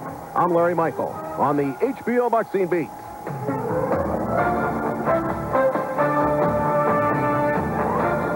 Did you hear that? That's the sound of someone taking money out of your wallet. Listen again.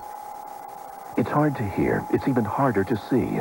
That's because the person stealing from you is committing insurance fraud, the hidden crime that costs policyholders like you billions of dollars each year. Insurance fraud is a complex crime. It includes everyone who fakes a claim, inflates their legitimate claim, or bills for services they never provided.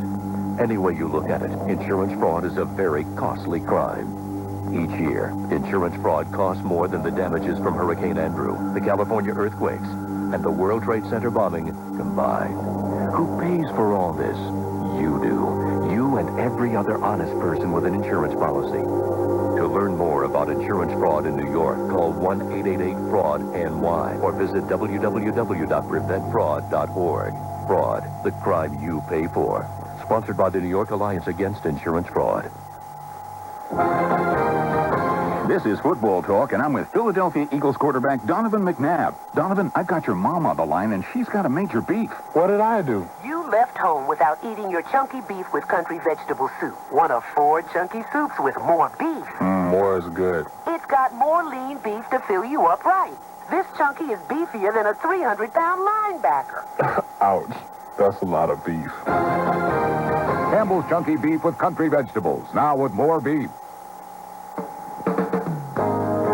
Everyone is interested in something, from yoga to Yugoslavia, Brad Pitt to biology. And at Content Store, ContentVille.com, you can get everything about anything at great prices. With ContentVille's cross-content search, you'll find books, magazines, articles, dissertations, and more on whatever interests you, all with the click of a mouse. All items are downloadable or shipped to you within 48 hours. Contentville offers magazine subscriptions with fast first issue delivery. Order a subscription today from Contentville's selection of over 800 titles, and your first issue will be in the mail to you within 48 hours, not 48 days. And Contentville sells magazine subscriptions at the lowest authorized price on the web. Come to Contentville now and save 90% off the cover price of New York Magazine, 74% off 17, or choose from many other great offers. So visit ContentVille.com today. That's ContentVille.com to find everything about anything at great prices. You don't have to pay any price for the best SUV. You don't have to give up all you've got to drive a Nissan Pathfinder. All you have to do is run on over to your Nissan dealer during the Nissan Model Year-End Sales event. Get the best deals of the year on a new 240-horsepower Nissan Pathfinder. Get low 0.9% financing plus $1,500 cash back from Nissan on the one that's earned Four-Wheeler Magazine's coveted 2001 Four-Wheeler of the Year award and was ranked best midsize SUV in initial quality by J.D. Power & Associates. You don't have to wait another minute to get great deals on the best cars and trucks. The Nissan Model Year-End Sales event. Get low 0.9% financing plus $1,500 cash back on the Nissan Pathfinder. Nissan. Driven.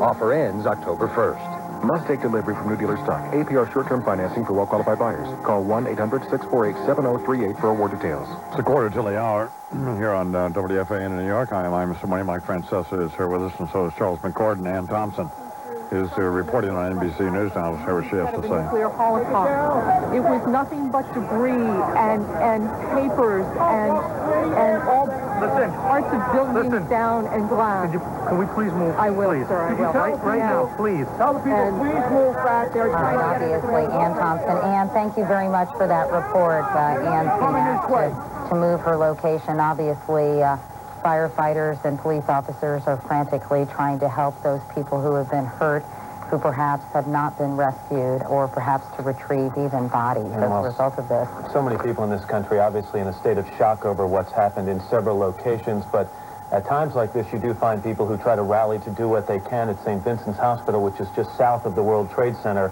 where they've taken a lot of the wounded, 184 patients in total, 10 critical. There are lines now of people who are showing up to donate blood, which is something heartening in the face of this tragedy. Catherine Hughes is at Virginia Hospital Center, where many of the people who were hurt at the Pentagon were yet another plane Listening to Katie Couric and Matt Lauer. On the Today Show, it's 14 till the hour, till 1 o'clock. Here now, Bo Deal, a former New York City police officer, with some information. Morning, Bo. Good morning, Don. One very important thing for anybody listening right now. I worked at a World Trade Center in 1969 and 1970, the early part. They sprayed every beam with asbestos. What they did in the years to come when they found out it was poisonous, they encapsulated. When that explosion occurred, all that dust there, people don't realize this is asbestos. And there has not been anyone saying anything about this is the most poisonous stuff for the respiratory system. And if anybody's down there, they have to cover their faces. This is not just dust. There's asbestos encapsulated in that whole World Trade Center, and no one has come out and said a word about this. These people are walking around down there not realizing they should cover their mouth and their nose and get the heck out of that area. That's very, very hazardous to anybody down there. Where are you now? I'm in my office watching the whole thing from here. Can you see? You're in Manhattan, so... Yeah, I'm watching the whole... I get the whole view here. Can you see the World Trade Center where it was from where you are? I can see where it was. It's not there anymore. It's the most unbelievable sight. I watched it fall. I watched it fall. I was listening to you this morning, and as I came over the bridge, I saw the second explosion by the bridge going to the Midtown Tunnel. They shut the Midtown Tunnel. I showed my police pass. I shot through there. Then when I was in the office, we watched the two towers just disintegrate. I just speechless. I'm just, but a lot of people have to realize, Don, any of your listeners, please pass the word. There's asbestos throughout that World Trade Center, and this stuff is poisonous for their lungs. All right, Bo, thanks. All right, bye. 12 minutes till the hour here on the Hour Tremaine program. Let's go back and listen to what you're doing on the... We understand NBC. reading to students down there when he first got word of the first plane crashing into the World Trade Center, and then he was given word that a second plane had crashed into the other tower. He did have a chance to make some comments before heading out of Florida, and here's a sample of what he had to say. Ladies and gentlemen, this is a difficult moment for America. I, unfortunately, will be going back to Washington after my remarks. Secretary Rod Page and Lieutenant Governor will take the podium and discuss education. I do want to thank the folks here at Booker Elementary School for their hospitality. Today, we've had a national tragedy. Two airplanes have crashed into the World Trade Center in an apparent terrorist attack on our country. I have spoken to the Vice President, to the Governor of New York, to the Director of the FBI, and have ordered that the full resources of the federal government go to help the victims and their families, and to conduct a full-scale investigation to hunt down and to find those folks who committed this act. Terrorism against our nation will not stand. And now, if you join me in a moment of silence.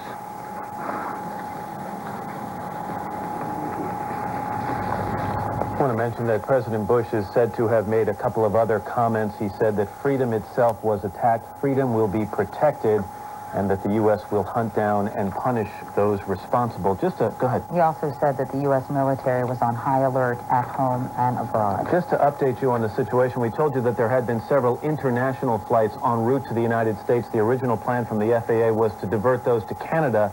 We now understand that they will be allowed to land in the U.S. The FAA is not saying why they're not going forward with their original plans to divert to Canada, and we don't have any information on the points of origin or the destinations of those 22 planes. NBC's Campbell Brown is standing by in Washington. Campbell? Well, Matt, what we can tell you is that we do know the president now is at the Barksdale Air Force Base. That's in Shreveport, Louisiana, northern Louisiana. He flew there from Florida, where he was this morning, and it was interesting because in those early minutes, shortly after Air Force One took off from Florida, no one was told within the White House press corps where the president was, where he was going. Our information now is coming from what we call the travel pool. It is one network reporter who is on board the plane with the president. He did make a brief statement. We're waiting to get more on what he said when they landed at Barksdale Air Force Base. We're not sure whether or not he's going to stay there or that they will take the president somewhere else. There are a number of options, obviously. There's a bunker in Colorado Springs that the military runs. There is the so-called doomsday plane, which is another option. This is an aircraft that is far more sophisticated than Air Force One. It has the most advanced electronic equipment on board where the president could communicate with anyone from that plane. It can stay in the air. It can be refueled in the air. So it is something that was designed and built in the event that there was a nuclear attack, but it is a possible option today if they feel like they need that. Of course, the president, when he was in Florida and initially made those remarks you played a moment ago, he did say he was coming back from Washington, but obviously now they're reevaluating the situation to try to figure out where it may be best for him to operate from. There are a few officials still at the White House now. His National Security Advisor, Condoleezza Rice, and other key officials are in the White House. We're told they're operating out of the Situation Room, and that a few areas of the White House have been designated as so-called hard rooms, meaning Special Secret Service agents are there guarding the few key people who are needed to stay at the White House. The rest of the White House has been evacuated. But the president is obviously in close contact with his national security team, who is remaining there for the time being. He was informed of this while he was in Florida at an education event this morning of the first incident when the first plane flew into the World Trade Center. He was told by phone by his national security advisor, Condoleezza Rice, while he was in a holding room, while he was about to go out and speak to some elementary school children. Then while he was actually reading to these students, a note was passed to him from his chief of staff, Andy Card. In the pictures, you can see the reaction on the president's face, as shocked as the rest of us at what had happened.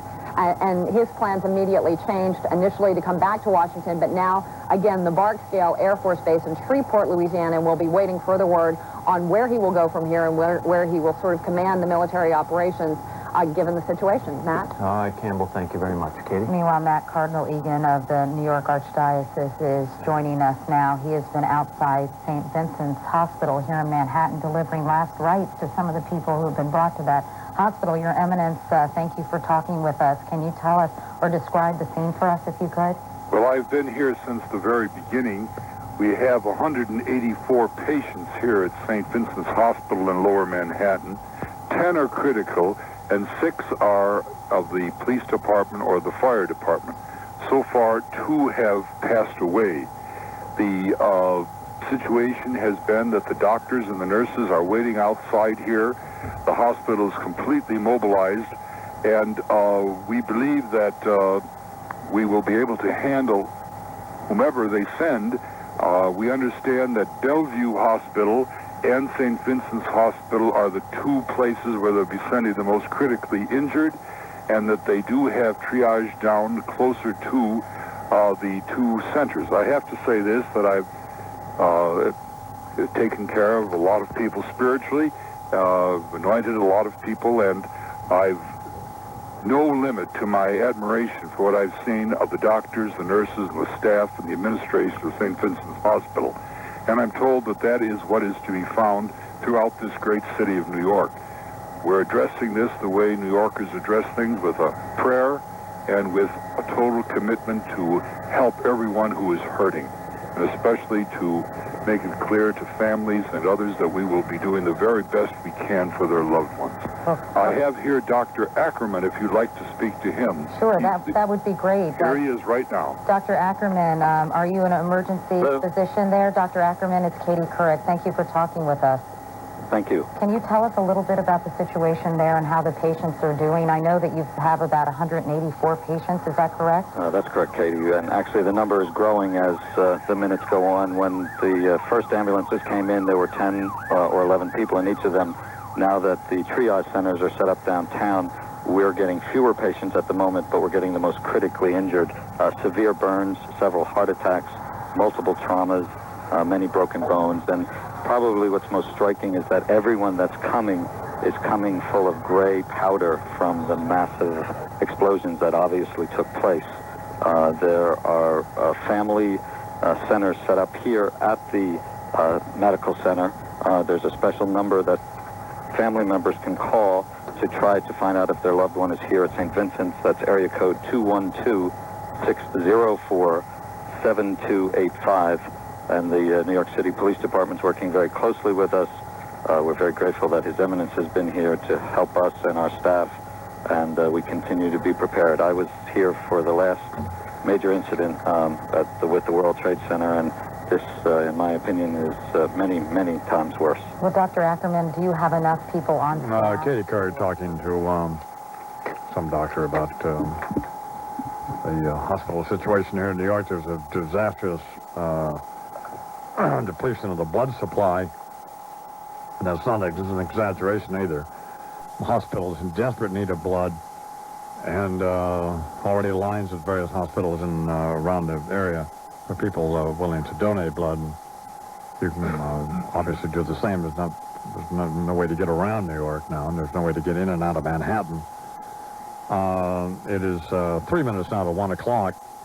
You know, here's where we are. We don't really know anything. We're waiting to see, kind of just talking to Mike Frances and Charles McCord about what we're actually waiting for is to see if it's over, at least this phase of it.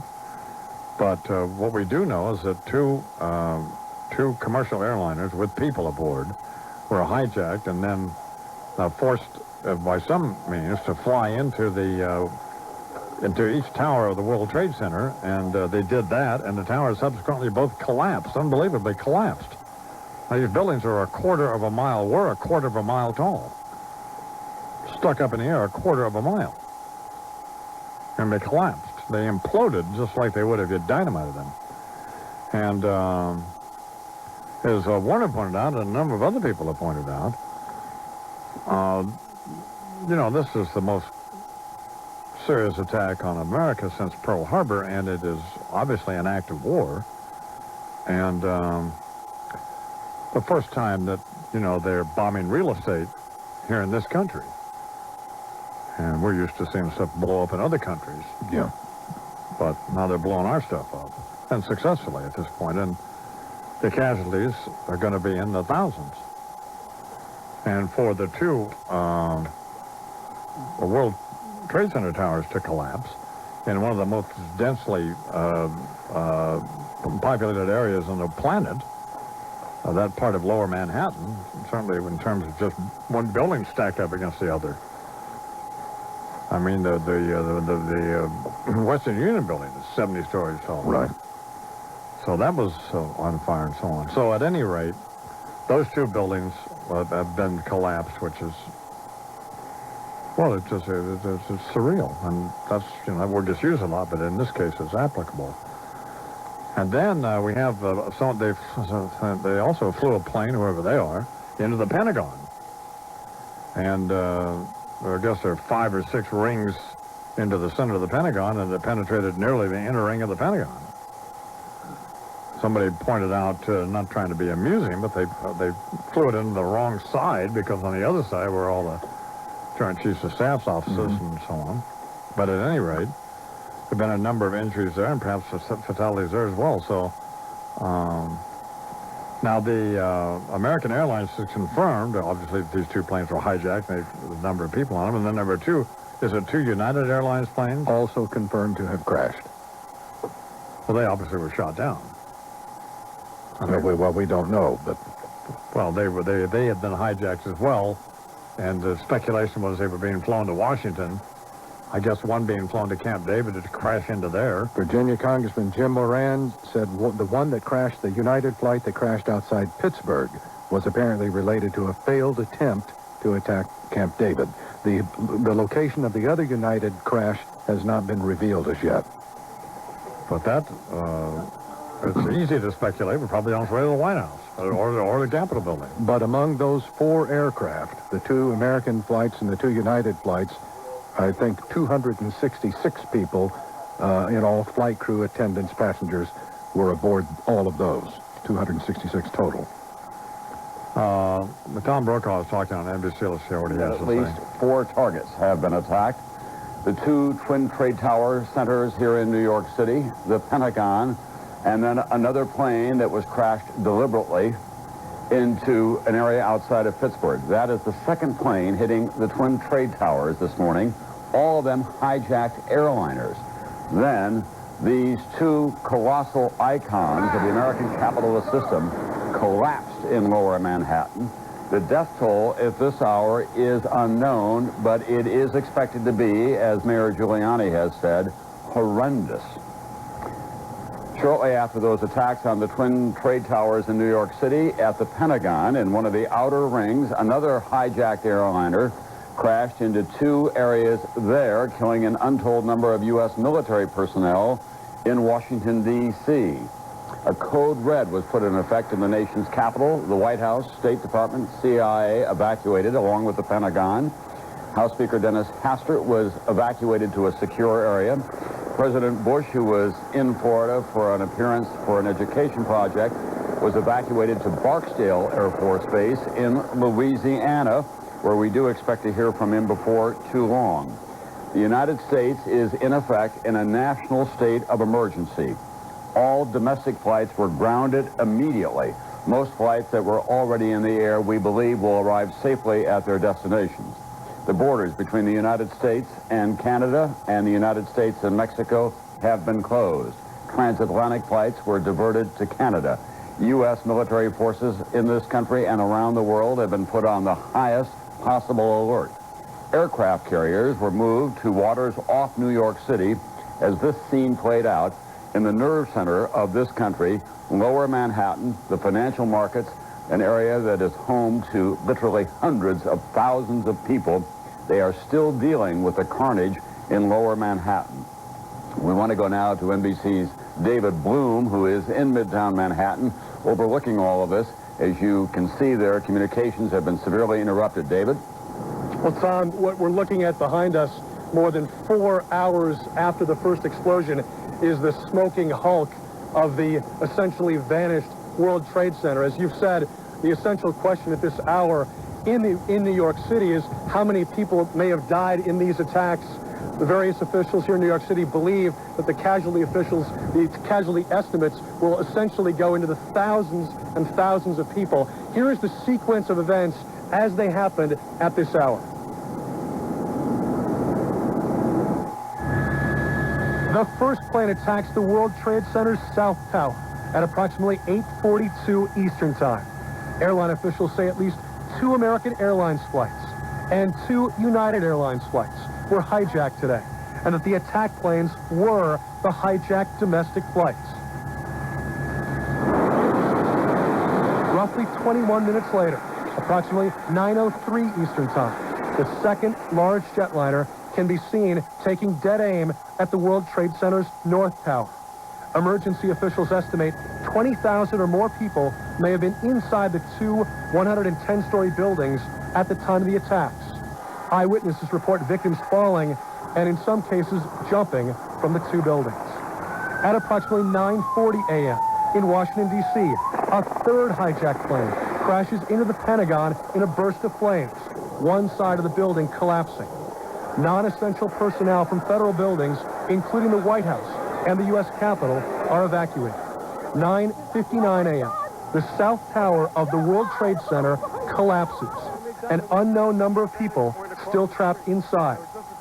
1/2 hour later, at approximately 10:28 a.m., the North Tower of the World Trade Center collapses. Rubble, debris spreading for blocks.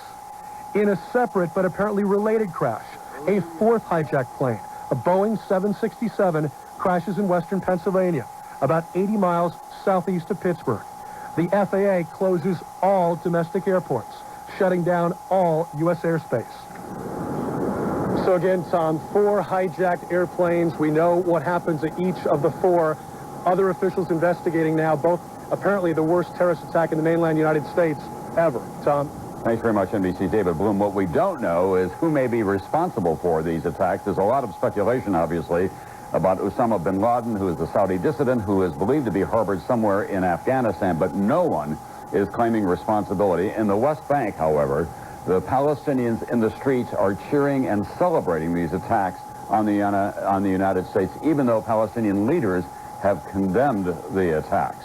We want to go now to NBC's Pat Dawson, who is down near the World Trade Center, because the big question, obviously, in New York City and across this country, how many people have been able to survive this horrendous attack? Pat? Tom, right now, hundreds of rescue workers are massed here on the southern tip of New York in Manhattan Island, waiting for a possibility where they can go back in large numbers to begin searching through the debris. Obviously, the first task at hand will be to find anyone who is still alive in there. There really is no precedent for this. 2 110-story buildings. First of all, the impact of those 2 planes into them, and then the buildings themselves literally tumbling down into the streets. It's the sort of thing that one assumes very few people could have survived. But the task of those rescue workers, and if you look behind me, you can see many of them massed down there. The task will be for them to go back in and to try to find anyone who is alive. First of all, that is, of course, the priority. They know. We have spoken to a number of them. Of course, common sense tells us as well they are going to find a very, very high number of dead bodies in there as well. No way. We have spoken to officials here with the police department and with fire.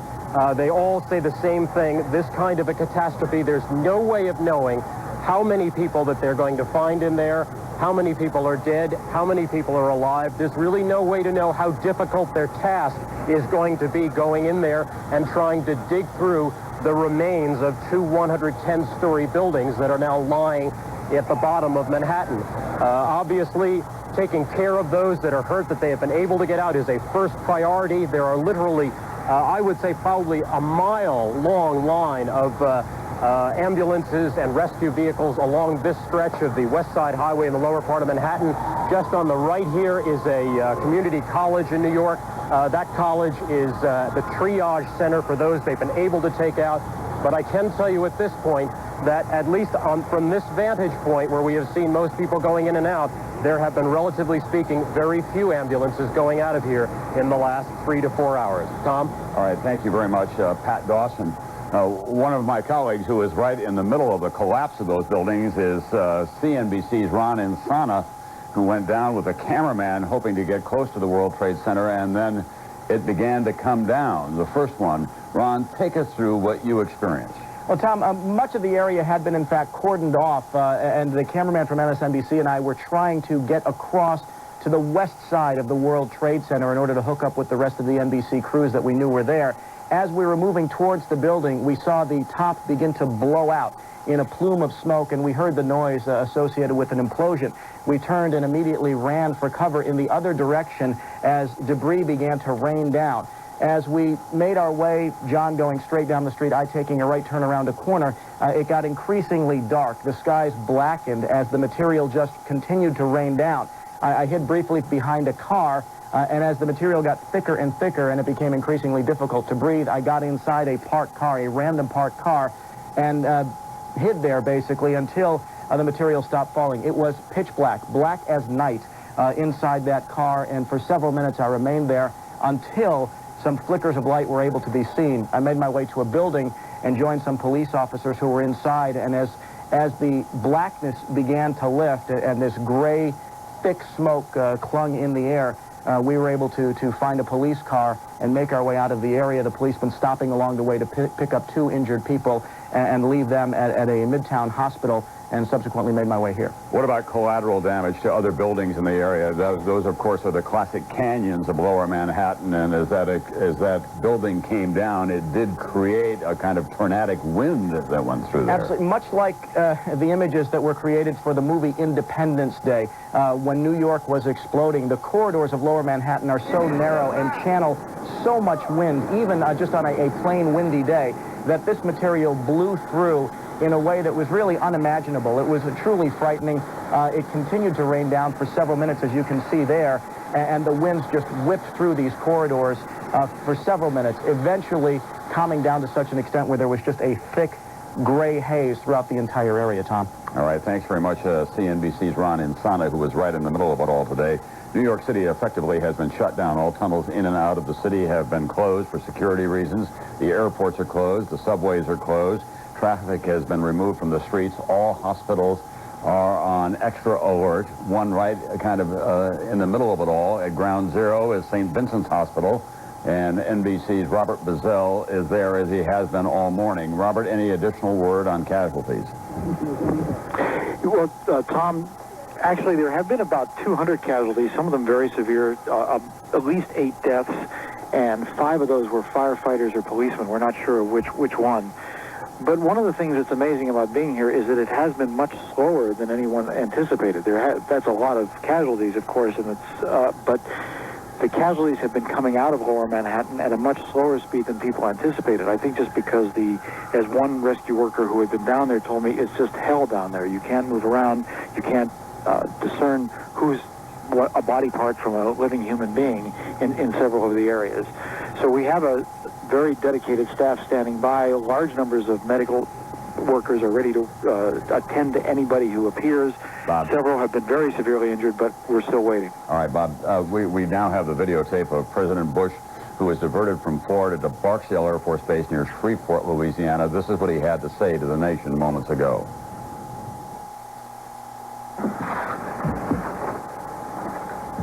Freedom itself was attacked this morning by a faceless coward, and freedom will be defended. I want to reassure the American people that the full resources of the federal government are working to assist local authorities to save lives and to help the victims of these attacks. Make no mistake,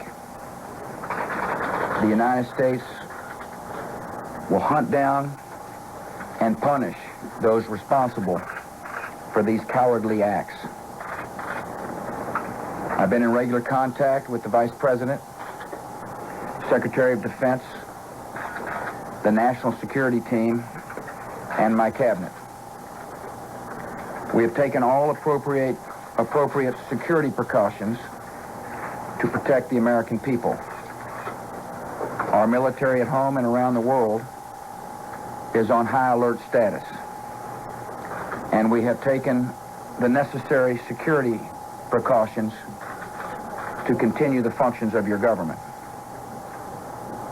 We have been in touch with the leaders of Congress and with world leaders to assure them that we will do whatever is necessary to protect America and Americans.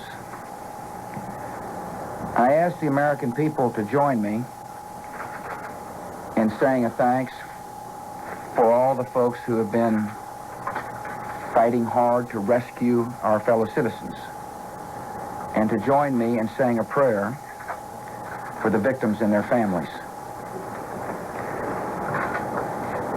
The resolve of our great nation is being tested.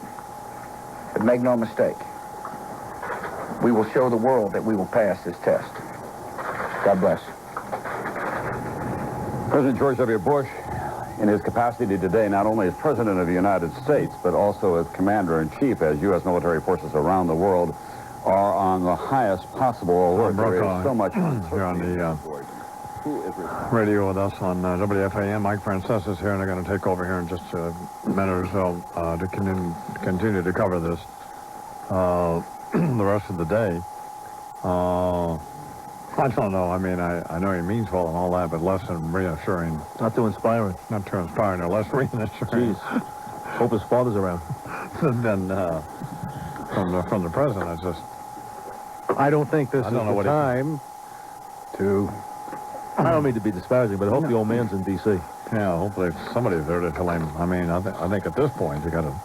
But at any rate, I think we need to be assured, and I wanted to hear, that the intelligence community, unless you just didn't know, could assure us that this phase of these attacks were over, or that they had some handle on where they all were and so on, or that there would have been some information about the two airliners that inexplicably crashed, and we know they were shot down. The thing I want to ask Frances is, he had a good point, because he said that, these, and you know as well, you're a pilot, that they're not supposed to open these doors of these cockpits. No, that's the first thing I thought about, Don, is if someone took a gun on a plane, they're not supposed to open the cabins. So it would make you think that they must have bombs on the plane that threaten the entire plane. And then you also think about that they must have people to fly the jets, because as Chuck and I talked about, no pilot would fly that plane into the World Trade Center. He'd probably take a bullet before he'd fly it into the World Trade Center. I would imagine. I would take a bullet, right? Yeah. I think for sure he's going to die anyway if he... There's not a guy or a woman out there flying a commercial airliner who's going to crash that airplane into the World First of all, Trade he's going to die anyway, Don, so you might as well take a bullet and hope the guy misses the darn thing. If he's asking him to fly it into the darn thing anyway. Yeah. But I would think he'd take a bullet first. They must have had guys on there who could jump in the seat and fly the plane. We need some more reassuring information from the government, I think. Or unless they just don't have any. Well, it's say that. Very early. I guess you can't say there were, as of 12:30, for example, there were still 50 airplanes that were in the airspace that they were waiting to reach their destinations, and they were saying they don't know of any problems with any of those airplanes. But I mean, it was that early in this unfolding event. Now, Lloyd McNichol is here. Do you have any... We do. There is some limited subway service now in both directions, so you actually can get out of Queens and into Manhattan. A, E, and F trains are running. Limited service, but some of them are moving. Also, there's a ferry leaving Pier 11, that's West 30th Street in Manhattan. It will take you to Hoboken. Limited service there, but once again, that's the only ferry running. And I guess when the perception of this threat's passed, they'll loosen up. We got to let people in and out of the city, right? Yeah. Hope so. At some point.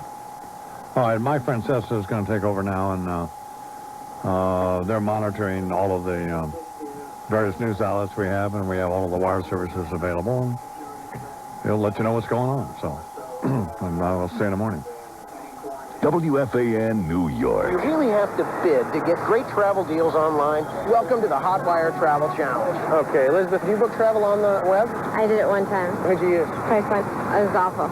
You're supposed to bid, and I panicked. Wouldn't you rather just know that you're getting a really good price without having to bid?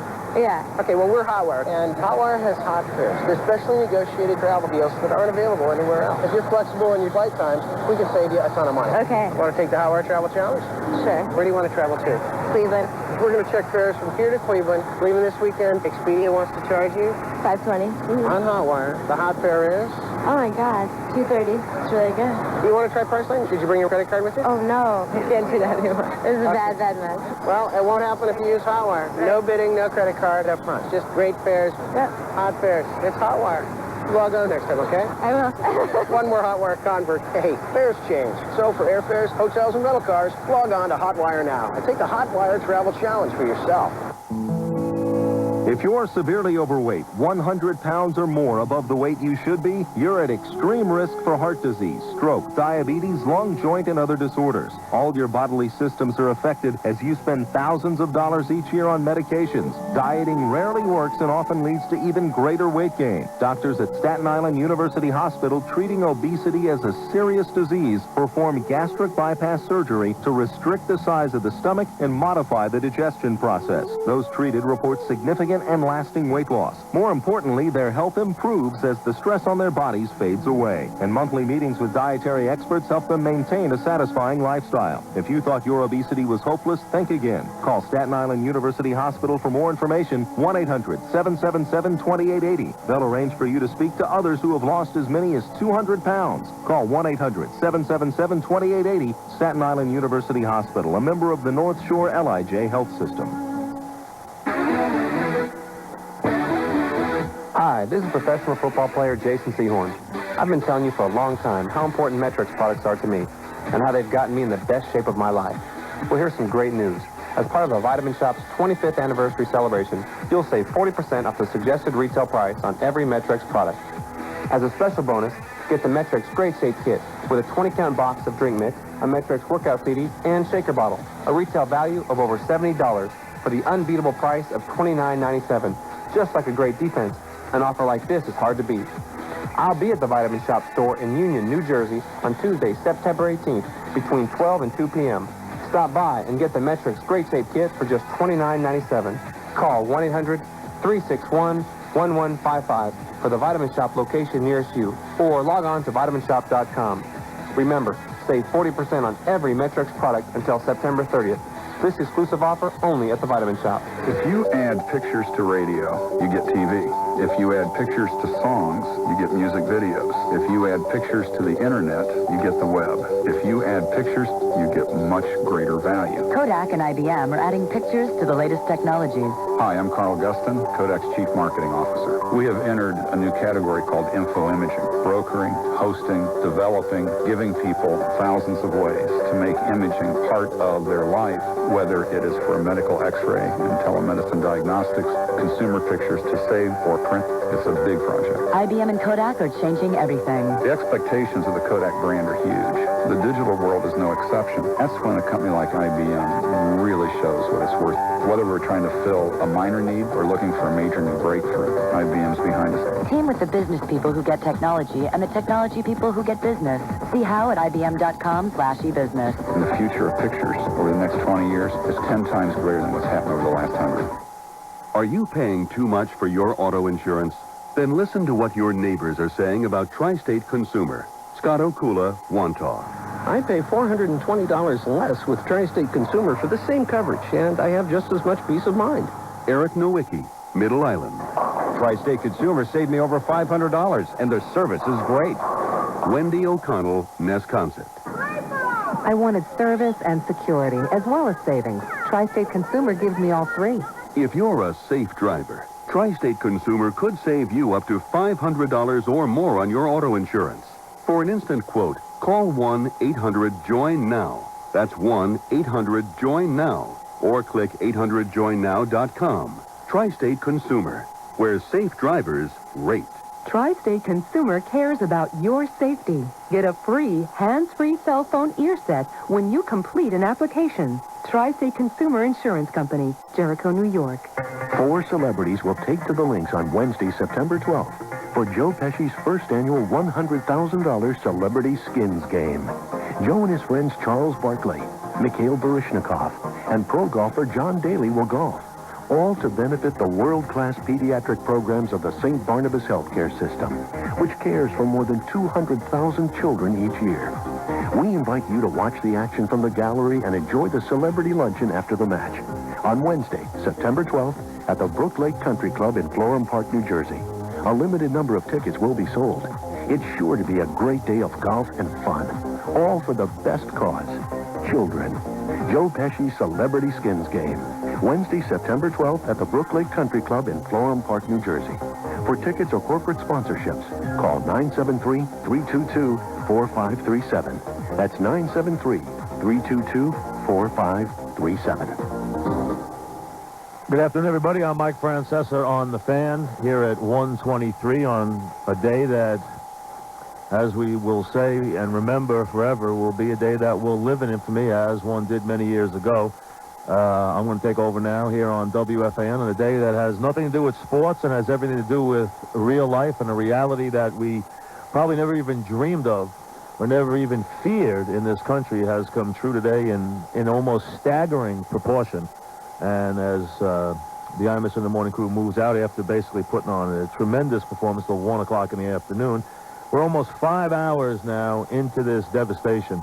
And at this hour, we are a nation in a state of emergency. I mean, in a nation almost in a state of panic. And the armed forces are on the highest possible alert, both in the United States and around the world. The threat condition Delta is the highest that can be ever put into operation, and that means it's the same as a state of war, and that's what we are at right now, I think, is in a state of war until it is discovered. And I think probably by now our country and our intelligent people know who they want to blame for what happened here and how they will go about retaliating or making their statement to the world, which will have to be done in very quick order. We will watch as that unfolds. But the first things first is to secure our nation, which has probably been done by now, and to try and see if we can save the people who can be saved, although the toll here in the United States, especially in our city, and in places and on airplanes and in Washington, D.C., and in the Pentagon building and in maybe places yet unknown, because we don't know that all the devastation is done. There could be something else that still comes our way, maybe not in the way of an airliner, but in the way of some kind of other terrorist action today. Will take a toll into the many thousands here on a day that, as we said, unlike any other ever in our country. And this was the point that struck me, and I want to make a couple points before we start getting into whatever news we can update for you this afternoon here on The Fan, and we will all afternoon. And that is that I never thought we would see this day. And I thought that, you know, when you watch things like all these World War II movies that have been done, Spielberg and Hanks and this stuff, and you see how people in Europe were devastated during wars, or see countries that live with this and what they live in with the Middle East, with bombs over their head and bombs in their living room and stuff, and we've never even dealt with any soldiers in their streets, and we've never dealt with anything like that until today, when we really have been attacked. Not attacked by a formal nation, but attacked by a group, probably a group of terrorists that we know by now their identity. And maybe they're mobile, and maybe they move around the world, and maybe they're very liquid in form, but still they're devastating and powerful in form, and they want to attack us. And they finally have, in a devastating way, far greater than we ever thought possible in this country. Now, as I drove in a couple hours ago, a couple things I want to say about that. Number one, if you are in Nassau County, in Queens today, get off the roads. Because what's happening here is you're just clogging things up. Don't be driving anywhere today that you don't have to drive. Because there are so many people trying to move emergency vehicles and move police and move rescue people and emergency people and hospital people into New York City now to help, that you're just clogging things up for them. And it was a mess even around here in Queens, just a total mess. And you don't want to be involved anyway. And the other thing that annoyed me was the tempers flaring. I mean, if there's ever a day, that we as a people have to just, you know, pull together. You can't have this happening and see the smoke billowing, and I see guys getting out of their cars and start a fist fight in the street. I mean, come on. You know, get a grip on what's going on. Take a little look at the bigger picture. You know, the cops don't need that going on when they're trying to usher people in to help people who may be bleeding to death in New York City. So just get out of the way and let people help and just basically go home. And watch this on TV and be with the people, you know, that you love and your families, and just hope that we've seen the end of it and we can move on and kind of rebuild what's already happened, because our nation's been attacked and our city has been devastated. I mean, to see those buildings drop, I mean, there's no way you could watch that and not be just horrified, not just feel it in the pit of your stomach to see those buildings, which have been, you know, monuments to what we've erected, not just in the city, but in this country, in terms of business and finance and the society we have. To see them drop to the ground in a matter of minutes tells you how vulnerable things are and how vulnerable and fleeting life can be. So just, you know, get a grip, get out of the way, and let the people who have to work. Now, the New York blood supplies are extremely low, so if you're within walking distance of a hospital and you're healthy, go give some blood. Elmhurst Hospital has called in Jackson Heights. They need blood. They can get it transported to the city. Now, you're not. I don't want you to get in your car and drive somewhere to give blood, but if you can go give blood, go give it, because that's one thing you can do to help. They're starting to open up service a little bit now. They have limited service, subway service. We'll get you up to date on that. The bridges are still closed, though. You can't go near Manhattan. Don't drive in it. Don't drive into it. You're not getting in. If you're in your car, just be patient. It's going to be slow. You'll get home, but just be patient. I mean, you just got to realize, I mean, you know, everyone's trying to go in the same direction, and it took me, you know, 2.5 hours to get into the station. And basically, it took me 15 minutes to get within a mile of the station, and it took me an hour and a half to get 1 block. You just got to take your time. Now, if you're just joining us, well, I know you're up to date on everything, so I don't have to go through the timeline right now of what happened today. I'm sure you're very well aware what happened. And where we are right now is we're just trying, I think, to settle down a little bit in this country, especially in this city, kind of secure our own defenses and our own borders and our own city, hopefully get the people who can be saved and get them healthy and get them back to a hospital and get them patched up, the ones that can be saved. And unfortunately, we are going to dig out a lot of people who didn't make it. Maybe thousands of them. Thousands, it looks like. And there's a lot of stuff to be discussed here in the days to come, but that's for the days to come. What this means in terms of how it's going to change this country. And it's going to change it a lot. Security, airline security, total security in cities is going to change dramatically. But that's for another day. Warner Wolf, you've heard him with Imus this morning. He lives down in that area. You've heard him talking about it a little bit. He lives 7 blocks from the Trade Center. He's walked around the area as close as he could get, and he joins us now. Warner, how close can you get to the devastation down there? You can get pretty close to it because people are walking away from it now, which it's blocked off. The interesting thing to me, Mike, was that if you go the other way toward Canal Street north, if you try to get back, you have to show some identification. I mean, that's kind of unheard of in this country, to get back in your own neighborhood. Well, Warner, what about I heard you talking before about the building that might be on fire behind where the 2 towers were. Is that seem to be under control now? It seems like, although the smoke is still billowing, I mean, it's not as black as it was, which my understanding is if it's not as black and it turns white, it means the water has doused it a little bit. So I assume that building is, I don't know what's left of it because I can't see from behind it. In front of it, I can't see behind this building. But Warner, when I was coming in from Long Island, I was talking with Warner Wolf. I saw them just ushering busload after busload of help people, of Nassau cops, of emergency people. I mean, busload after busload being ushered in on the highways into the city. So there must just be thousands of cops, firemen, rescue workers in that. There must be thousands of them in that area. Yes, thousands. Volunteers, everything. And most of the people, you see them, they have masks on, the surgeon masks, because the smoke is horrible. But you have to, gosh, is this really happening? When you look, if you're on Hudson Street and you look south, all you see is a tunnel of smoke, and you can see where the Twin Towers used to be. I mean, if you, the way I would phrase it, it's almost like when you're used to seeing something each morning, you can't help it. You open the blinds and there it is. First of all, you want to look at it. It's such an imposing structure. And then when you go to bed, we would always look at it. And now I'm looking, and it's not there. I mean, it's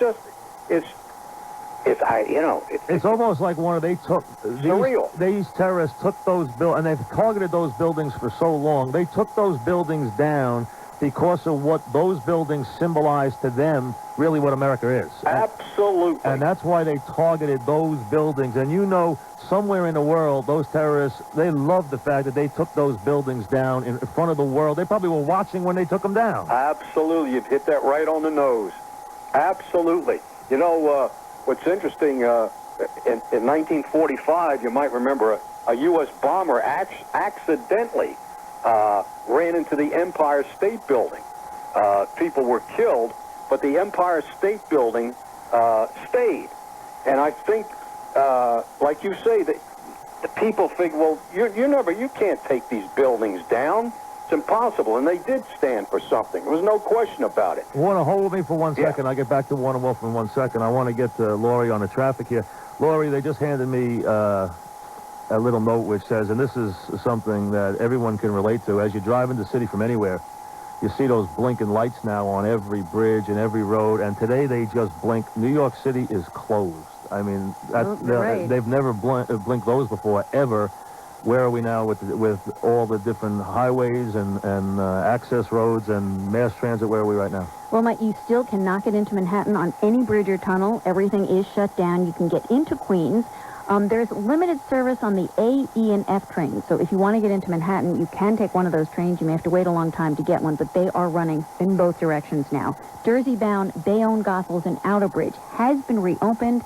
Heading into Staten Island, though, they're still shut down. On the Verrazano, you can go into Staten Island, but you can't go into Brooklyn. That side is also closed.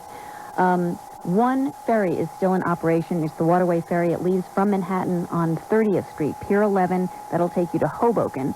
Other than that, George Washington Bridge, Holland and Lincoln Tunnel still shut down both directions. They're not even sporadically opening that upper deck. When I was driving in on the Grand Central, it looked like rush hour going out the other way. So I would think a lot of people have already most of the people who work there probably have already gotten out of the city. I mean, at least a lot of them have already gotten out of the city. That's true.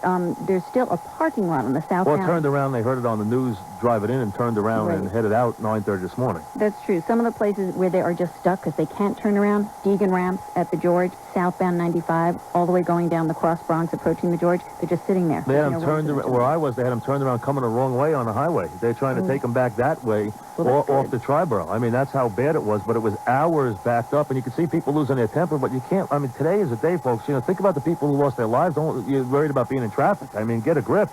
Really, priorities. Jeez. Thanks, Lori. Okay. Let me get back to Warner. And Warner, I hate to even get to this point, but it gets so gruesome. I mean, do you see physical devastation? I mean, did you see people injured? No, I didn't. I mean, did you see anything that looked like there was just a catastrophe all over the place down there? No, I didn't get down that far. But from as far as I could get, just the sight of all you see on a street are policemen and firemen and police cars and fire trucks and smoke just billowing. I've never seen anything. Well, actually, I did one other time. Not to this extent, though, but it's just, I'll tell you, Mike, I don't think I'll ever get this out of my mind, and what still sticks in my head are, I saw people jumping. Oh. And at first, I didn't know they were people. Oh. I thought it was just debris, but I noticed that the debris went down a different way than a body, and just, oh man, I'll tell you. There's no words for it. No, and it just went from bad to worse, because the first thing was after the, about 10 of 9. We live about 10 blocks from where the World Trade Center was. And that plane, I said to my wife, boy, that plane is low. Well, it flew right over our apartment. And then I would say 5 seconds later, boom, I mean, an explosion. We said, what was that? My wife opened the windows and she said, oh my God, there's a hole in the World Trade Center. And just to see that, geez, oh God, like, how could that happen? So your first thought was, well, gosh, I guess, what an accident. A plane, for whatever reason, had trouble and accidentally hit the World Trade Center. And that's what I think anybody that at that time thought that's what it was. But then, well, 18 minutes later, and see, that was from the north side going south, so right. that's what I was seeing. But then, from the south, the other plane came and hit the other tower. And then, of course, you knew, well, there's no way two planes are going to go off course. You knew what this was. This was an absolute terrorist attack. And then watching, I can still see the buildings. The one on the right there was more smoke out of it coming out, rising to the top. And then I remember on the phone with Imus, I said, you know what? The color has turned, and now it's all black. And not being a fireman, I don't know what that means, what the ramifications are. But then it collapsed. And Mike, I'm talking about the first tower. To see it come down is, am I watching? Am I here? Is this real? And then, oh God! And then the second one. I mean, you're talking about a 110-story building. A quarter of a mile high. Quarter of a mile high. And not only that, just the the amount of just the people and the people in the area. Oh, I mean, God. it's something that's almost unfathomable. I mean, it really is to be that close to it. And down there, that whole community is built around those buildings. I mean, Yeah. it always has been. The whole image of that area is built around those buildings. Right. I hope the younger people in the audience do understand that sometimes if people don't follow history, the whole thing is history. Like you said, this is the first time this soil, the United States, has ever been attacked. At this magnitude. Oh, yeah. Absolutely, the first absolutely. time. This is like war. I mean, this Yes. is an act of war today. If this were a nation that did this to us, we'd already be at war. Yes. So that's why I think we have to take the same kind of approach, because although it's not a nation, it's kind of a fluid nation of terrorists that have to be dealt with now, because this is a full-scale attack. Of course. And not easy to find them, though. I mean, they don't have it's not like you can just go press a button and find them. That's Exactly. That's a problem. It's like this country did it, so let's go get them. You're absolutely right. I want to check back if you have anything. Thank you. Warner Wolf. Let's go to Christy from the Imus in the Morning program. Christy, go ahead. Hi, Mike. We've been monitoring the wires and keeping track of what's going on now. Unfortunately, a lot of the experts have been saying that, we may not have seen the last of this. I mean, it's frightening to think. But what's coming over the wires now, apparently there are bomb threats coming into different parts of the country. Niagara Falls Airport reporting that they just received bomb threats. Police and special bomb-sniffing canines have been called in to check the area there. And from what we understand, all flights at the Niagara Falls Airport and other flights throughout the U.S. and Canada grounded until at least 6 o'clock local time this evening. And that, of course, is Eastern time. And also a report that a building in downtown Nashville was being evacuated because of a bomb threat. So, I think, unfortunately, we're going to get a lot of that now that's not even going to be real, because this thing was so well organized and happened in such a short time that I think this strike probably already took place. I think this is now probably people, how there's a lot of crazies out there probably calling in bomb threats, which you now have to go check out. Exactly. But I think that these guys were so well organized this was probably years in the making. Sure. That it happened so quick, and they almost did everything they wanted to do, with a couple of exceptions. Those two planes were probably downed by fighter planes. We're going to find out, unfortunately, which might offend some people in this country, but they were probably headed for, the White House. Mm-hmm. But I think that was a wave that's probably over. Well, we hope. I would think, anyway. I mean, I would think that the people who did this were the real, terrorist groups, and I think we know pretty much, I think we all think we know who did it, but we can't prove it, but let's see what they say later on today. But I think there's a lot of I've heard coming in, schools were saying that they had bomb threats, and weird places were saying that. Now, they weren't going to pick some little place. I mean, they're bombing the Pentagon. You're not going to bomb some high school. They're bombing the Pentagon. So I think you're going to hear a lot of that stuff that's unfortunately going to have to be checked out, which isn't going to prove fruitful, I think, in a lot of places. We sure hope. Yeah, definitely. I think you're right that you were talking about it being planned years in advance. How did these folks, able to get whatever they had, guns or bombs, into the airfield? They had to have people working on the airline. In place, exactly. Yeah, absolutely, for years. Also, we've got reports that military warships out of Norfolk, aircraft carriers being moved in to, of course, help cover the airspace around New York and Washington, D.C. The JFK and yes, George Washington. Yep. So that's going to try to be, as close into D.C. as they can get. And evidently, First Lady Laura Bush has been whisked away by security and is in seclusion. So there's, a lot of different things developing right now. And Yasser Arafat has come out sending his condolences to the United States. And, of course, that's going to begin now, the discussion of who's responsible. Well, and no one has claimed responsibility. I don't know if someone wants to claim responsibility for this one. Because this one, if you claim it, you might wind up erased. Exactly. Because you're going to have a hard time hiding if you claim this one. Right. Earlier today, we were reporting this, that Abu Dhabi television, evidently an anonymous caller called there and said a radical Palestinian group was responsible for the attacks. But then the group later denied any involvement. So I think that's going to be just an ongoing development of, of course, trying to find out who is behind this. Well, there's going to be one name that's going to, if the people who spend their life on this are all going to say the same name. Osama bin Laden. Because he's the only one who has the resources to do something like this. So, I mean, I'm sure wherever the Joint Chiefs are meeting and the CIA people are meeting and... Rice is and Powell are, wherever they're flying to and meeting, that's the name that's on the tip of everybody's tongue. And where is he? Supposedly in Afghanistan, and I think they might want to find out where he is in a hurry. Right. Colin Powell, I know, was on his way back from Peru, and Condoleezza Rice was in D.C. So, and the last that we heard from Bush was in Louisiana. Which I'm sure will be moved again now. Yeah, exactly. Thanks, Christy. All right, we're going to go update this, and we'll keep you posted. Thank you very much.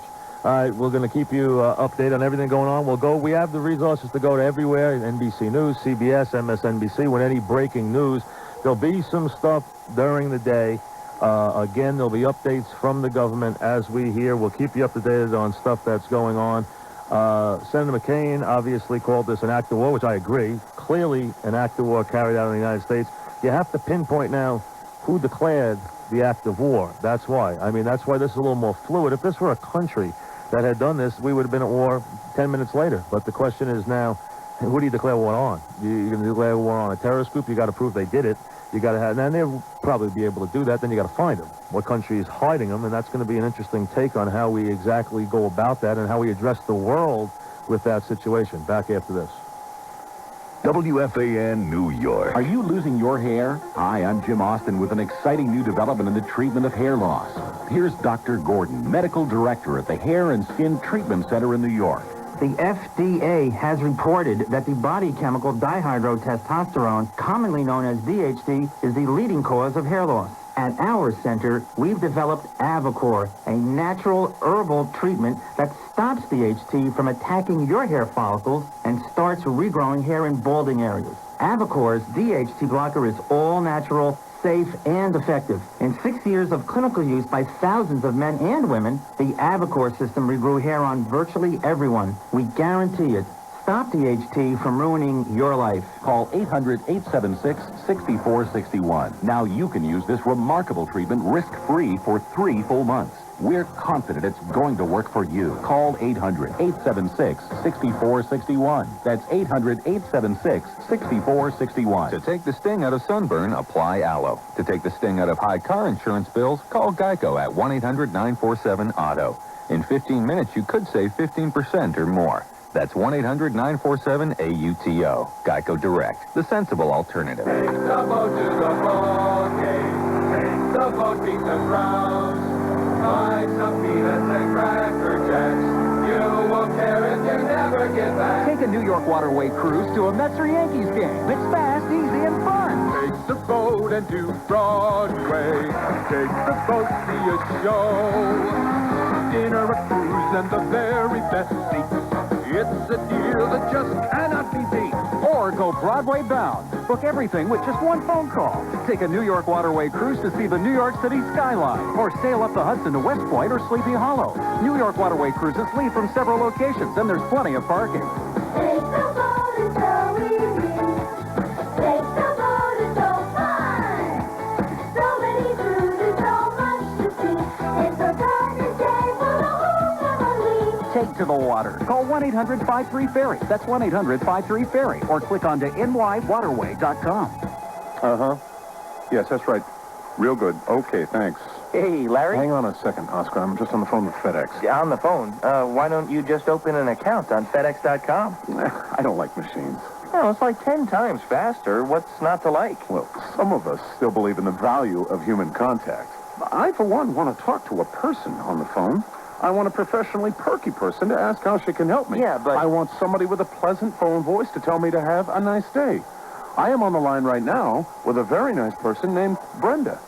Now, Brenda is an actual human being who understands my needs and feelings and stands with me, united by common goals and mutual respect. Right, Brenda? No, because you can save 10% on FedEx.com. Bye, Brenda. Open an account on FedEx.com. Save 10% on online express shipping. See program terms and conditions at FedEx.com. FedEx.com. It's faster, it's easier, it just got cheaper. Great, you didn't get burned. Well, at least not at the beach. We can't say the same for your car insurance bill. Fortunately, one call to Geico could save you 15% or more. Call 1-800-947-AUTO. 1-800-947-AUTO. Geico Direct, the sensible alternative. You don't have to pay any price for the best cars. You don't have to give up all you've got to drive a new Nissan. All you have to do is run on over to your Nissan dealer during the Nissan Model Year-End Sales event. Get low 3.9% financing on new Nissans in stock. Or get up to $1,500 cash back on select models. You don't have to wait another minute to get great deals on the best cars. Now is the best time to buy the Nissan you've always wanted. The Nissan Model Year-End Sales event. Hurry to your Nissan dealer for low 3.9% financing on new Nissans in stock. Or up to $1,500 cash back on select models. Nissan. Driven. Offer ends October 1st. Must take delivery from new dealer stock. Cash back from Nissan. Not available on some leases. APR for well-qualified buyers. Not available on Frontier Crew Cabs or Altima. Call 1-800-648-7038 for details. In order to help spread the word about the Visa check card, we're asking for your help. Next time you're packed into a crowded subway or in line at the local deli or simply standing on a sidewalk surrounded by total strangers, tap the shoulder of the person nearest you, smile, and say, "Excuse me." Yo, who you touching? Did you know that the Visa check card automatically deducts your purchase amount straight from your checking account? Excuse me? That's right. It's faster and easier than writing checks and fumbling for ID and less of a hassle than relying on cash. Get out of here. It's perfect for making all those everyday purchases. No, seriously, get out of here. And what's more, the Visa check card is accepted everywhere Visa is. Over 18 million places worldwide. Pass it on. Sure, this might feel a little uncomfortable at first, but don't let a couple of awkward moments get you down. Keep spreading the word, and you can be sure that people will thank you for it in the end. Yeah, let's move it along, pal. Visa check card. It's everywhere you want to be. France House on the Fan at 1:50 on a day unlike any other we've ever experienced in this country as New York tries to dig out and see if it can open up a little bit. Let's go to Lori and let her update us on what's going on. Lori? Okay, Mike, Long Island Railroad now has some eastbound service from Penn Station. You can get out of the city, nothing westbound. Metro North also has trains now leaving Grand Central, limited amount, but you can get out of Manhattan from Grand Central, nothing coming into Manhattan. Holland Lincoln Tunnels, George Washington Bridge closed both ways. You do have some limited service on the A, E, and F subways that will take you into Manhattan and through Manhattan. Triborough, Throgs Neck, bridges closed going into the Bronx. Open Queensbound. Whitestone Bridge still closed in both directions. There is no Amtrak service between New York and Washington and no Amtrak going into Penn Station. Southbound BQE, very heavy and slow moving, extremely heavy. Southbound Belt going to the Verrazano, bumper to bumper from Cross Bay Boulevard all the way down to the Verrazano. And at the Verrazano, you can get into Staten Island. Brooklyn bound, it's still closed. Jersey bound, Bayonne, Goethals, they're open, but Staten Island bound, they remain shut down. And that's the update for this time. Thank you, Lori. And the blood supplies in New York obviously are very low with all the injuries today. Now, the hospitals need blood, as you know, and if you're within walking distance. Now, right now, and this doesn't mean later on don't go give it, but wait a little while, because fortunately there are enough good people out there that there is a waiting line right now to give blood.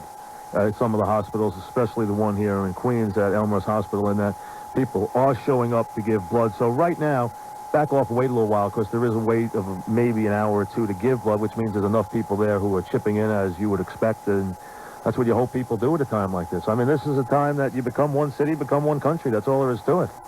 I mean, that's what you do when you have this kind of catastrophe. And this is a national state of emergency. This is a national catastrophe. There's nothing short. I mean, don't be surprised if we have some major military announcements by this evening. I would not be surprised by anything that happened today after what we've seen. Now, I didn't hear all of this morning. Ro came in and told me Susan was on the phone with Imus, and she was describing what was going on, and that's when I turned it on, because I was on the phone with my accountant, and he told me, did you see what happened at the World Trade Center? Turn the TV on, and I did, and then I heard the whole thing and kind of turned on the radio, and Susan's still here, but she can't go anywhere. And now, Susan, I didn't hear the whole thing, so kind of take me through it. Well, if you were going towards Manhattan at about 9 o'clock this morning, you actually saw it unfold in front of you. Terrifying, Mike, because you feel like you're watching a movie, and something in your mind doesn't connect that it's really going on. About 9 o'clock, I got to a point at the Bruckner where I could see the World Trade Center, and it's a gorgeous day and not a cloud in the sky, and I actually saw one of the buildings, the smoke piling out of there, and that was the first I had really heard about it. And as I was stopped in traffic, and there was just humongous traffic, obviously, on the Bruckner going towards the Triborough, when people were there, and about 15 minutes later, I was describing the event to my mother on the phone back in Boston, and I actually saw a plane come from the Hudson side of the river, and I saw the plane go into the building, and this fireball explode out of that building. And you don't believe in your heart what you have seen. It's just an awful, awful feeling. And then, of course, you see that the police are moving you over, and you have very quiet and single file over the Triborough Bridge. But you people that were coming to work in Manhattan, coming from the north, actually saw it unfold, because you had some shot, some view with this gorgeous day. And I remember saying to Imus, calling in and talking about the plane, and he asked me how big the plane was, and I said, I don't know planes, but it wasn't a little plane. It wasn't a Cessna. It looked like a real jet. It was a real jet. And if you look at it, and you look at the timeline that went on, the 4 planes hijacked, the World Trade Center, the Pentagon, the military going on high alert, airports closed, and everything. And as you said, this day is not going to be over, and we're not going to go back to work and have a wonderful day tomorrow. Things have changed forever in this country. As far as security and stuff, which we don't even want to get into now because there's too much to do. There's too many people to help. There's too many things to dig out. There's too many, unfortunately, people to bury. There's too much to do, especially in this city. But this will change the way we live. And there's been this ongoing threat for a long time, since the last World Trade Center, the World Trade Towers and the whole thing that went on years ago, which was Bin Laden, okay, who this was, I don't want to, throw it out there yet before everybody else. I mean, I know what people have speculated. This is Bin Laden again. I mean, you'd bet 10 to 1 it is, because it was so brilliantly organized. The government cannot believe how well organized this one. He's the only one who could organize something of this nature in this country. Because of the war chest, because of the remarkable places he has. And I remember I was probably putting people in place 5 years I was flashing back this morning as I was sitting in the car, and I remember listening to some of the trial 8 years ago. And if you were around at the World Trade Center bombing, you remember the trial, and it was mesmerizing. And I remember the speculation then, the case the government was trying to make against these men, was that the plan was because they believed that the World Trade Center was a symbol of everything that was America. It is. To them it is. And back then, what they wanted to do, and this was the plan, was to blow up one... Susan, hold me 1 second. We got to go to Brokaw. Something's going on. Let's go to NBC News. We're uncertain at that time. This is a live picture of Lower Manhattan, missing two of its most familiar profiles, obviously. The twin trade towers of the World Trade Center, iconic buildings here in New York, really representing, symbolic, if you will, of the enormous economic strength of this country. They sustained an attack in 1993. They were reopened. The country came back from that, and we went about our merry way again, thinking that in Fortress America this couldn't possibly happen. but of course it has. Neil Livingston is one of the most widely recognized experts on international terrorism. Mr. Livingston, we keep coming back to the same issue. This was a very sophisticated attack. This was not just a lone suicide bomber of some kind. 4 hijacking simultaneously.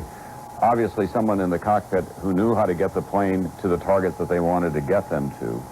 And it had to have happened over a long period of time, and they were all transcontinental flights loaded with fuel. Tom, this is our worst-case nightmare scenario, the one that we've hoped would never happen, and that would be a multiplicity of targets with a multiplicity of highly sophisticated bombs, in this case aircraft, and very symbolic targets. And so this great deal of thought went into this, a great deal of time and money. This kind of thing doesn't happen overnight. So we can anticipate that maybe a year or more was probably devoted to planning this attack, and there may be others coming. Mr. Livingston, I remember that the FBI has been concerned for some time about the number of cells harboring terrorists in America that have been growing. Is that true? Well, there clearly are a number of people in the United States that have been the beneficiaries of our relatively liberal immigration policy that have hidden within various communities here and have expressed very strong anti-American sentiments. Whether that can be translated into terrorism at this point is open to question. I would suspect that what we will see in this case are perhaps foreign nationals who have arrived in the United States strictly to carry out this mission, hijack these aircrafts, and take them to their targets. Very similar to what we saw in that millennial potential attack when a man was arrested at the border in Washington State, who was going to carry out bombing attacks in the United States. He was an outsider who had been sent here to do that. All right, Neil Livingston, thank you very much. I also have on the phone now Anthony Lake, Tony Lake, a former national security advisor to President Clinton, who's been a longtime student of the prospect of terrorism in this country, recently wrote a riveting fictional account of the various scenarios that the United States may have to deal with. But even in your most wildest imaginative days, Tony, you could not have anticipated something like this. No, it's terrible. It's hard to say you can be lucky in any respect in something in such a catastrophe. But one of the great dangers still lurking out there is that it could have involved some kind of weapon of mass destruction.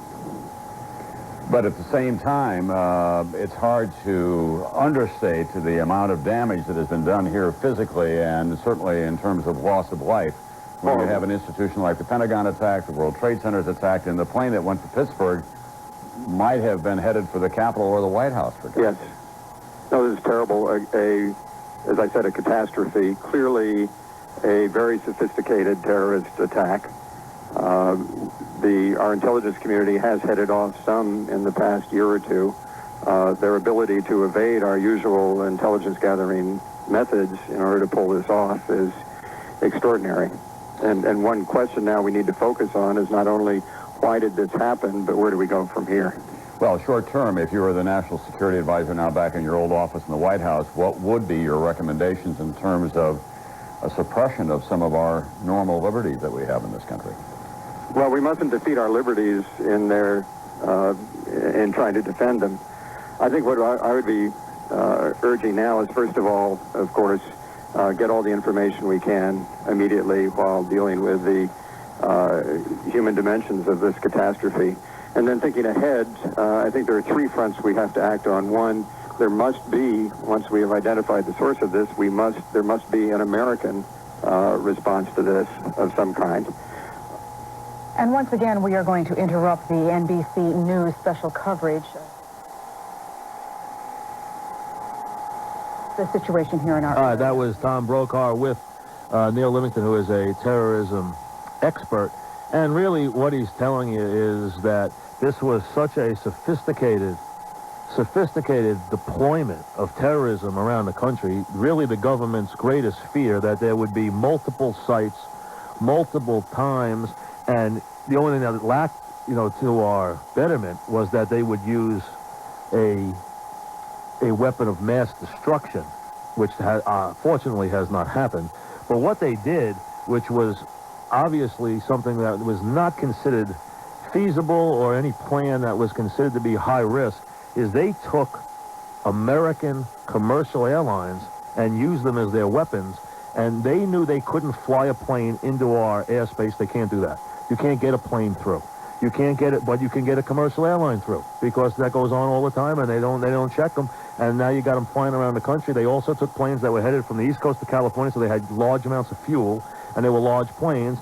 And obviously this deployment was done in a way that was absolutely, you know, you hate to say it, but brilliant. I mean, this was an incredible deployment of force in our country in a short amount of time. I mean, had to be worked on. They said a year.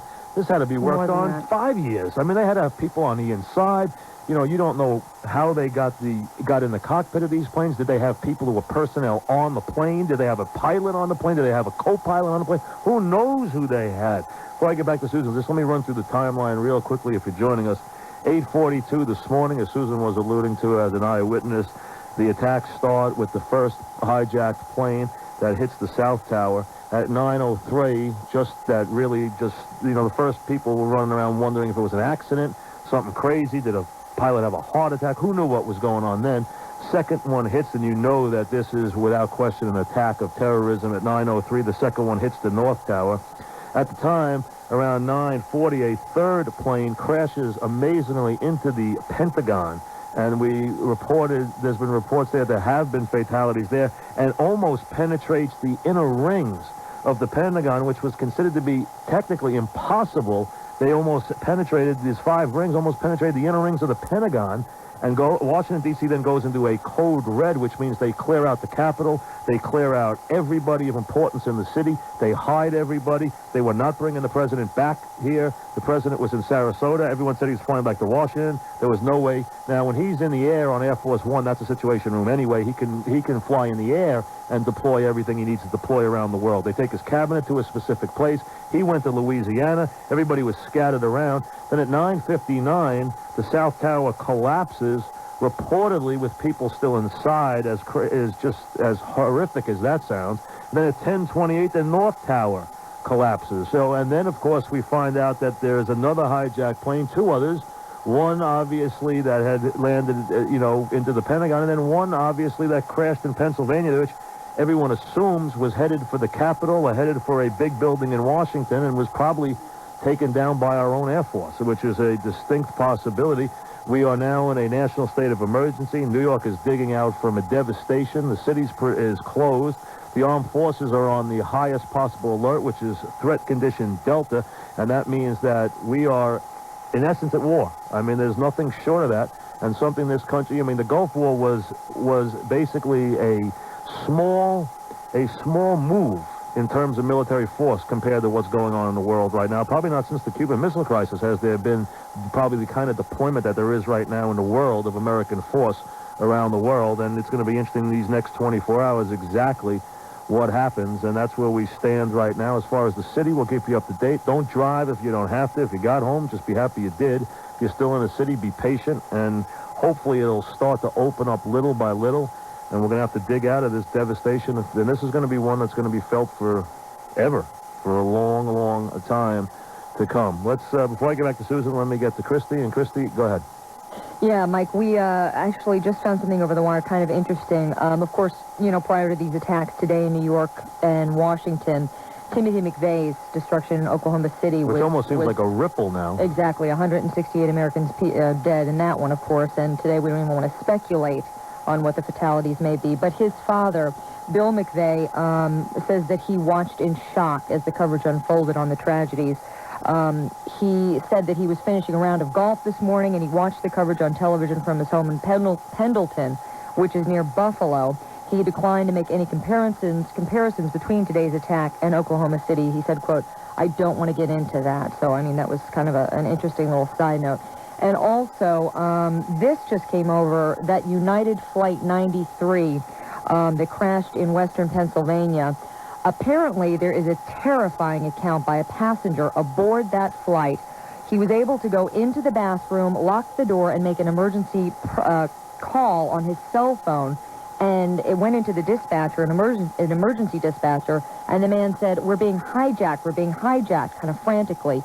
just before that plane crashed. And It must have been close to the ground, otherwise the cell phone wouldn't have worked. Yeah, well, that's what it's apparently taken from the transcript. I mean, that's he would have to be. It would almost have to be in the last Right before seconds, they crashed. because if you're up too high, they don't Well, work. let's see. Okay, the flight was headed from Newark to San Francisco, and the crash happened near Somerset County Airport, Plus, about that 80 miles southeast of Pittsburgh. Plus, that call, which I find skeptical for this reason, too, because we kind of think that plane was probably either forced down or shot down because it was headed, according to officials in Pennsylvania and Virginia, for a Washington building, the Capitol, White House, Camp David.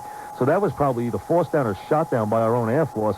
I don't know if that guy would... That one, I'm a little skeptical. You're going to of, get all yeah. kinds of things that people are going to say, because anybody I'm who's not ever saying it's flown wrong. an airplane... You know, That a pretty reliable source. that one Well, if he's kind gone of... into the dispatch, it doesn't mean he was on the plane. True. He could have, someone could have phonied it in there, too. Who knows? But, I mean, that one I'm a little skeptical of, only because we don't even know what happened to that plane yet. That plane could have been blown up in the air. We don't even know yet. There is one interesting thing that just came over the wire, Mike and Christie. A Pentagon spokesman confirming that Secretary of Defense Donald Rumsfeld was in the Pentagon when the plane struck the building, and Rumsfeld evidently is okay and help people get out of the building. Well, so evidently, he was there. the big offices of the power brokers is on the other side of the Pentagon. They hit the wrong side of the building, so that's one thing they did wrong with their intelligence. They actually hit the side of the building that does not have the decision makers in it.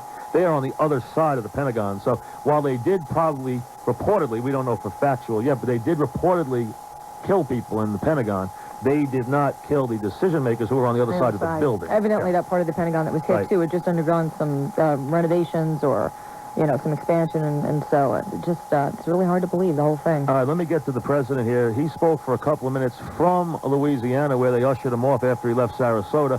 And let's hear President Bush. Freedom itself was attacked this morning by a faceless coward,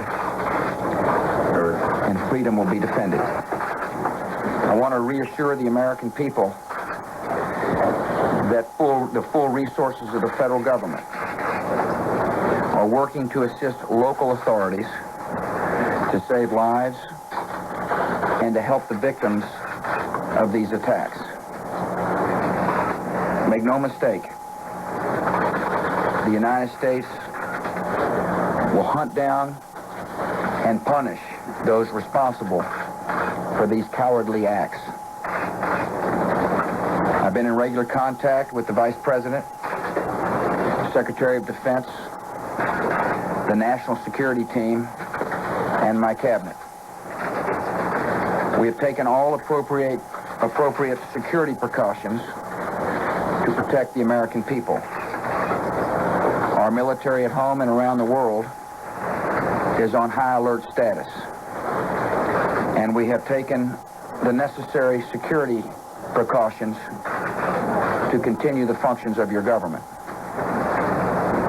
We have been in touch with the leaders of Congress and with world leaders to assure them that we will do whatever is necessary to protect America and Americans. I ask the American people to join me in saying a thanks for all the folks who have been fighting hard to rescue our fellow citizens, and to join me in saying a prayer for the victims and their families. The resolve of our great nation is being tested, but make no mistake, we will show the world that we will pass this test. God bless. President Bush in Louisiana. Now, you're going to find out, people have been wondering, people have been questioning George Bush. What kind of person is he? How bright is he? This and that. About the election, people unhappy the way the whole thing was solved.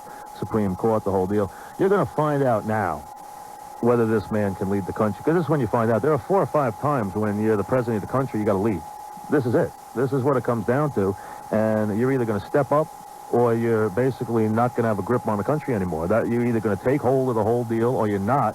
And you're going to find out in the next 48 hours whether George Bush is going to be a strong president or not. That's what you're going to find out. Now, he has not been inspiring the 2 times I've seen him today. I don't want to get on him. I'm sure he's getting a lot of information. I don't want to be disparaging the president this time, but, I mean, he has not been awe-inspiring so far, and he has not shown a lot of anger which is very surprising considering the devastation and the attack that this country is under. And to put him in front of a bunch of children this morning when the country's under attack was one of the mindless things I've ever seen.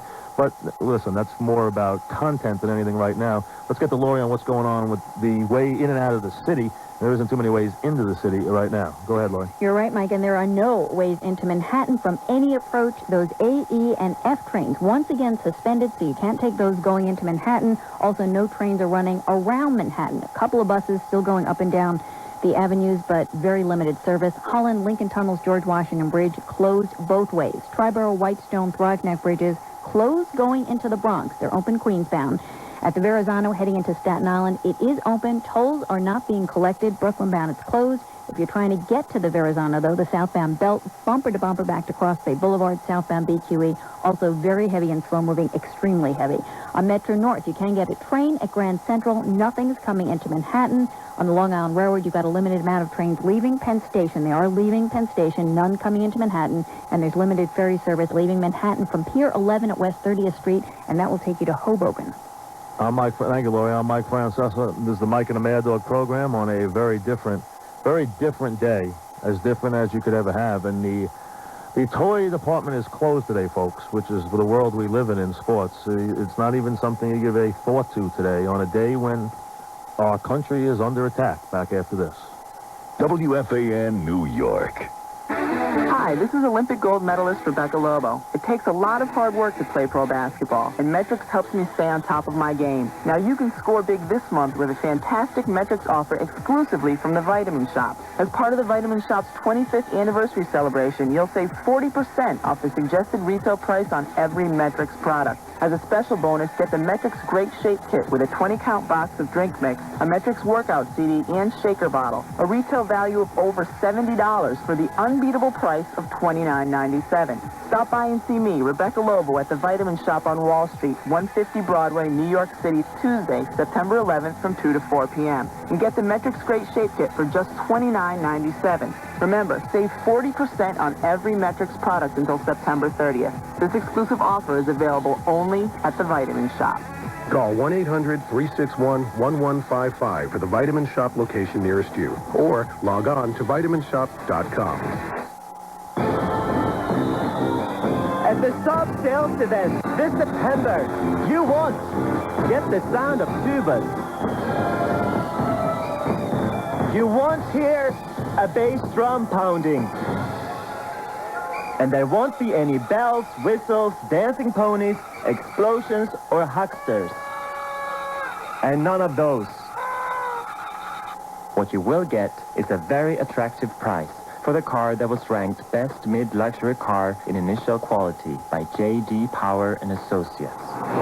It's as simple as that. Lease a 2001 Saab 9.5 wagon. 36 monthly payments of $399. Total due at lease inception, $2,892.99. Tax, title, insurance, and registration extra. Program expires 10/1/2001. For details and J.D. Power and Associates award information, call 1-800-SAAB-USA. Visit your Tri-State Saab dealer today. Are you paying too much for your auto insurance? Then listen to what your neighbors are saying about Tri-State Consumer. Scott Okula, Wantagh.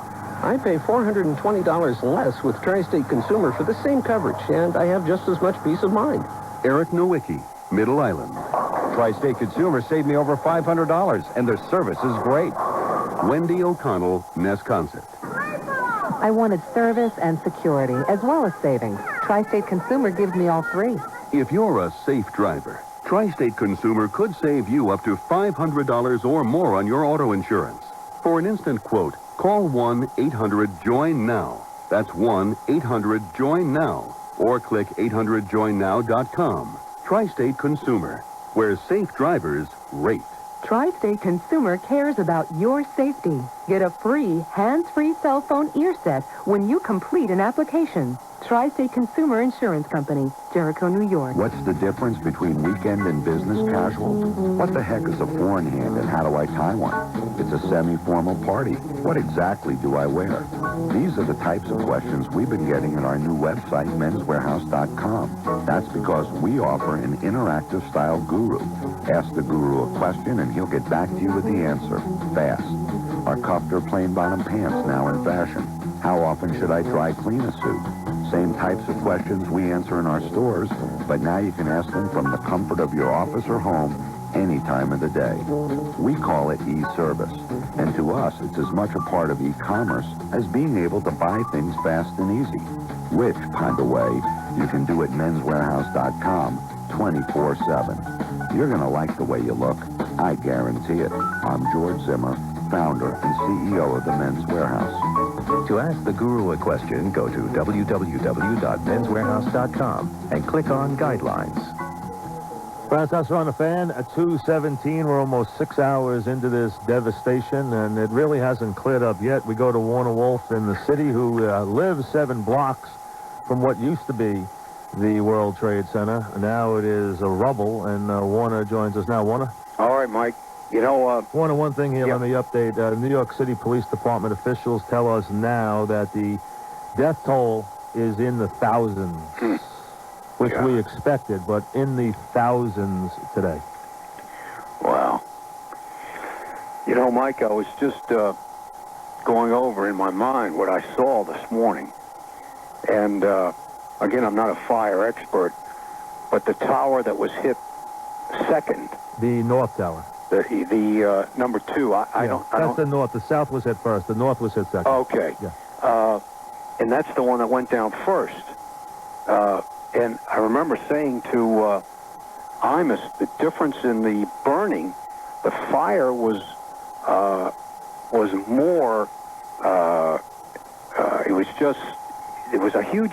The North Tower, which is, you say, this first one, which was hit, right? No, the South was hit first. Oh, the South was hit. Okay. Oh, I see. Okay. Yeah, the South was hit first. The South was hit first. Right. When they were both still standing after both were hit, the South Tower, which is the one on the right, I'm looking south, it was just the smoke. It was more smoke than fire.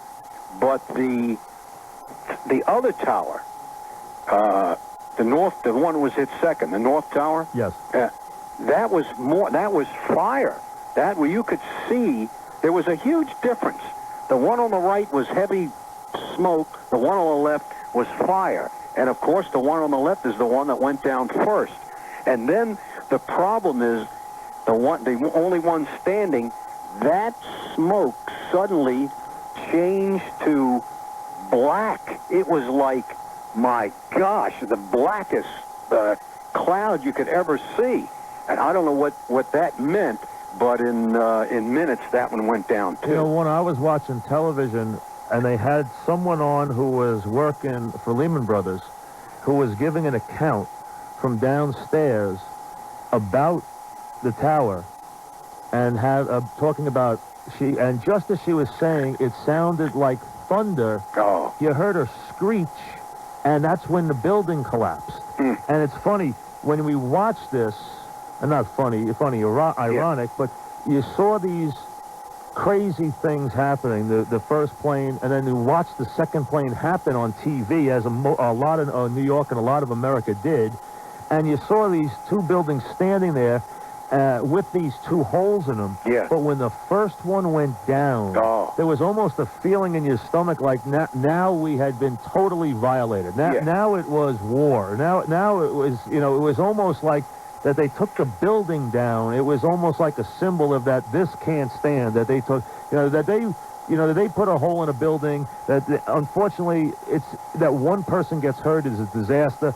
But when they destroyed the whole building, it was almost like this can't stand. That's all there is to it. I mean, this has to be dealt with. You're absolutely right. There was a difference in time. As long as those buildings were standing. I agree. It was like, putting aside the deaths. It's like they leveled New York today. It was like they came in and leveled the city. Absolutely. As long as they were standing, it was horrible, but it was like, you can't beat us. We're still standing. But you're right. When they went down, that was a different game. And how is it now? What can you tell me about right now at 2:21, almost 6 hours after the whole first catastrophe? What can you tell me Well, now? I can tell you, looking out my window, the smoke is just still incredible. I've never seen smoke like this last for so long, and I don't know how longer it will last. It's just, the smoke is, That's what you notice. I mean, you can't go near this. It's just smoke. And, wow. Mike, this is Christy here, Warner. I was going to add that officials were saying people really should stay out of the area, not only because of the danger, of course, of debris or whatever, but the smoke inhalation. A lot of people being taken to the hospital. And they're saying the building was coated with asbestos when it was built, so that means there's also asbestos particles and gas that have been covered over. What was used when they built in those days, they used asbestos, and that is unbelievably dangerous as far as your lungs, as far as causing cancer. So anyone in that area, you should not be anywhere near there, because just taking that in can cause you serious harm. Very dangerous. You're right. That's a good point. Well, I heard Bo say that with Imus, and he said he worked on the building, and he said that all the girders were coated with asbestos and all the walls in those days, and they used to use it in those days. Yes. But they coated it over. But now this building was blown to smithereens, so all those asbestos particles are all out there now. You know what, Mike? The smoke has gotten worse. It has absolutely gotten worse in the time I've been talking to you. It has turned black. Now, I don't know how the television shows it up, but I can tell you, I'm not that far from. It is black, and it's increased. We're looking at a live shot, Warren, and you can see that you can't even see completely down the block. I mean, that's how bad it is. And you see these firefighters and these rescue workers just going through the smoke and the rubble. And, you know, there are people in there they're never going to find. I mean, they're never going to find. There are bodies in there that they're just never going to be able to recover. You're talking about hundreds and hundreds of floors of just debris. I mean, it's unbelievable. You know, I was in Oklahoma City when that bombing happened. I was working for a station in Arkansas. And the rescue workers, I mean, the task before them was just unbelievable, going back into that building. But this is being called a Herculean rescue task. I mean, they're going into the bottom, what's left of these buildings, and trying to, you know, and then of course there's a concern of what could happen further, you know, of any kind of a collapse or who knows what structural, if there is anything left, we don't even know. And you're talking about a couple of hundred people in those buildings. You're talking about 25,000 people estimated to be in these two buildings. And you're talking about buildings that are a quarter mile high into the sky, two of them. I mean, you're talking about a task that is almost impossible. Really, to recover, almost impossible to figure out where people are and where they're buried and where they were. You can't even fathom recovering all these bodies. And right now, they put the death toll, and this is, you know, for people listening, and there's no one who listens or is in and out of our coverage who doesn't know someone. I mean, I know people, Warner knows people, everybody knows people who work in that building. I mean, and work in that area. I mean, you know, no one knows exactly what's going on today. I mean, you just hope you hold your breath, because there's thousands of people who were killed in that area today. They're already putting the death toll in the thousands in New York City. Unbelievable. At that heaviest time of, you know, rush hour time, when up to, they said, like 10,000 people in each building, then you've got on top of that visitors, you know, so it's just impossible. And Mike, we've got some reaction from world leaders who are, of course, expressing horror and just sympathy for the victims in New York and D.C. Russian President Vladimir Putin expressing both deep sympathy and anger in a telegram to President Bush, and apparently has called on the entire international community to unite in this struggle against terrorism. British Prime Minister Tony Blair spoke out, condemning the attack on the United States. This mass terrorism is the new evil in our world today. It is perpetrated by fanatics who are utterly indifferent to the sanctity of human life. And we, the democracies of this world, are going to have to come together to fight it together. And Blair said that he was rushing back to London from, apparently he was at a trade union conference in response to that news. French Foreign Minister saying he was horrified by the news, and Berlin reacting with Germany's Security Council now set to convene. And Palestinian leader Yasser Arafat also sending his condolences to the U.S. In light of those attacks. Arafat says he is sad about the bombings, and he says we are completely shocked, calling it just simply unbelievable. And at this time, Christy, no one, the FBI tells us that no one has laid claim to what happened in America today. And this is of such scale that this is actually an act of war. I don't think there will be the normal, typical, you know, pound your chest claim, because they know this is of such magnitude that there will be a complete retaliation immediately if anybody does it. And as soon as they find out who they think did it, there's going to be complete retaliation, whether it's in Afghanistan or wherever it is, and it's going to happen, I think, rather swiftly. I would be shocked if it took 48 hours. Yeah, I agree. And of course, one of the most respected military men in this country, Senator McCain, as you said, coming out, I think one of the first to say, this is absolutely a declaration of war. Absolutely. You have to, and I think what will and you don't want to put the cart before the horse, because we're still digging out, and we're worried now about blood and really trying to just figure out where we are and if we're safe and things like that. But as soon as it is through the intelligence, the enormous, vast intelligence network that this country employs around the world, and it's vast. I mean, it's so complicated that none of us even know the beginning of it. But as soon as they put the blame where it's supposed to be, I think there will be enormous retaliation, and the country that is harboring these terrorists is either going to give them up or is going to face a severe situation. I mean, I think he's going to face war. Yeah. I wanted to update also the situation with the flights around the country. About 50 commercial airliners, Mike, now in the U.S. apparently have reached their destinations. They are safely on the ground, and the FAA has now grounded all commercial flights after those terrorist attacks in the World Trade Center and the Pentagon. Those flights that were already in the air were allowed to complete their journeys, and there are still a few international flights that have been cleared to land in the U.S. Other international flights have been diverted to Canada. So the FAA is saying that the national ground stop is going to be indefinite. Thank you, Christy.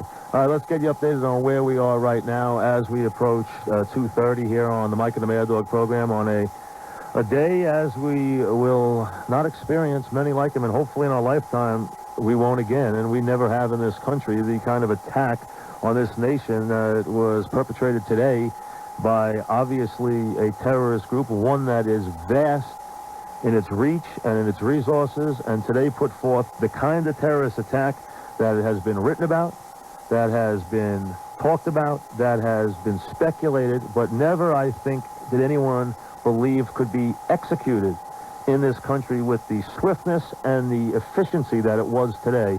And, this is almost like some bad movie, somebody's dream. I mean, there have been books that have come close to this kind of stuff, but to use the resources of the commercial airlines of the United States to pull off what was mass destruction in our city and in D.C. and wreak havoc throughout this country in what was in no less than an act of war is just almost unfathomable. And that's where we are, a horrific situation in New York where the NYPD now tells us the death toll is in the thousands.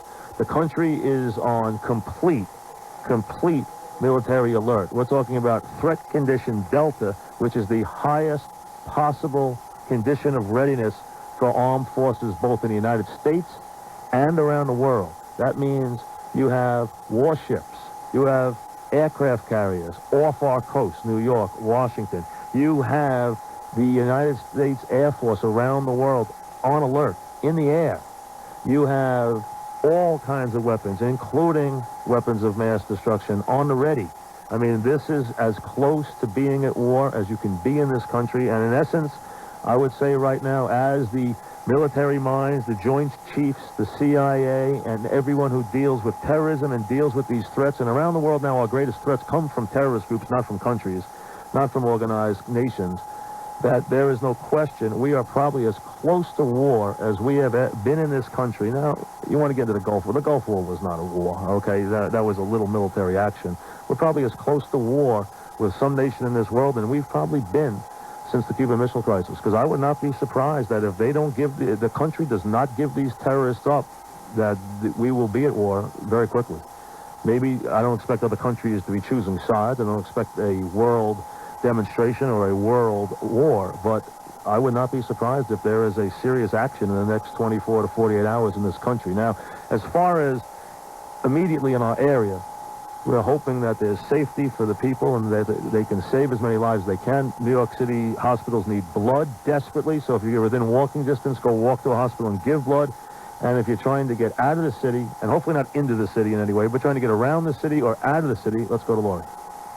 Okay, Mike, pedestrians now are being allowed to walk one way across the Williamsburg and Brooklyn bridges, and that's going into Brooklyn, not Manhattan bound. 59th Street Bridge, same thing. You can walk into Queens, but they're not letting anyone walk into Manhattan. Still no way to get into Manhattan right now. All bridges and tunnels are closed. No trains running into or around Manhattan, and no time frame for how long everything's going to stay closed. Now, Metro North, you can get a train at Grand Central. Limited service, but they are running there. And you've got a limited ferry service leaving Manhattan from Pier 11 at West 30th Street. That'll take you to Hoboken. No Amtrak service between New York and Washington, and no Amtrak trains going into Manhattan. Southbound BQE, very heavy, barely moving all the way around. Southbound Belt going to Verrazano, that's bumper to bumper, complete parking lot from Cross Bay Boulevard. And at the Verrazano, heading into Staten Island bound, that opens. Tolls are not being collected. Brooklyn bound, it's closed. Jersey bound, Bayonne, Goethals, Bayonne bridges, all open, but Staten Island bound, they remain closed. Thank you, Lori. Now, here's where Senator John McCain said, and I totally agree. He told CNN, this is obviously an act of war that has been carried out in the United States of America. McCain said that that this is a situation so serious that words can't describe them, that this can't be these attacks cannot be looked on in any other way but as an act of war that warrants that type of national response. I couldn't agree more in any way. We hope that the people responsible for these horrific events will suffer the full measure of our justice, and I believe that that's what's going to happen here. There is no way the United States can blink, and now, finally, those terrorists, those groups, those liquid, almost invisible groups that you hear about, that you don't know much about. You hear the names. You know they have resources. You hear about their terrorist camps and what they can do. Well, they finally have done it.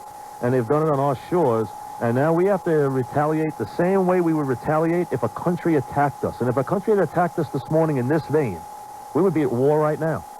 We would have declared war within an hour. We would have declared war. And we have to declare war, I think, on these terrorists now, and the countries that harbor them have to be dealt with just like we're at war. A congressman, this just from AP, a congressman says an apparently hijacked plane that crashed in Pennsylvania may have been headed for Camp David. Virginia Democrat James Moran says he got this information from the Marines.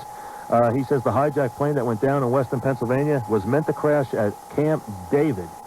Now, two other planes, as we know, crashed into the World Trade Center. Another crashed to the Pentagon. The fourth plane was probably, we don't know this, but you wonder if on the way to its mark, was it taken down by our own planes? Who knows? That's seriously just speculation right now. A lot of this stuff is still speculation, but there are things we do know. What we do know is that the planes that were hijacked, the four of them, there were 266 people aboard, including crew and passengers, and all the people on those planes have perished. American Airlines Flight 11, a Boeing 767 en route from Boston to L.A., crashed into the World Trade Center. It was carrying 81 passengers, 9 flight attendants, and 2 pilots. The American Airlines Flight 77, a Boeing 757 en route from Dulles Airport near Washington to L.A., crashed into the World Trade Center. That was the second one. The plane was carrying 58 passengers, 4 flight attendants, and 2 pilots. United Airlines Flight 93, a Boeing 757, crashed southeast of Pittsburgh. That was the plane we just discussed. That it has been rumored, reportedly, that plane was headed for Camp David. That plane was originating from Newark, was headed to San Francisco. These were all transcontinental airlines, all with enormous amounts of fuel because they're going across the whole country, east to west. The plane was carrying 38 passengers, 2 pilots, and 5 flight attendants.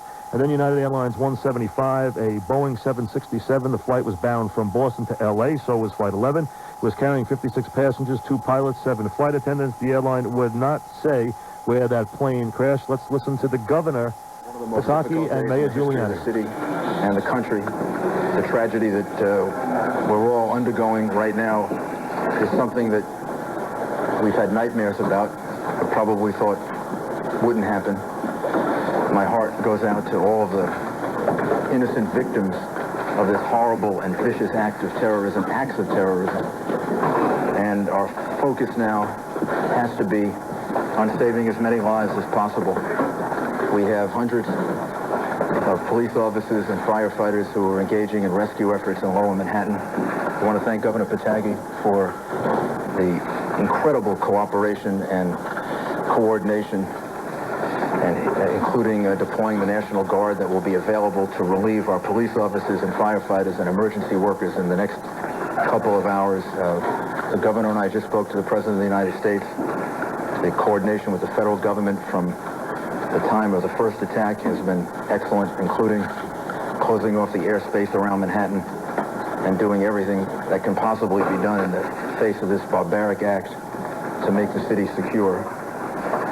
And we will strive now very hard to save as many people as possible and to send a message that the city of New York and the United States of America is much stronger than any group of barbaric terrorists, that our democracy, that our rule of law, that our strength and our willingness to defend ourselves will ultimately prevail. And I'd ask the people of New York City to do everything that they can to cooperate, not to be frightened, to go about their lives as normal. Everything is safe right now in the city, and the people who are doing the relief effort need all the help they can get. And then, Governor, thank you very, very much for your assistance and your help and your support. Thank you. Thank you, Mayor, for your leadership through this crisis. This is a vicious attack upon New York. It's an attack upon America. It's an attack upon the whole concept of freedom and our way of life. And we cannot let these attacks succeed. The first step has to be to make sure we do everything in our power to protect the people and to save the lives of those whose lives are still at risk and to help those who have been injured. And I want to commend the mayor, and I want to thank my colleagues from Connecticut, New Jersey, Pennsylvania, and the federal government have all offered and made ready support to help us deal with this ongoing crisis. The people of New York are not only the freest and most diverse people in the world, we're also, I believe, the most capable of rising to meet the challenges of this type of attack. And right now, we want New Yorkers to remain calm, to go about their business, to appreciate the fact that everything to provide for their safety is being done, to appreciate that everything that can be done to provide for the health and the needs of the people who are still at risk is being done, and that we will continue to work to make sure that we get through this as strongly and quickly as possible. I want to thank the federal administration. Secretary Thompson has been on the phone with me a number of times, as well as the president, for what they are offering and prepared to do. And we're just confident that, well, this is a horrible attack and one that is despicable and really unthinkable in its magnitude. We will get through this, and we will continue to have a great and free country, state, and society. Do we know the number of casualties at this point, sir?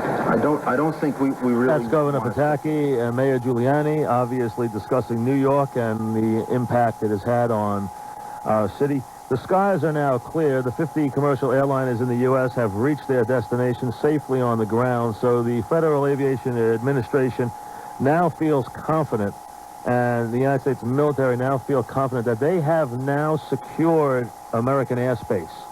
The New York airspace has been completely cordoned off. I'm sure Washington, D.C. has been completely cordoned off. They will not bring the president back into D.C. until the White House has been fortified completely by air and ground. They will probably do that or have already done it. Then they will bring the president back and plop him in a situation room at the White House with his staff, but they will wait till they completely by land and by air have completely secured the White House from any possible attack. And they say now airspace in the United States is now completely safe. See, usually you cannot get a plane in any way. You cannot get a plane in that's, bringing contraband, bringing drugs, or an unmarked plane or anything like that in.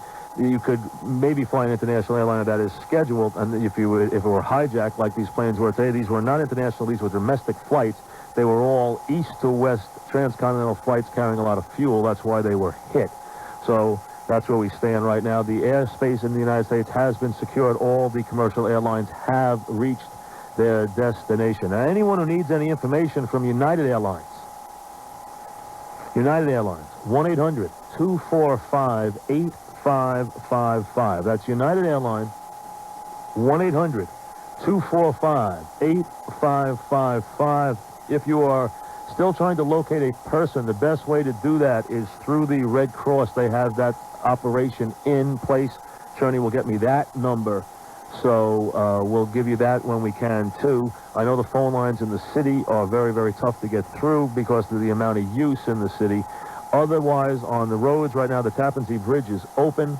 Path trains are still shut down, but the Tappan Zee Bridge is open in both directions. That's the Tappan Zee Bridge, though, which obviously is still outside the environs of New York. You can get out of the city. You can't get into the city. In essence, is where we stand right now. We're back after this. WFAN New York. Imagine a world without Cintosh uniforms. The Repair Shop. Oh, hello. Hey. Yeah, I need you to look at my car. The thing's a mess. I mean, whenever I go over a bump, I mean, the whole thing is like a gunk, and then when I try to start it, it turns over at least 4 or 5 times. Yeah, but maybe it's the muffler because I can hear it back there. It's like constantly. You got any ideas on that? Dude, I just stocked the vending machines. Make sure your employees are identifiable and look professional in uniforms from Cintas. No matter what business you're in, from repair shops to restaurants, Cintas can handle your every uniform need. Call 1-800-CINTAS1 or visit Cintas.com today. Cintas, the uniform people. Hi, I'm Phil Sims for Cintas. One of my proudest moments was when I first put on my Giants uniform. And that's how your employees will feel when they wear their uniforms from Cintas. So call Cintas at 1-800-CINTAS1. Cintas, the uniform people. Hey, you want to get a new car? What if your credit is new, shaky, or damaged? If you've been denied a car loan because of your credit, you deserve a second chance. The people at the Easy Auto Credit Line understand, and they want to give you that second chance. Give them a call toll-free now, 1-877-CAR-8777, and your credit can be approved over the phone today. It's that easy. Nobody is denied credit, regardless of bankruptcy, judgments, repossessions, slow pays, or divorce. Just call the Easy Auto Credit Line toll-free at 1-877-CAR-8777. And if you're already paying off your car, the Easy Auto Credit Line can reduce your monthly payments by refinancing your car loans. This is the chance you've been waiting for to rebuild your credit. Call 1-877-CAR-8777 today and get yourself on the road to a new car and a new start. No matter what make or model you want, the Easy Auto Credit Line will get your credit approved fast. Call the Easy Auto Credit Line toll-free, 1-877-CAR-8777. That's 1-877-CAR-8777. Call them today. When you process 1 million rolls of film a night, you need to have a pretty robust IT infrastructure. IBM is an infrastructure partner of Eastman Kodak. Hi, I'm Tom McAvoy, Chief Technology Officer for Kodak's Processing Group. Kodak processing requires secure, reliable technology. After we process film, we can scan those images into a computer file. An operator has a chance to look at each frame, color correct, and adjust the frame to make sure that the computer file is the absolute best file that they can use, then either upload it to the internet or put on media such as picture CD. This creates very large computer files that put considerable load on our networks. How do Kodak labs keep up? With help from IBM. All of those images are stored on IBM servers utilizing DB2 technology. We typically have within each individual lab approximately 1/2 of a terabyte of storage just to get through the night's production. We settled in on IBM because of the people and the overall product offering, and we've been happy with that. IBM builds infrastructure to handle just about everything. Learn how at IBM.com/ebusiness. Got a headache? Stomach's queasy? Uh-huh. It's not the food. Oh? You're suffering from extreme financial upset caused by today's unsettling economy. But now there's fast, superior relief. The 4% interest rate Simply Superior money market account from Superior Savings of New England. It starts working immediately, neutralizing investment risk, easing your financial discomfort. Ah, that's much better. Recommended by smart investors, the Simply Superior money market account is guaranteed to yield a 4.08% annual percentage yield till September 1st, 2002. And with a minimum balance of only $1,000, it won't leave your stomach or your money in a knot. Hey, I feel better already. Feel better about your financial health. Open a Simply Superior 4% money market account by calling 1-877-RATE-PLUS. That's 1-877-728-3758. Or visit our branches in Branford, Connecticut, and the Bronx. That's 1-877-RATE-PLUS. Minimum $1,000 balance required to obtain advertised annual percentage yield. Superior Savings of New England, member FDIC. The number for the American Airlines, if you have any questions, 1-800-245-0999. United Airlines, 1-800-245-8555. It has been just a bizarre day, and it started early in this morning, and manning the controls was Charles McCord along with Imus, and they were here for a long time, and the newsman extraordinaire joins me now, and Chuck, as this whole thing starts to wind down from the first phase, we're kind of in that limbo period now as we await to hear what our government is going to do now that they have secured airspace, probably secured our nation, at least from any air attacks. We can never say there's not another stray bomb somewhere, but probably the wave, which was so brilliantly orchestrated and executed, is probably over because it happened so swiftly. Don't you feel now that it's probably been completed by the terrorist groups and completed very, very efficiently? Anything we say, of course, is only speculation at this point, but you do just kind of get the sense, accurate or not, that, as you described it, Mikey, that the initial phase of this horrific day probably has concluded, as you were reporting a few minutes ago, with the successful termination of the flights, the 50 or so flights that were still airborne, all reaching their destinations. But I suppose in my wildest imagination, in all the years that I've been doing this, 35, 36 plus, that I would ever witness anything like this. There's nothing to compare it to. I mean, it's unprecedented. So you really do grope for words, because nothing in your experience has prepared you for this. You know, it's been written, whether it was Clancy, no matter who. I mean, these ideas have been fostered that there could be an attack, but even the State Department, with little they've leaked out today that we've heard, cannot believe the efficiency, the delicate timing, and just how precise this was. I mean, they almost can't believe, they're almost stunned that someone could pull off such an efficient attack on our country. I think the government is in shock and the nation is in shock. I don't, as somebody was, and I've heard so much this morning for so many, that there was a terrorist attack on U.S. soil, given the current time, the current tenor, surprised nobody. The magnitude and this utter, down to the second precision and the planning has shocked everybody. As you would say, to bring plane, as you were saying to me in the newsroom, we're talking with Charles McCord, I'm Mike Francesa, WFAN in New York, to have the planes sink to the point that they could hit and be at the right destination. These are commercial airliners coming from different cities. To hit within minutes of each other is unbelievable. Right, and just goes to the kind of planning that these people went through to coordinate timetables and schedules, and to look at which airline and which company would be destined for where at what time, so that they could, all of this could occur within what, an hour? And certainly. And to take transcontinental flights, right, domestic flights, transcontinental flights that have huge amounts of fuel. Yep, knowing that they would be at maximum fuel capacity. And probably to have, and again, always speculation, but you would figure they probably had to infiltrate airlines, airports. I mean, this must have been years in the making. And they said a year minimum. I think it probably had to be years in the making. It could have been, Mike. It could have been, since what was the failure in their minds of the initial attack on the World Trade Center, in that it did not bring the Trade Center down. The bomb in the garage could have been planned from that time forward, that, you know, well, we must correct this, and next time we will complete and the Charles, job. Isn't it, and you and I talked about this off the air, isn't it interesting from just a weird feeling point of view, that they saw those Twin Towers as their targets of what America stood to them for so long. They went after them once, they went after them again. I mean, to them, absolutely, those Twin Towers meant something to them as to what America was. Capitalism, the richness, the bigness, the boldness of America. They wanted to take down those Twin Towers. They were twin icons of this society and culture, without doubt. The tallest, the grandest, and to them, the ultimate target. Simply in the title alone, the World Trade Center. So... let's go to Christy quickly. Go ahead, Christy. What do you have? Mike, you know, we were talking earlier about the possibility of asbestos and that concern with debris that was falling after the World Trade Center buildings collapsed. Well, evidently, some workers and residents leaving Lower Manhattan via ferry service are apparently getting hosed down as they get off the boat in New Jersey, because officials are concerned about that very thing that you were saying, that asbestos contamination, and possibly these, you know, soot-covered passengers might have...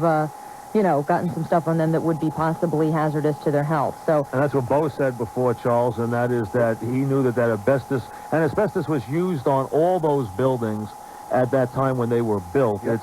It's been outlawed since, but it's been covered up, but it's in that building, and when it exploded, there's no question there's asbestos particles that were floating around New York this morning. It was encapsulated by federal statute and regulation. That's the way they had to handle the...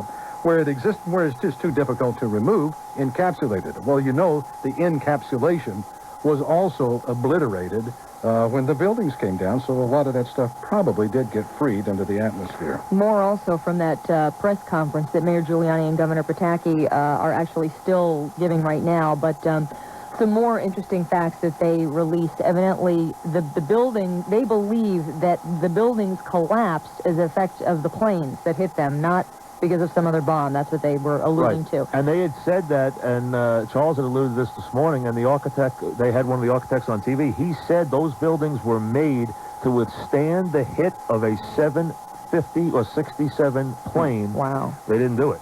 They said they could withstand those hits, that they were built to withstand those hits in case of an accident, but obviously it didn't happen. You wonder, too, if there were, like, bombs on the board the planes Maybe. that were detonated at That's the time. possible, too. I mean, but they, as everyone alluded to today, and I heard Charles say first, and that is that you got to remember how much fuel those planes have, because they're going to California. They have an enormous amount of fuel. Right. Also, another sad note here. We don't have the number of casualties, but Mayor Giuliani did say that firefighters and police officers were apparently among the casualty, and we don't have a number on that. Also, an update on the situation with schools.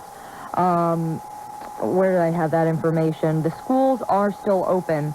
They're going to be going on, normal schedule. If parents are not there to pick up their children, the kids are going to be taken to a center where parents can pick them up later. So I'm sure that information will be released on specifics and whatnot. But schools are operating normal schedule. Thanks, Christy. All right, now, the other things that we do know, National Guard has been called in New York City. I know you're aware of that already. The governor has declared a state of disaster. The president will declare a federal disaster for New York. He hasn't yet. That obviously is important for funding and for different health and all different kind of services. So that will probably happen. We don't know about buildings open tomorrow, federal, county buildings, about what's going to happen with the stock exchanges and everything. They have not made any decisions for tomorrow yet. The way Giuliani talked, it's almost like he wants to get back to business normally tomorrow. That might be impossible, Charles. I mean, down in the financial district, it might be totally impossible. I can't imagine it. As a matter of fact, Michael, just looking at the streets surrounding this scene of utter devastation, can't imagine him getting back to. But understandable that he would like to get back to normalcy as quickly as possible, just to send that message. Yes, that we can just get past it, and that's why I had this feeling. Charles and I was stating this to Warner before when he called in. And that is that when the building went down, you almost got a worse feeling than when the building was hit. It's almost like you violated some American institution, and now that was almost the act of war when they dropped the building, which wherever in the world they were monitoring this, they were ecstatic that they dropped that building. I mean, to them, that was like the highlight of their lives, that they dropped that building. Sheer jubilation for them. Absolutely. Absolutely. No question. One thing, it struck me and others, if by some chance on these two aircraft that were involved in this horrific episode this morning in New York City, the black boxes survived. And the flight data recorder, the cockpit voice recorder. The flight data recorder probably wouldn't show anything because we know exactly what happened. We watched it. Right. But the cockpit voice recorders, during the moment when these airplanes were commandeered, that could be very revealing, some really significant information as to who, in fact, is culpable and what has happened. And what happened to the pilots, and everyone has made the statements, including the government, that those pilots would not, in their estimate, have flown, and I don't know this, but they would not have flown those planes into the World Trade Center. They would have taken a bullet first before they would have driven those planes or flown those planes into those buildings. Highly unlikely. I can't imagine pilots of... Well, you're going down anyway. I mean, you're basically they're saying which way you want to die. You might as well take the bullet because why try to kill everybody? You're going to hit the building anyway. Yeah, but just the kind of people who are in the cockpits of our airliners, I can't imagine. Either can I. No. I totally agree. Let's get traffic. We want to update you on traffic. Charles will hang around for a minute. We want to get you updated on everything going on, whether you're in the city or trying to get out of the city. Don't try to get into the city, though. We know that. Here's Lori. Okay, Mike. Well, right now, the Circle Line is providing free ferry service from West 42nd Street right next to the Intrepid. It will take you over to Weehawken. Waterway ferries have some limited service, too, and that's from Pier 11 on West 30th Street. That will take you over to Hoboken. Still can't get into Manhattan from any approaches. No subways going in. All bridges and tunnels are closed. No trains running in and around Manhattan. And no word yet on when that's going to change, when they'll be reopened. Pedestrians are being allowed to walk one way across the Williamsburg, Brooklyn, and 59th Street bridges. That's leaving Manhattan. No one's being allowed to walk across any bridge going into Manhattan. In New Jersey, eastbound Route 4 is shut down at Jones Road in Englewood. Eastbound 46 closed at 5th Street in Fort Lee. Eastbound Route 3 also blocked off at the New Jersey Turnpike's Western Spur, and northbound 1 and 9 closed across the Pulaski Skyway. Southbound side very crowded through the area. All the approaches to the George Washington Bridge and Hahn and Lincoln tunnels are closed. Now, the outbound upper level of the George has been reopened. Lower deck and inbound side still shut down. Hahn and Lincoln tunnels shut down both ways. Thank you, Lori. And Charles, interestingly, no one has run the claim responsibility for any part of this. As a matter of fact, the groups have tried to run away from this. Just as information, the senior official from the Democratic Front for the Liberation of Palestine, this DFLP, that earlier an anonymous caller had said that the DFLP had bore some sort of responsibility. They're now backing away from it, vehemently denying, in fact, according to this information, that the group had any responsibility, saying the story released on Abu Dhabi television by an anonymous person is totally incorrect. That's the quote. And they quote a senior official from that organization saying the DFLP is against hijacking planes and against endangering the lives of civilians who are not connected with the struggle of this region, end quote.